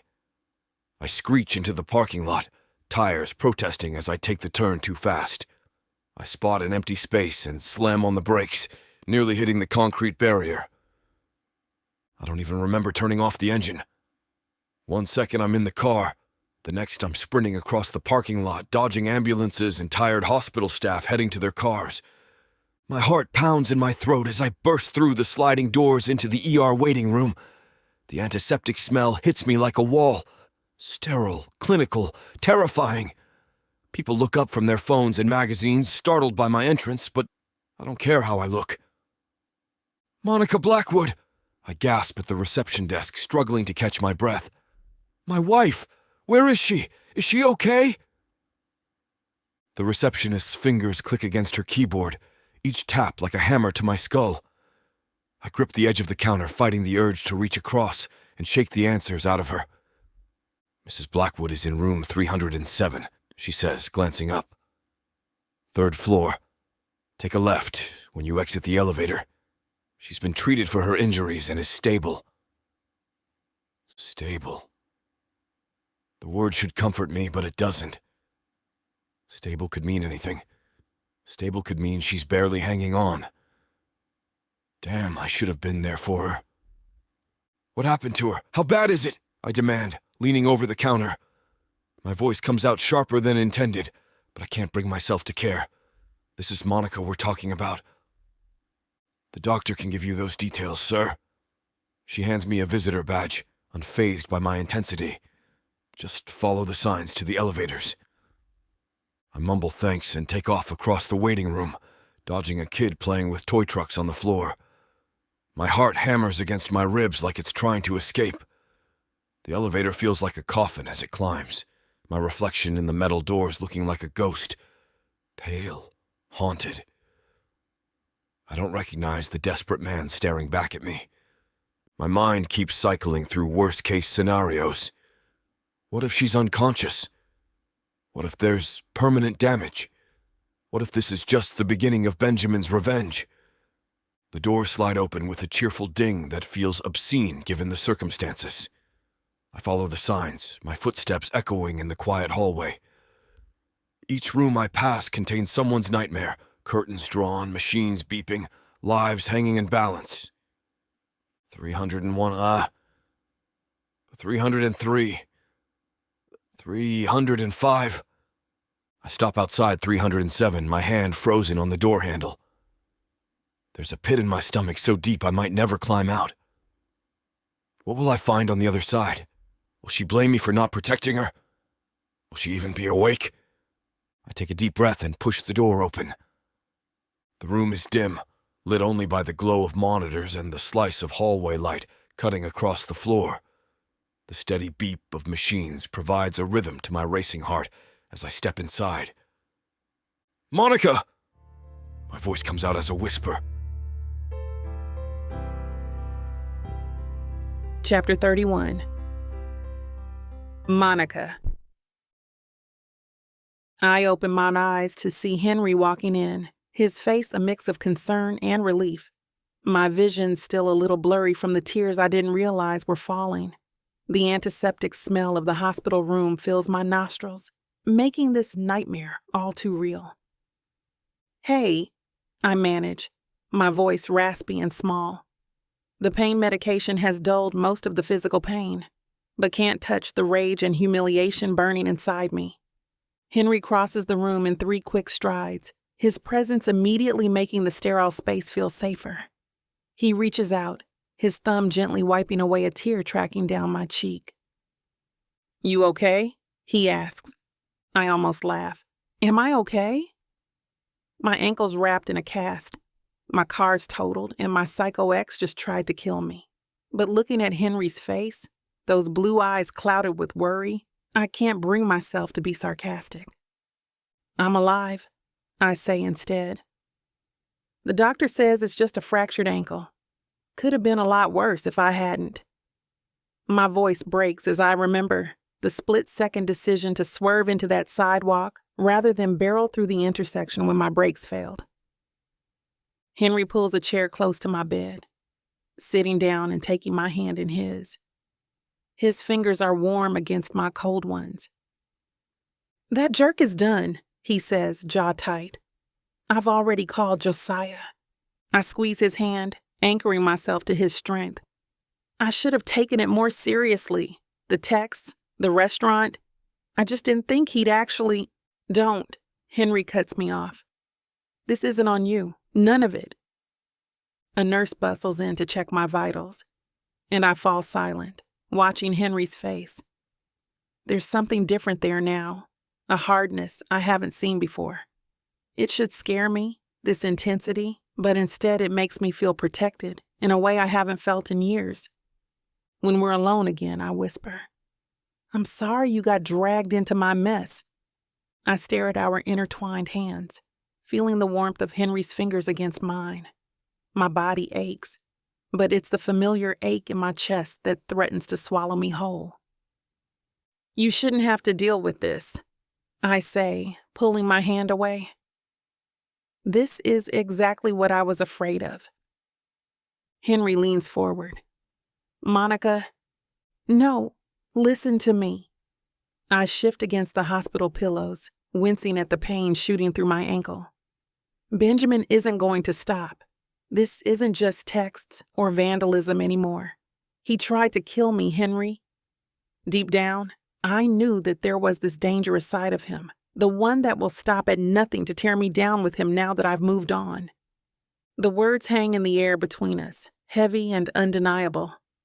I watch Henry's face harden again, that protective instinct I've come to recognize. I've seen this movie before. I continue, my voice steadier than I feel. I spent years disappearing into Benjamin's darkness, losing pieces of myself until I barely recognized the woman in the mirror. I close my eyes, memories flooding back, the constant walking on eggshells, the gradual isolation from friends, the way he'd twist my words until I doubted my own sanity. I can't do that to you. I won't. My throat tightens. You deserve better than being dragged into my nightmare. That's not your decision to make, Henry says, his voice low and firm. But I can see it now. The strain around his eyes, the tension in his shoulders. This fake engagement has turned into something real, something dangerous. And for what? So his mother would stop matchmaking? So I could have financial stability? I think the words feel like glass in my throat. I think we need to end this, the fake marriage. All of it. Henry's face falls, and the pain I see there nearly breaks me. But I've been here before, caring so much for someone that I let them consume me. I won't make that mistake again, and I won't let Henry sacrifice his safety, his peace, for me. I'm not worth all this trouble, I whisper, the old insecurities Benjamin planted rising to the surface. I never was. I watch Henry's face change as I say the words. Instead of relief, I see something harden in his expression. His jaw tightens, and he shakes his head slowly. No, he says, standing up abruptly. The chair scrapes against the hospital floor. No way. Henry, I try to reach for him, but he steps back. This is nonsense, Monica. His voice is intense, enough to make me flinch. You think I'm just going to walk away because things got hard? Because that psychopath tried to hurt you? I blink rapidly, trying to clear the tears forming. I'm trying to protect you. I don't need your protection. He runs a hand through his hair, frustration radiating from him. What I need is for you to stop pushing me away every time you get scared. Henry, please understand. The drugs are making you think irrationally. He cuts me off, gesturing toward my IV drip. You've been through trauma. You're in shock. This isn't the time to make decisions about us. My mouth falls open. That's not fair. I'm thinking clearly. Are you? He steps closer, leaning down until his face is inches from mine. Because the Monica I know doesn't give up. She doesn't let jerks like Benjamin win. I'm not letting him win, I protest, my voice cracking. I'm being realistic. Henry straightens up, his eyes never leaving mine. I'm not giving up on us. Not now. Not when I've finally found something real. My heart hammers in my chest. The steady beep of the monitor betraying my reaction to his words. Henry, I'll be back tomorrow when the medication wears off, he says, already moving toward the door. His jaw is set in that stubborn way I've come to recognize. And we can talk about how we're going to fight this together, because I'm not letting go of you that easily, Monica. Not a chance. Before I can respond, he's gone, the door clicking shut behind him with quiet finality. I stare at the empty space where he stood, stunned by his refusal to walk away. The antiseptic smell of the hospital room feels suddenly overwhelming as his absence hits me. No one has ever fought to stay in my life before. Not like this. Not with this kind of raw determination that makes my chest ache with something dangerously close to hope. But if staying with him means that Benjamin is going to keep targeting us, keep escalating his sick obsession with ruining what I have, then I need to make the hard decision, the right decision. Above all else, I want Henry safe, need him safe. And I'm not sure we can achieve that if he remains my husband, fake or otherwise. Chapter 32. Henry. I pour another 3 fingers of whiskey, my hands shaking as I bring the glass to my lips. The burn doesn't even register anymore. All I can think about is Monica lying in that hospital bed, bruised and broken, telling me we should end things. You need to slow down. Leo's voice cuts through the fog in my brain, sharp and unwelcome. Screw off. I drain the glass and reach for the bottle again, the amber liquid sloshing against the sides. She wants out, Leo, after everything we've been through. The penthouse feels too big, too empty, too goddamn quiet. I can still smell her perfume on the throw pillows, that subtle vanilla scent that used to drive me crazy in all the right ways. Now, it's just another reminder of what I'm losing. Leo snatches the bottle before I can grab it, his reflexes still annoyingly quick. That's enough, Henry. You're not helping anyone by drowning yourself in Macallan, least of all Monica. Give it back. I lunge for the whiskey, but Leo steps away, holding it out of reach like we're teenagers. My coordination is shot to hell anyway. Look at yourself. This isn't you. You're better than this. I collapse back onto the couch, running my hands through my hair, tugging at the roots. She thinks she's protecting me. Can you believe that crap? After Benjamin tried to kill her, she's worried about me. About my reputation, my family, my goddamn business. And drinking yourself stupid is your solution? Leo sets the bottle on a shelf and sits across from me. You think Monica needs to see you like this when she gets out of the hospital? She doesn't want to see me at all. My voice cracks. Said our arrangement has gone too far. That I should be with someone who doesn't come with her baggage. And you're just accepting that? I grab a crystal paperweight from the coffee table and hurl it across the room. It shatters against the wall. Of course I'm not accepting it. I love her, Leo! The words hang in the air between us. It's the first time I've said it out loud. Leo leans forward. Then get your crap together. This isn't about your fake marriage anymore. That woman is fighting her own demons, and you're sitting here having a pity party instead of showing her you're worth fighting for. She could have died. My voice is barely a whisper now. But she didn't. And now she's scared. You want her? Prove you're not going anywhere, but you can't do that wasted. I pace the living room, my mind clearing with each step. Leo's right. I need to get my crap together. Josiah's good, but this isn't just about restraining orders anymore. I grab my phone, scrolling through my recent calls. Benjamin tampered with her brakes. That's attempted murder. Leo nods, his expression grim. Josiah specializes in corporate law. You need someone who handles criminal cases. You know someone? I ask, already knowing the answer. Leo's network is even more extensive than mine. I've got 2 people in mind. Alexandra Chen. She's a former prosecutor who specializes in domestic violence cases. And Marcus Daniels. He's ruthless. Puts criminals away for decades. I stop pacing. Call them both. I want options.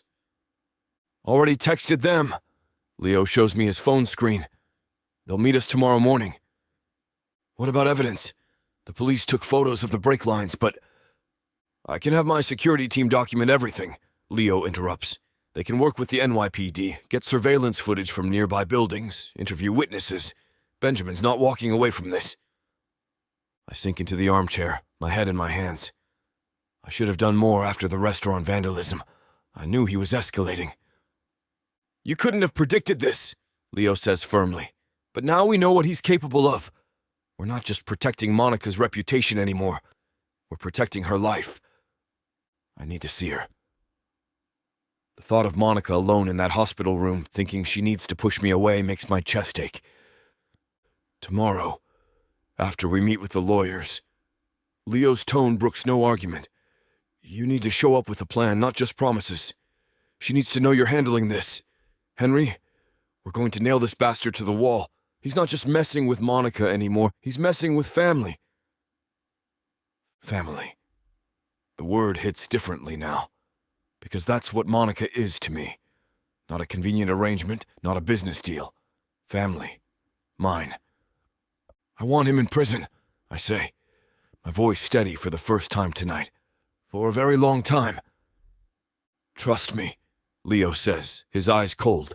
After we're done with him, Benjamin won't see daylight for years. I pull Leo into a tight hug, clapping him hard on the back. Thank you for coming over. I don't know what the hell I would have done if you hadn't shown up. You'd have finished that bottle and made some stupid decisions? Leo pulls back, gripping my shoulders. That's what family's for. Stopping you from being a complete idiot. I laugh despite myself. Still looking out for me after all these years. Someone has to. Leo's expression softens. I love you, little cousin. Always have. Always will. When you called, there was no question I'd be here. The words hit me hard. Leo and I have always been close, but we're not typically the type to get sentimental. The Blackwood men don't do feelings. At least that's what we were taught. I know, I say, my voice rough with emotion. And I appreciate it more than you know. Seriously. Leo drops onto the couch, loosening his tie with a quick tug. Remember when you were 10 and punched that kid at summer camp for stealing my watch? You were this scrawny little crap taking on a kid twice your size. And I was 17. I didn't need your little behind doing that for me. His eyes crinkle at the corners, the way they always do when he's remembering something that amuses him. Yeah, and I got my behind handed to me as a result. I smile at the memory, rubbing my jaw as if I can still feel the sting from that day. You jumped in and finished the fight. Broke the kid's nose if I remember right. That's us, Henry. I'll always step in when you need me. No questions asked. He claps my shoulder, his grip firm and reassuring. That's never gonna change. I sink down next to him, suddenly exhausted but clearer-headed than I've been all night. The alcohol's fog is lifting, leaving behind a crystal-clear realization. I love her, Leo. Not for show, not for convenience. I actually love her. The words feel strange and terrifying coming out of my mouth, but also completely right. The realization washes over me again. Stronger this time. When did it happen? Was it during those late-night conversations about our dreams? Or when she stood up to the whole world, the whole media, with that quiet confidence? Maybe it was watching her in the kitchen, completely in her element, creating something beautiful from nothing. I know you do. Leo's voice pulls me back. I've seen how you look at her. Hell, I knew before you did. What am I going to do if she pushes me away for good? You're not going to let her. Leo's tone is matter-of-fact. You're going to fight for her, the way she's been fighting for herself all these years. Chapter 33. Monica. I glance up at the sound of the door opening, expecting to see another nurse with more paperwork. Instead, Olivia and Celia burst in like a ray of sunshine, arms loaded with what looks like half a farmer's market. Girl, what the hell were you thinking? Celia's voice fills the sterile room as she drops a massive bouquet on my bedside table. Driving with bad brakes? Are you trying to give us all heart attacks? I didn't exactly want this, I say, feeling a smile spread across my face despite the dull ache in my ankle and the scrapes on my arms. Olivia leans down to hug me, careful not to disturb my IV. We brought you real food. Hospital stuff is garbage. Thank God. I eye the containers they're unpacking. Is that your jerk chicken? With extra spice, Celia confirms, and Olivia's coconut rice pudding for dessert.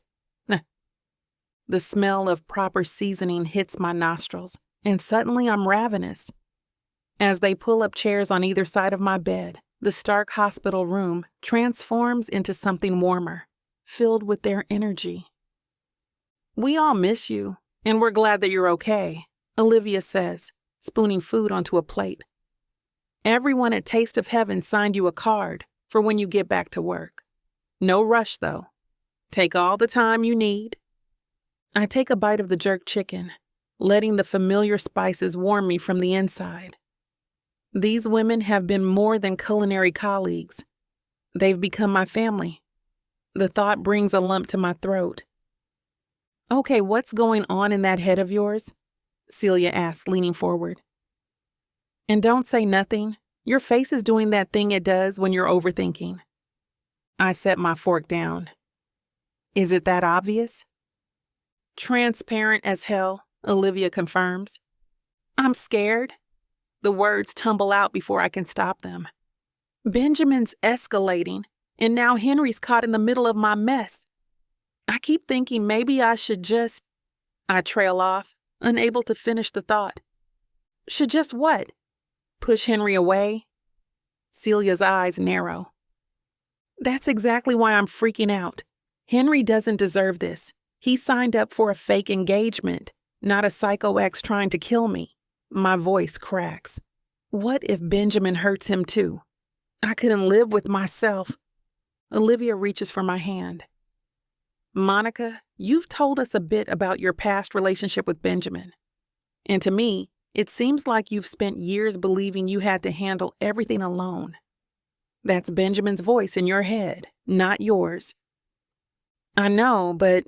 "No buts," Celia interrupts. "That man convinced you that you weren't worth fighting for.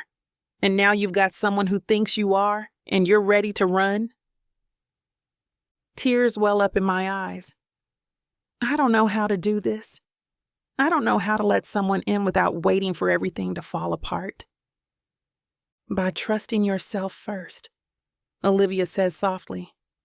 "The Monica I know is strong as hell. You rebuilt your life after Benjamin. You're killing it in your career. Why can't you believe you deserve love too?" I wipe at my eyes. Because what if I'm wrong about Henry? What if I'm just seeing what I want to see? "Honey," Celia says, "that man looks at you like you hung the damn moon. That's not fake." Something shifts inside me, a tiny crack in the wall I've built around my heart. "You're not alone in this," Olivia adds. "Not with Benjamin, not with Henry, not with any of it. We've got you." I sit with Olivia and Celia's words, echoing in my mind as they continue unpacking containers of food. The familiar aromas ground me, reminding me of kitchens where I've always felt most like myself, most in control. "You're right," I finally say, straightening up against my pillows. "I've been letting Benjamin dictate my choices even when he's not in the room." "Damn straight," Celia nods, handing me another napkin. "That man's had real estate in your head, rent-free for too long."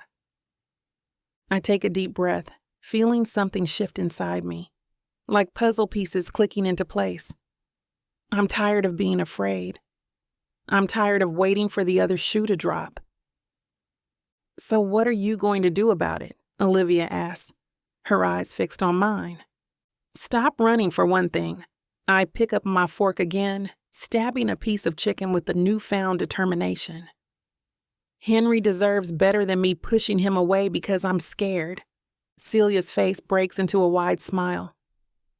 "Now we're talking." "He loves you, you know," Olivia says quietly.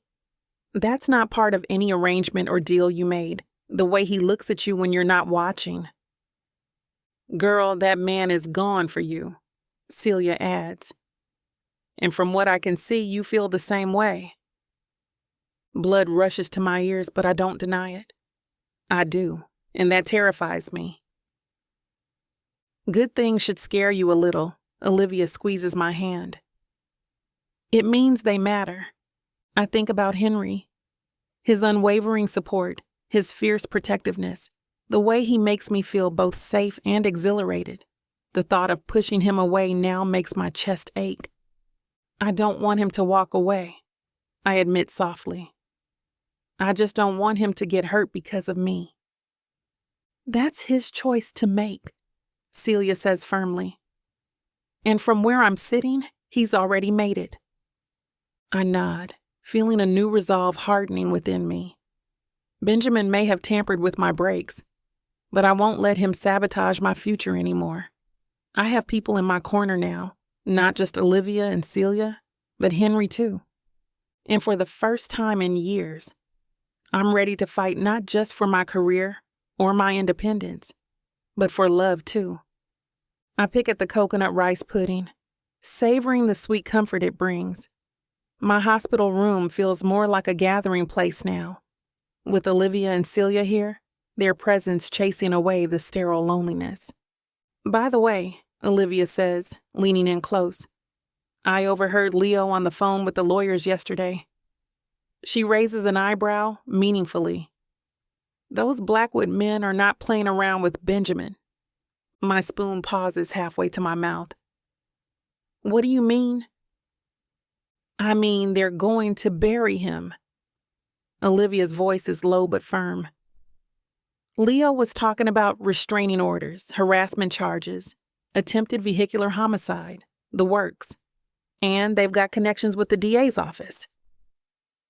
Henry didn't tell me all that, I murmur, feeling a strange mix of relief and apprehension wash over me. Celia snorts. Of course he didn't. Your man's trying not to worry you while you're laid up in here. She gestures to my ankle. But trust me, that family protects their own. And like it or not, Mrs. Blackwood, that includes you now? Mrs. Blackwood. The name still feels foreign on my tongue, even after all these weeks of pretending. Except it doesn't feel like pretending anymore. They've got investigators documenting everything, Olivia continues. The text messages, the restaurant vandalism, your brake lines. It's all evidence. Leo said they're building an airtight case. I sink back against my pillows, letting this information settle over me. For years, Benjamin made me feel powerless, like I was always one step behind him. But now, you know what's weird? I say, setting my pudding aside. I actually believe Benjamin can't hurt me anymore. Because he can't, Celia says firmly. Not with the Blackwoods in your corner. A sense of calm washes over me, not the false security I used to manufacture for myself, but something genuine and solid. For the first time since Benjamin reappeared in my life, I feel truly safe. It's more than just legal protection, I say quietly. It's knowing I'm not facing this alone anymore, that I have people who believe me, who believe in me. Olivia squeezes my hand. That's what family does. Family, the word resonates inside me, filling empty spaces I didn't know existed. The Blackwoods aren't just Henry's relatives anymore. They've become my shield, my advocates, my people. I think I'm going to be okay, I whisper, and I mean it. Chapter 34. Henry. I lean against Leo's black Rover, the night air crisp against my face. The parking lot is empty except for our 3 cars, strategically positioned for what's about to go down. You sure this idiot's home? Aston asks, taking a swig of his beer. His normally polished demeanor has an edge tonight. We all do. Followed him myself, Leo says, checking his watch. Hasn't left since this morning. Guy's holed up in there like he knows what's coming. I roll the cold bottle between my palms, feeling a strange calm settle over me. After days of gathering evidence, the texts, the brake line tampering, security footage from the restaurant, it's finally happening. The bastard who threatened my wife isn't walking away this time. How's Monica holding up? Aston's voice cuts through my thoughts. Better. Still jumpy. I take a long pull from my beer, the bitter taste matching my mood. She didn't want me here tonight. Said I shouldn't see this. Worried about what I might do. Leo snorts. But here you are anyway. Damn right. I'm not missing this for the world. My fingers tighten around the bottle. Nobody screws with what's mine and walks away unscathed. The police cruisers pull up without sirens, 4 officers emerging with purposeful strides. My heart pounds against my ribs as they approach Benjamin's building. Think they'll find the tools he used on her car? Aston asks. Don't need to, I say, eyes locked on the 3rd-floor window. We've got him on camera at the restaurant parking lot. Footage of him buying the tools. The lawyer says it's airtight. Blackwood resources, baby. Leo clinks his bottle against mine. Nobody screws with family. Family. The word catches me off guard. When did Monica become family? Somewhere between our fake engagement and real feelings, between her nightmares and my promises, she became everything. The lights flick on in Benjamin's apartment. Shadows move behind the blinds. I straighten up, every muscle tense. Here we go, Leo murmurs. The front door of the building bursts open. 2 officers emerge with Benjamin between them, hands cuffed behind his back. Even from this distance, I can see the rage twisting his face as he scans the street, looking for witnesses to his humiliation. His eyes find mine across the pavement. Recognition flashes, followed by pure hatred. I raise my beer in a silent toast. That's for her, you piece of crap, I whisper. Benjamin jerks against the officer's grip, his face contorted with rage. Get your damn hands off me! You can't do this! I take another swig of beer, savoring the moment. This piece of crap tampered with Monica's brakes. Could have killed her. Now he's getting exactly what he deserves. Look at this jerk, Leo quips, leaning against his Rover. Thinks he's tough. Benjamin thrashes harder, managing to spit at one of the officers. Big mistake. The cop's patience snaps like a twig. Bring the mask, he shouts to his partner. Aston raises his eyebrows. Oh, this is getting good. I can't help the smile spreading across my face as they wrestle Benjamin to the ground. He bucks and writhes like a caught fish, screaming obscenities that echo through the empty parking lot. It takes 3 officers to pin him down while the 4th retrieves a white mesh spit mask from the cruiser. No, you can't! Benjamin's protests are muffled as they force the mask over his head. Cheers to that. I raise my bottle, clinking it against Leo's and Aston's. The satisfaction flowing through me is better than any alcohol. Never screw with a Blackwood, Leo says, his eyes gleaming with dark amusement. The cops haul Benjamin to his feet, his dignity in tatters along with his tough guy act. He looks pathetic now, stumbling between the officers, the mask giving him the appearance of a captured animal. Get in the car, an officer barks, shoving Benjamin's head down as they stuff him into the back seat. Think Monica would have enjoyed this show? Aston asks. I shake my head, finishing my beer. Nah, she's too good for this. Too decent. Like us vindictive bastards, Leo laughs. Benjamin makes one last attempt to resist, kicking at the door frame. The officers aren't having it. One grabs his legs while another pushes from behind. They fold him into the cruiser like he's nothing more than garbage being taken out. Looks like our entertainment for the evening is over, gentlemen, I say, feeling a weight lift from my shoulders. I crush the empty bottle in my hand as the cruiser disappears around the corner, taking that piece of crap with it. The tension in my shoulders finally starts to unwind.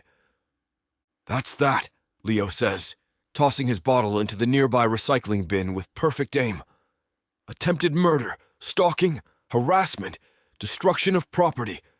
Bastards going away for a long time. How long we talking? I ask, already calculating the years in my head. Aston straightens his designer jacket, looking more like a corporate shark than ever. My buddy at the DA's office says with the evidence we've compiled, they're pushing for maximum sentences across the board. The brake tampering alone is worth 7 to 10. Add in the prior harassment, the restaurant vandalism, those photos he sent. Leo counts on his fingers.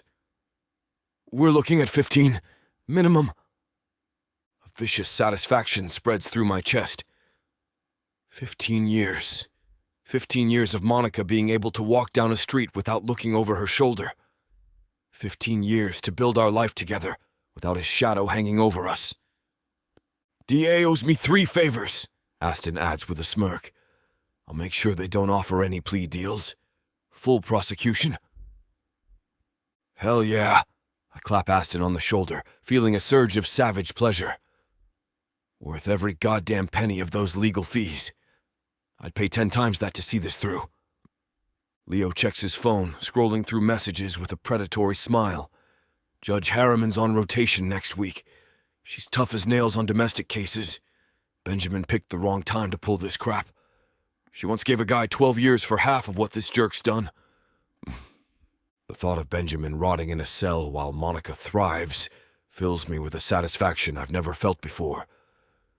This isn't just about revenge. It's justice. It's protection. It's making sure the woman I love never has to fear again.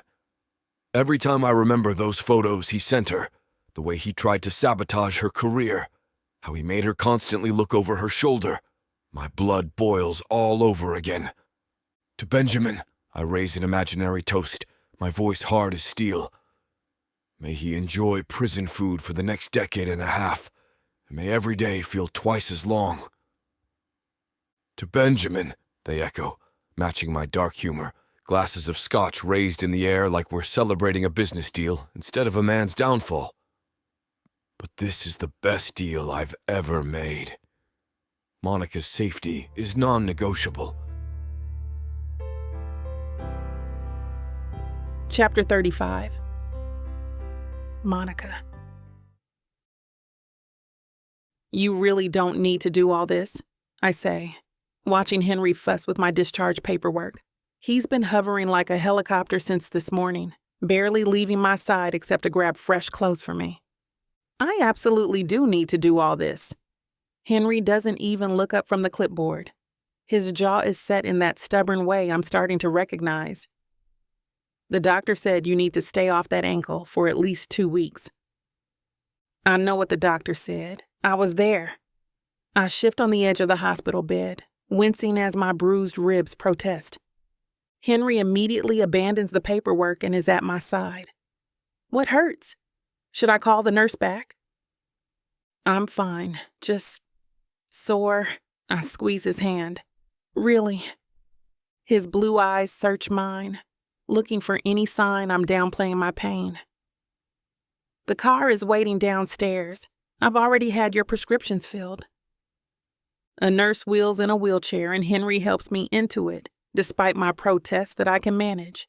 His hands are gentle but firm on my waist, careful to avoid my injuries. Mrs. Blackwood, here are your discharge instructions. The nurse hands me a folder of papers. And your crutches are in the car as requested, Mr. Blackwood. It still gives me a little jolt hearing myself called that. Mrs. Blackwood, fake wife to a man who's becoming increasingly real to me. Outside, Henry helps me into the back of a sleek black SUV. He slides in beside me, immediately adjusting pillows behind my back and placing a blanket over my legs. Henry, I'm not an invalid. Humor me. He tucks the blanket around my legs. I've never had someone I care about get hurt like this before. The simple admission steals my breath more effectively than my bruised ribs. Someone I care about. The words hang between us. I've arranged for a nurse to check on you daily, he continues, and I've cleared my schedule for the next week. You what? Henry, you can't put your life on hold. Watch me. His hand finds mine, fingers intertwining. I'm not leaving you alone, Monica. Besides, he adds with a hint of that smile that makes my stomach flip, who else is going to make sure you actually follow doctor's orders? The city blurs past the car window as we head toward our building. Henry takes my hand in his, giving me a gentle squeeze. We got him, Monica. Henry's voice pulls me from my thoughts. Leo, Aston, and I were there when they took Benjamin away. I turned to face him, my heart suddenly racing. What? When? A few days ago. Henry's eyes are bright with satisfaction. The police picked him up at his apartment in East Harlem. 3 squad cars. They didn't take any chances. The image of Benjamin being led away in handcuffs hits me like a physical force. After years of him making me feel powerless, the tables have finally turned. You should have seen his face, Henry continues, a hard edge to his voice I rarely hear. All that smug confidence gone in an instant when they slapped those cuffs on him. You 3 went there? That was dangerous, Henry. Despite my words, gratitude warms me from the inside out. He shrugs. We stayed back. Leo called in some favors to make sure we'd know when they were making the arrest. The evidence was overwhelming once the police saw the brake line and matched it with the security footage from the parking lot. So it's really over? My voice sounds small even to my own ears. Henry shifts closer, his arm sliding around my shoulders. The DA's office is going to throw the whole book at him. Attempted murder, stalking, harassment, property damage. He's going away for a very long time. I lean into Henry's warmth, letting the reality sink in. Benjamin can't hurt me anymore. The relief is so intense it brings tears to my eyes. Hey, Henry says softly, brushing a tear from my cheek. It's done. You're safe now. I nod, unable to speak past the lump in my throat. For the first time in what feels like forever, I believe it might be true. The car pulls up to our building, and Henry's out before I can even reach for the door handle. He circles around and opens my door, leaning in with an outstretched hand. Easy does it, he says, helping me slide across the seat. I grip his forearm, wincing as I put weight on my good leg. The crutches are awkward, and I'm already dreading the stairs and elevator. I got you, Henry murmurs, his arm steady around my waist, one step at a time. The doorman rushes to help, holding the door open wide. Mrs. Blackwood, we heard what happened. Terrible business. Thanks, Frank. I manage a smile despite the pain shooting up my side. We make slow progress through the lobby. Henry's patience never wavers, matching his pace to mine, stopping whenever I need a moment. The elevator ride is silent, but his hand never leaves the small of my back. When the doors open, I'm surprised when Henry presses the button for his floor, not mine. My penthouse is downstairs, I remind him, confused. I think it's about time you move in fully with me, Henry says, his tone gentle but leaving no room for argument. At least while you heal, you shouldn't be alone right now. My heart skips. We've maintained separate spaces since the beginning of our arrangement. My floor has been my sanctuary, my escape when things got overwhelming. I can manage, Monica. His voice is soft. Please, let me take care of you. I look up at him, at the concern etched in the lines around his eyes, and something inside me surrenders. Okay. Relief washes over his face. We'll get whatever you need from downstairs later. The elevator opens directly into his penthouse. It's familiar territory. I've been here countless times, but it feels different knowing I'll be staying. I want to be with you too, I admit quietly as he helps me to the couch. I'm just not used to letting someone take care of me. Henry kneels in front of me, carefully arranging pillows under my injured ankle. Well, get used to it, because I'm not going anywhere. Henry helps me settle onto his plush couch, gently lifting my injured ankle onto a pillow. His touch is tender, almost reverent, as he tucks a blanket around my legs. When he sits beside me, there's a tension in his shoulders I haven't seen before. Are you comfortable? He asks, his voice uncharacteristically nervous. As comfortable as someone with a sprained ankle and bruised ribs can be. I try to smile, but something in his expression makes my heart flutter. He takes a deep breath and runs a hand through his hair. Monica, I need to tell you something. Okay. My pulse quickens.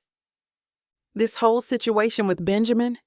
He stops, shaking his head. No, that's not right. It started long before that. Henry takes my hand between both of his eyes fixed on our intertwined fingers.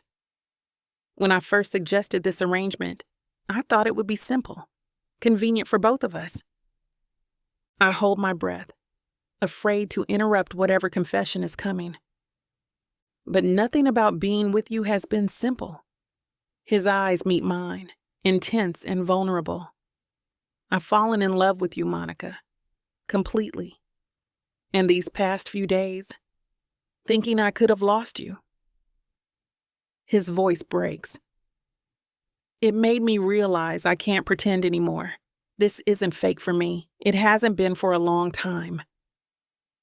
The words hang in the air between us. Henry Blackwood loves me, not as part of our arrangement, not as a friend. He loves me. Say something, he whispers, uncertainty clouding his features. My voice fails me as tears spring to my eyes. I've been so scared to admit it, even to myself.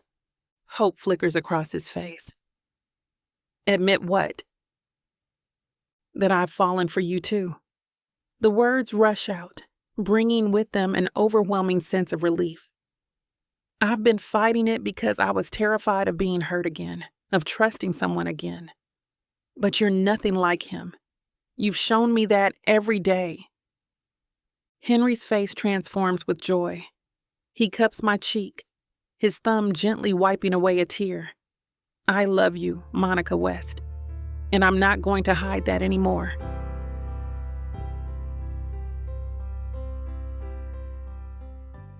This is it, baby. This is what you can get me that'll make me happy. You know I'll get you whatever you want. All you need to do is ask me and I'll give it to you. This ain't just it. This is everything I could ever want. Now I'm curious. What does a strong, sassy woman like yourself want so badly? Baby, you know what I want? I can't wait to hear.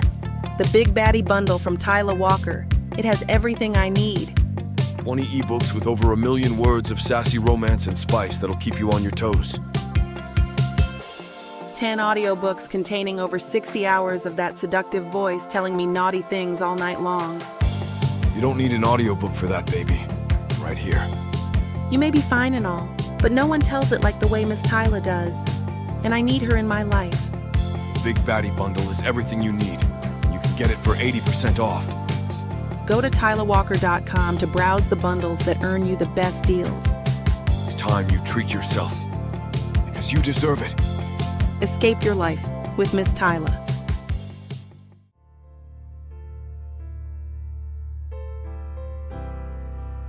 Chapter 36. Henry. I wake up to the smell of bacon and pancakes, confused and half asleep. Sunlight streams through the blinds, casting warm stripes across the empty side of the bed where Monica should be resting. Damn it, she's supposed to be off her feet. I bolt upright, grabbing a t-shirt and pulling it over my head as I rush toward the kitchen. The sound of a pan sizzling and soft humming confirms my suspicions. What the hell are you doing? I demand, rounding the corner to find Monica standing at the stove, on one foot. Her crutches propped against the counter as she flips pancakes with expert precision. Her fractured ankle is still in its cast, elevated slightly as she balances. Good morning to you too, sunshine, she says, without turning around, the spatula moving with practiced ease despite her awkward stance. Monica, you're supposed to be resting. The doctor said a lot of things. She pivots carefully, using the counter for support. But what he didn't say was that I had to stop living my life. I cross the kitchen in 3 strides, positioning myself beside her. You were discharged yesterday. Your ankle is fractured. You could fall and hurt yourself worse. Henry, I've been cooking on my feet for 12-hour shifts since I was 22. I think I can handle making breakfast on one foot. She slides a perfect golden pancake onto a growing stack. Besides, I was going crazy just lying there. That's what Netflix is for, I grumble, but I can't help admiring her stubbornness. She places a finger against my lips. Shh, just sit down and eat. I needed this, to feel normal, to do something with my hands that isn't filling out police reports or looking through old text messages. The fight drains out of me. I understand needing control when everything else feels chaotic. I move behind her, wrapping my arms around her waist carefully, my chin resting on her shoulder. At least let me help, Mrs. Blackwood. I slide my hands down to her hips, steadying her. Let me take over. You've done the hard part. I'm perfectly capable. I know you are. That's not the point. I reach around her for the spatula. The point is that I'm here to help, whether you like it or not. Monica reluctantly surrenders the spatula with a dramatic sigh, but I catch the hint of relief in her eyes. I help her gather her crutches, then take over flipping the remaining pancakes while she supervises from a safer distance. The bacon needs to come out in 30 seconds, she instructs. Not a second longer or it'll be too crisp. I follow her directions to the letter, plating everything exactly as she specifies. Bacon arranged in perfect parallel lines, pancakes stacked with military precision. Once breakfast is ready, I guide her to the table, my hand at the small of her back, careful not to throw her off balance with the crutches. Your dining room awaits, Chef Blackwood, I say, pulling out her chair with a little flourish. She eases into it with a grimace, propping her injured ankle on the chair I've positioned across from her. I set our plates down and take my seat beside her, close enough that our shoulders almost touch. This looks incredible, I say, cutting into the stack of pancakes. The first bite confirms it. Fluffy, buttery perfection. Damn, Monica. This is amazing. Like restaurant quality amazing. She smiles, a genuine one that reaches her eyes and softens her whole face. Just pancakes. Not just pancakes. Your pancakes. I take another bite, savoring the subtle hint of vanilla and cinnamon. And has anyone ever told you how goddamn beautiful you are in the morning? Because they should have. She rolls her eyes, but I notice the slight smile on her lips as she fiddles with her fork. I'm in pajamas with bedhead and a broken ankle, hardly cover model material. And you're still stunning. I reach over to tuck a stray curl behind her ear. I mean it. Most beautiful woman I've ever seen, especially like this. No makeup, just you. You're ridiculous, she mutters, but she's smiling. I'm serious. Beautiful and talented. I gesture to my nearly empty plate. Where did you learn to cook like this? These aren't restaurant pancakes. These are something else entirely. My grandmother, she says softly. Sunday mornings were sacred in her house. I learned all her tips and tricks over the years. I reach for her hand across the table, squeezing gently. Well, she taught you well. I polish off the last bite of pancake, savoring the sweet buttery flavor. You know what's unfair? You cook better with one functioning leg than most chefs do with all their limbs. Monica laughs, spearing a piece of bacon. Cooking isn't about how many limbs you have. It's about knowing your ingredients. Is that why you taste test everything I cook with that skeptical expression? I raise an eyebrow at her. I do not look skeptical. She tosses her napkin at me. You absolutely do. Your left eyebrow goes up like this. I demonstrate, making an exaggerated face of suspicion. And then you do this little head tilt like you're thinking, bless his heart, he tried. She nearly chokes on her orange juice. I do not. You absolutely do. Every time I cook for you. Maybe because you think salt is a personality trait, she counters, grinning. I clutch my chest in mock offense. You wound me, Mrs. Blackwood. Salt is an art form in the culinary world, I'll have you know. When we finish eating, Monica shifts in her seat, reaching for her crutches. Let me help with the dishes. Absolutely not. I stand quickly, collecting both our plates before she can protest. You stay right where you are. I stack her silverware on top with a definitive clink. Henry, I can at least dry. Nope. I stack the dishes with practiced efficiency, moving them out of her reach. Consider the kitchen off limits until further notice. Doctor's orders. That's ridiculous. I'm not an invalid. She sits up straighter, that stubborn gleam in her eyes I've come to recognize all too well. I turn to face her, hands on my hips. Did I say you were? No.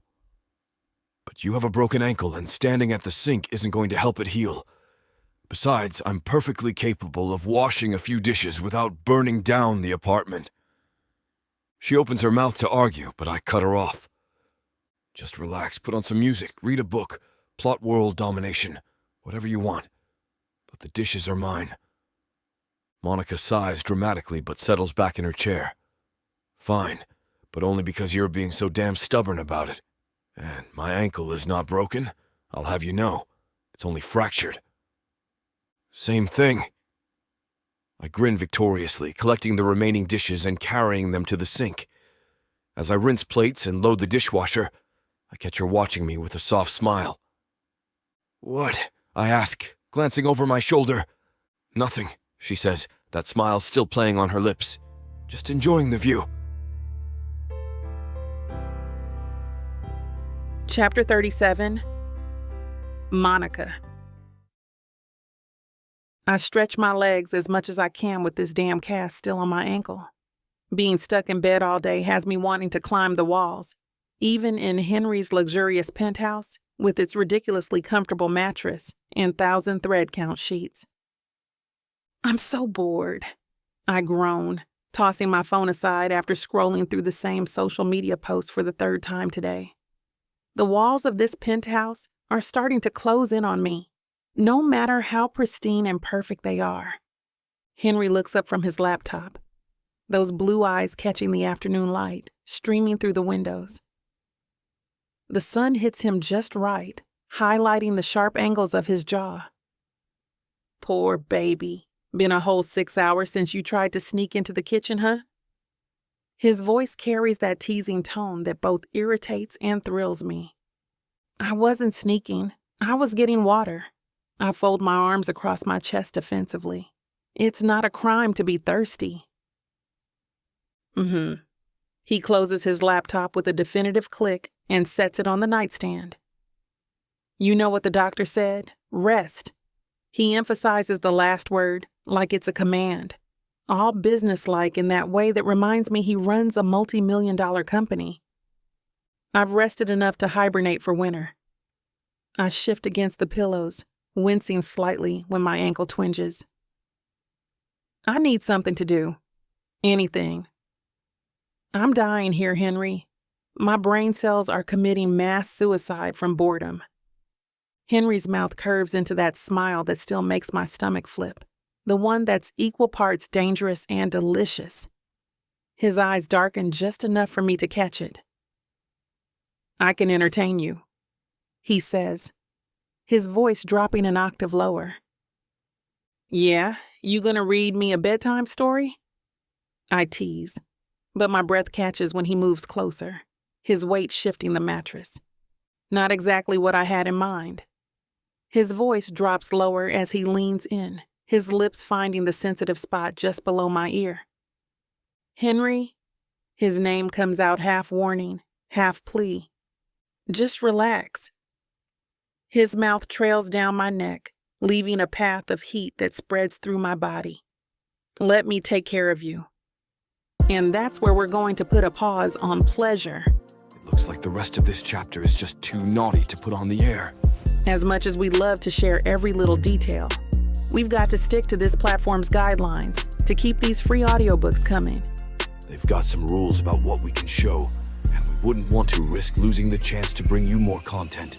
As frustrating as it is to build the tension only to be interrupted, Miss Tyler always knows how to make it up to you. You can find the full, uncut scene over at tylerwalker.com.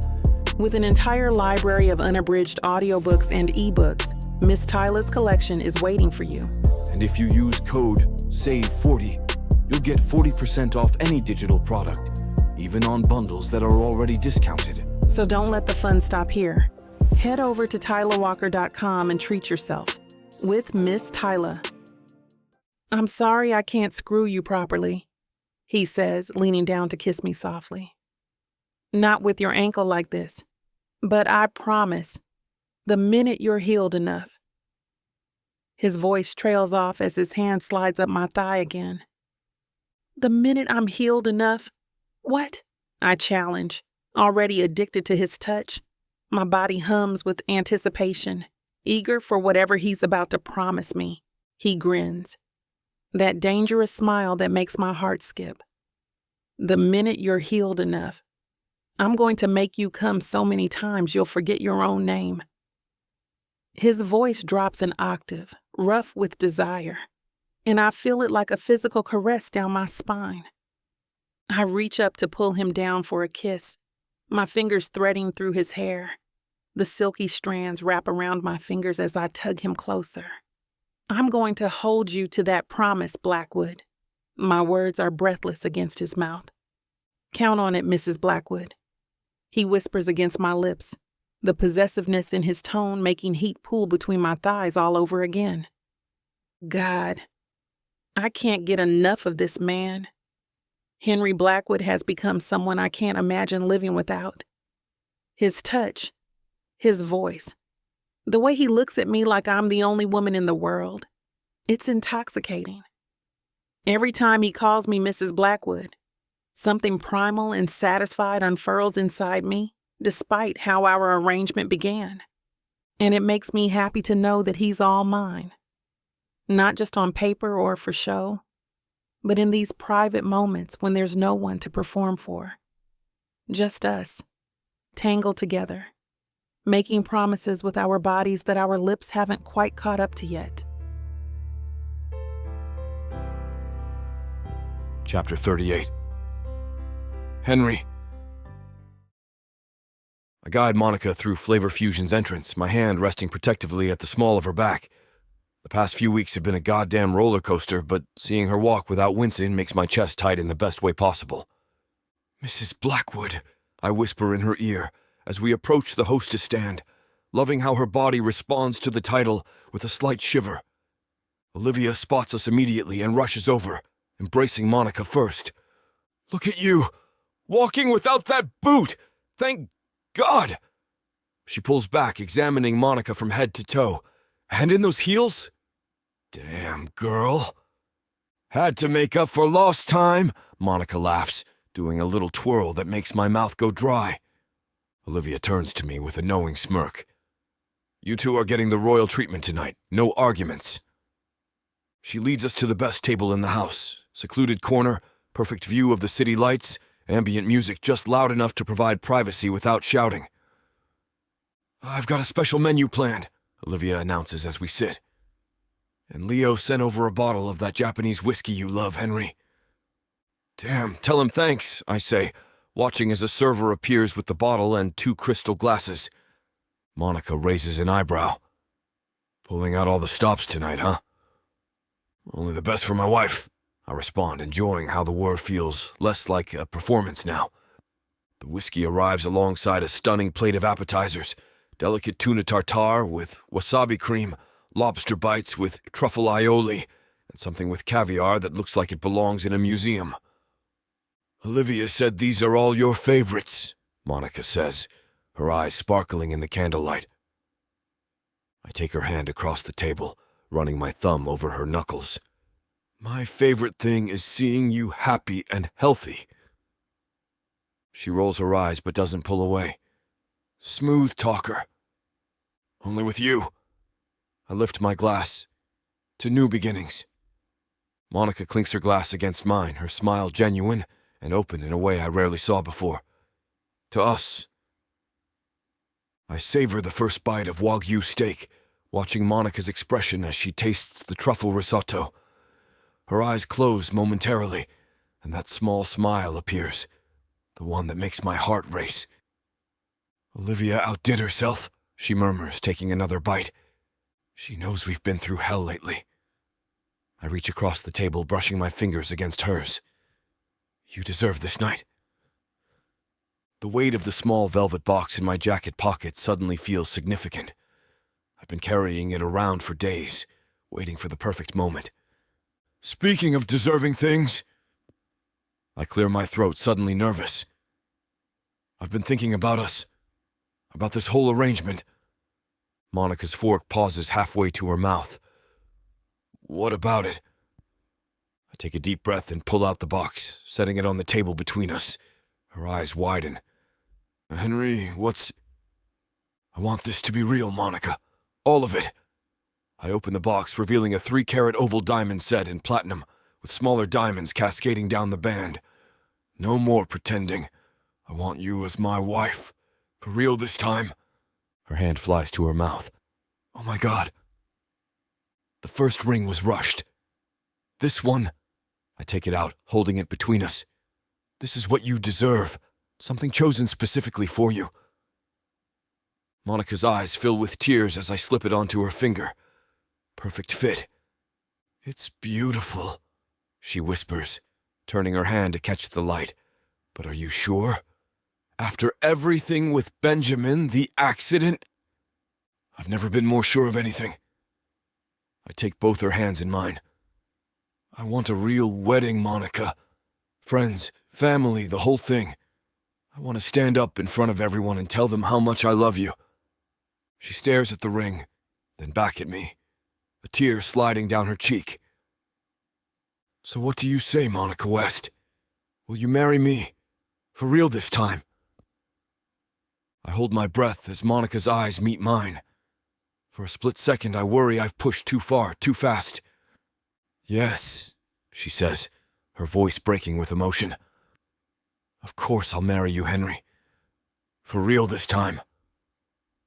My heart hammers against my chest as I slide the ring onto her finger. It fits perfectly, like it was always meant to be there. The diamond catches the light, sending prisms dancing across her face. It's perfect, she whispers, holding her hand up to admire it. I lean across the table and kiss her, not giving a damn who's watching. When we break apart, I notice Olivia standing nearby with a knowing smile. She gives me a subtle thumbs up before disappearing back to the kitchen. You planned this with her, didn't you? Monica asks, dabbing at her eyes with her napkin. Guilty. I take a sip of whiskey, savoring the warm burn. I wanted tonight to be special. It is. She reaches across the table to take my hand. I never thought I'd get here. Being happy, feeling safe, planning a future with someone who actually sees me. I see all of you, Monica. The good, the complicated, all of it. We return to our meal, but I can't stop staring at her, the way her eyes crinkle when she laughs, how she savors each bite with that little hum of appreciation. I've never felt this kind of contentment before. Olivia returns carrying a covered silver platter, flanked by 2 servers with champagne. Congratulations are in order, I hear, she announces, setting the platter between us with a flourish. The entire restaurant seems to hold its breath in anticipation. She removes the cover to reveal an exquisite dessert, a chocolate dome surrounded by fresh berries and edible flowers. The craftsmanship is incredible, even by Olivia's standards. As we watch, she pours warm caramel sauce over the top, the golden liquid cascading down the chocolate surface, melting the dome to reveal 2 perfect chocolate soufflés inside. The scent of rich chocolate and caramel fills the air between us. My special creation for Mr. and Mrs. Blackwood, Olivia says with a wink, her eyes dancing with mischief. Though technically, you're already that on paper. Monica squeezes my hand. Her touch sends electricity up my arm. That beautiful smile of hers, the one that still knocks the wind out of me, spreads across her face. We're making it official, properly this time.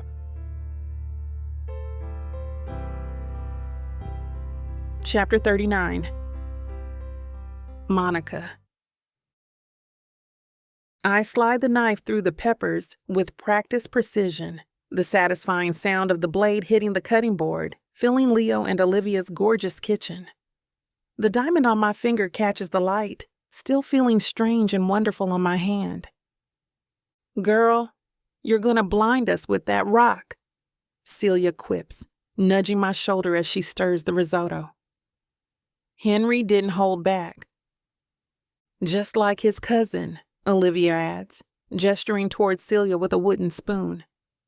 "Remember when Aston proposed? I thought you were going to need sunglasses just to look at your own hand." "Damn right," Celia says with pride. "Our men know better than to come weak with the jewelry game." I can't help but smile. I still can't believe it's real, that any of this is real. Thomas zooms past the kitchen island, his toy airplane making sputtering noises as he weaves between our legs. "Aunt Monica, watch me fly." "I see you, Captain Thomas," I call after him, sidestepping just in time to avoid a collision with his 3-year-old navigation skills. Through the open archway to the dining room, I catch Henry's eye.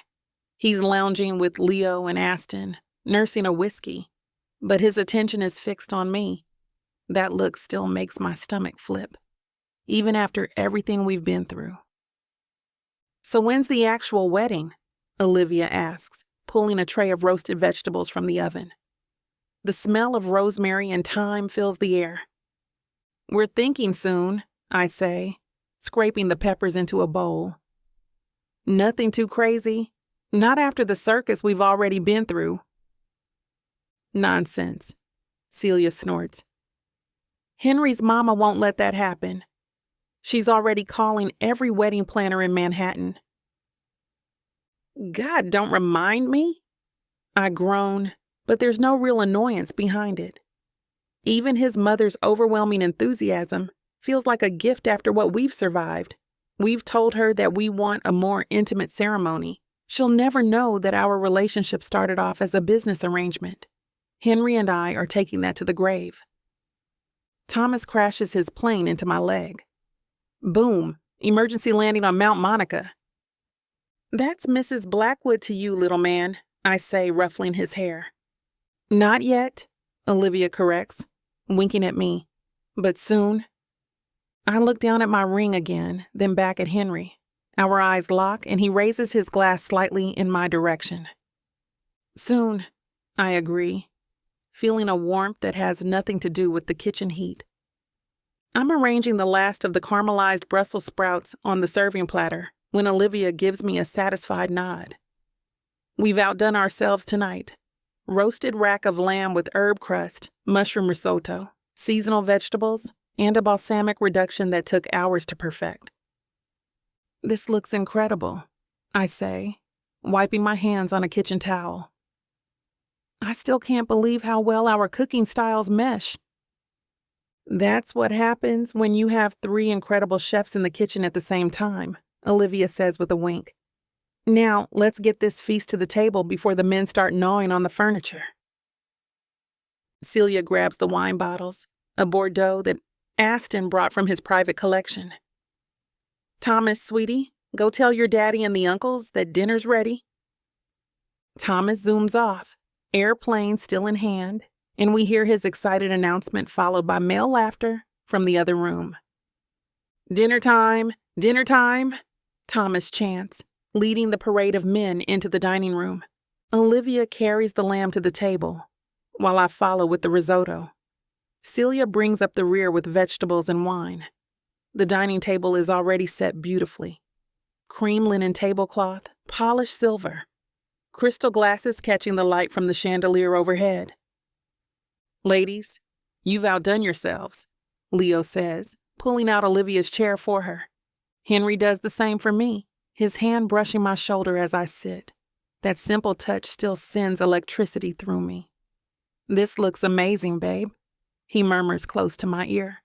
We arrange ourselves around the table, each woman beside her man. Thomas sits between Leo and Olivia in his booster seat, still making occasional airplane noises. Aston uncorks the wine with practiced ease. This is a 2015 Chateau Margaux, perfect with lamb.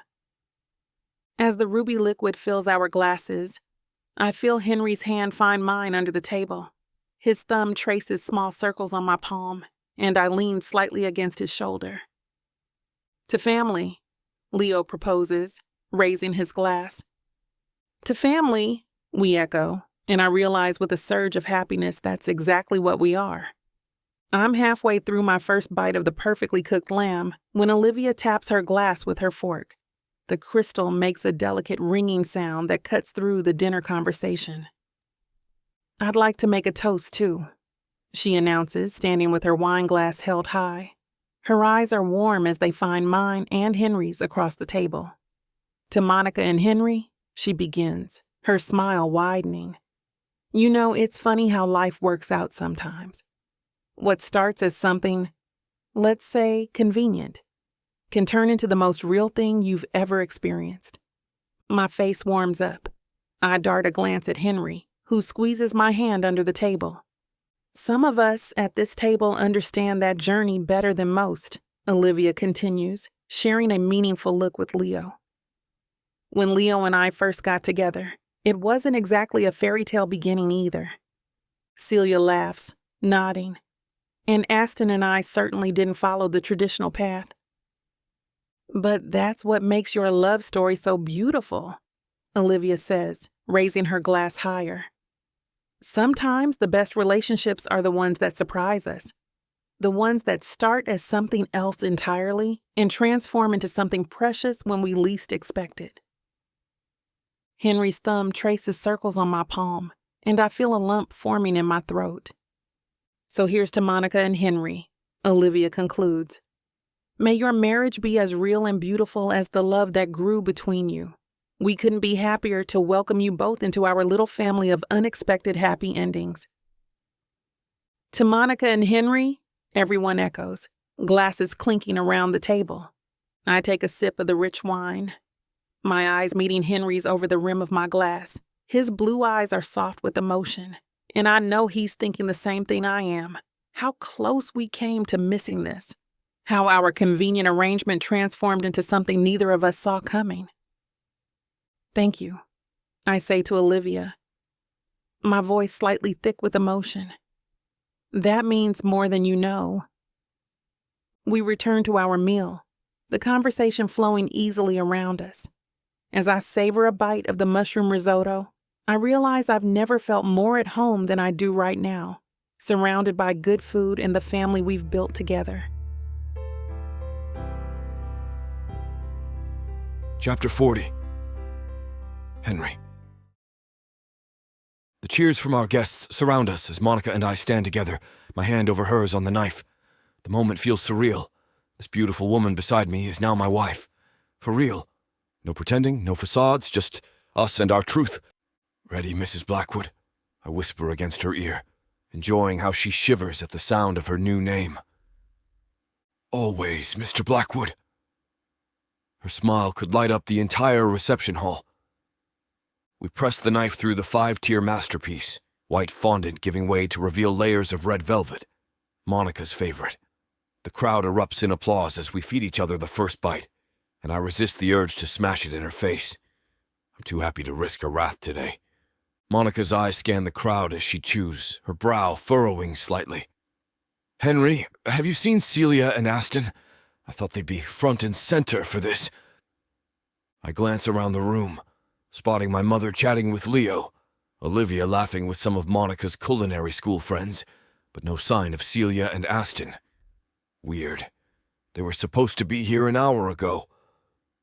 They're probably stuck in traffic, I say, squeezing her hand. You know how the city gets on Saturday afternoons. Construction on every other block. Monica nods, but I can tell she's disappointed. Celia's been her rock through everything, especially during those final confrontations with Benjamin, and Aston's become like a brother to me since we announced our real engagement. Don't worry about it, I add, brushing a crumb from the corner of her mouth. They'll be here. No way they'd miss this. You're right. She leans into me, the soft curves of her body fitting perfectly against mine. I just want everyone we love to be part of today. I press my lips to her temple. They are, even if they're running late. I can't take my eyes off Monica as we move through the reception, greeting guests and accepting congratulations. Her smile lights up the entire room, and the way she looks at me, like I'm the only person who matters, makes my chest tighten with emotion. "You're staring again," she teases, squeezing my hand. "Can you blame me? Look at you." I pull her closer, breathing in her scent. "Mrs. Blackwood." She laughs against my chest. "I'm still getting used to that." We're interrupted by my mother, who swoops in to hug Monica for what must be the 20th time today. "My beautiful daughter, the ceremony was perfect. Absolute perfection." While they chat, I scan the room, still wondering about Celia and Aston. That's when I notice Leo across the reception hall, his phone pressed to his ear. His expression shifts from relaxed to concerned in seconds. Something's off. I watch as he quickly ends the call and makes a beeline for Olivia, who's laughing with a group of guests. He whispers something in her ear, his hand on her lower back, and immediately her smile disappears. They exchange a few words before he guides her away from the crowd, heading toward the exit. What the hell? This isn't like them at all. "Henry?" Monica's voice pulls me back. "Everything okay?" I consider mentioning Leo and Olivia's strange departure, but decide against it. Whatever's happening, I don't want it casting a shadow over our perfect day. "Everything's perfect," I say, taking her hand. "Let's go say hello to your old culinary school professor. He's been trying to get your attention for the last 10 minutes. As we walk across the reception hall, I can't help glancing back at the door where Leo and Olivia disappeared. Something's wrong, but right now my priority is making sure Monica enjoys every moment of our wedding day. Whatever's happening can wait. I keep my arm wrapped around Monica's waist as we work the room, accepting congratulations and well wishes from our guests.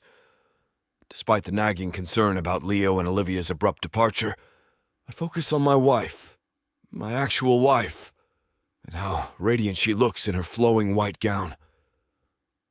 "You're doing that thing again," Monica whispers, leaning into me. "What thing?" "That overprotective hovering." She smiles up at me. "I'm not going anywhere, Henry." I press my lips to her forehead. "Can't help it. Still can't believe you're actually mine." The band transitions to a slower number, and I'm about to lead Monica to the dance floor when I spot Leo pushing through the crowd toward us. His face is ashen, his usual confident stride replaced by something urgent and stiff. "Damn," I mutter under my breath. Monica follows my gaze. "What's wrong?" Before I can answer, Leo reaches us. "Henry, Monica, I need to speak with you both. Now." His voice is tight, controlled, but I detect the strain beneath it. I guide Monica away from the nearest cluster of guests, finding a quiet corner near the bar. "What's going on? Where's Olivia?" "She's making calls." Leo runs a hand through his hair, something I've never seen him do. "Look, there's no easy way to say this. Aston and Celia were in an accident on their way here." Monica's hand tightens around mine. "What? Are they okay?" Leo's jaw clenches. Their car went off the road on the highway. From what we know, it flipped and... He pauses, swallowing hard. "There was a fire. The car was engulfed by the time first responders arrived." "Jesus Christ!" I breathe out, my stomach dropping. "But they got them out, right?" The silence that follows is deafening. "Leo?" Monica's voice breaks. "They got them out?" "We don't know yet. Olivia's on the phone with the hospital now." Leo's eyes are red-rimmed. "I didn't want to tell you, not today of all days, but..." "No, you did the right thing," I cut in, pulling Monica closer as I feel her start to tremble against me. Her body feels small and fragile against mine, and a fierce protectiveness surges through me. "Which hospital?" "Mount Sinai." Monica looks up at me, her eyes filled with tears, her beautiful face twisted with worry. "Henry, we need to go. Now." I nod, my mind racing through logistics. Our wedding reception, the guests, the scheduled events. None of that crap matters now. Friends come first. Always. We'll take my car. Leo, can you... I'll handle everything here, he says, already understanding, a grim determination in his expression. Go. I'll make sure everyone knows there's been a family emergency. As we rush toward the exit, Monica's hand clutched tightly in mine. I can feel her pulse racing as fast as mine. The only thought pounding through my head is whether our friends are dead or alive. The possibility that we might be too late makes my stomach turn to ice. I've never driven to Mount Sinai, but I'm about to break every goddamn speed limit getting there. When Nyla Thomas agreed to a fake marriage, she wasn't expecting it to land her in jail. Nyla Thomas, you are under arrest for the murders of Hilda and William Stone. She wasn't expecting to find out the truth about her family. You're adopted. Marcus Swan is my father. To get involved in crime. The Sokolov family did this. They poisoned him. And least of all, was she expecting to fall in love. It's you, Nyla. It's always been you. But now, everything is crumbling around her. Interim CEO of Stone Hospital Group accused of murdering Hilda and William Stone to secure her position. Alexander, you promised things would change. They have. I'm in charge now. No one knows who to believe. Take the plea bargain. I'm innocent. I thought you out of everyone would believe me. Can you forgive her for killing our parents? No one knows who to trust. This is your fault. Did you ever think that Nyla would be just fine if she hadn't gotten involved with you? I love her. I love her more than life itself. Miss Thomas, the tests came back. There's a perfectly acceptable explanation for your condition. And things are about to get a lot more complicated.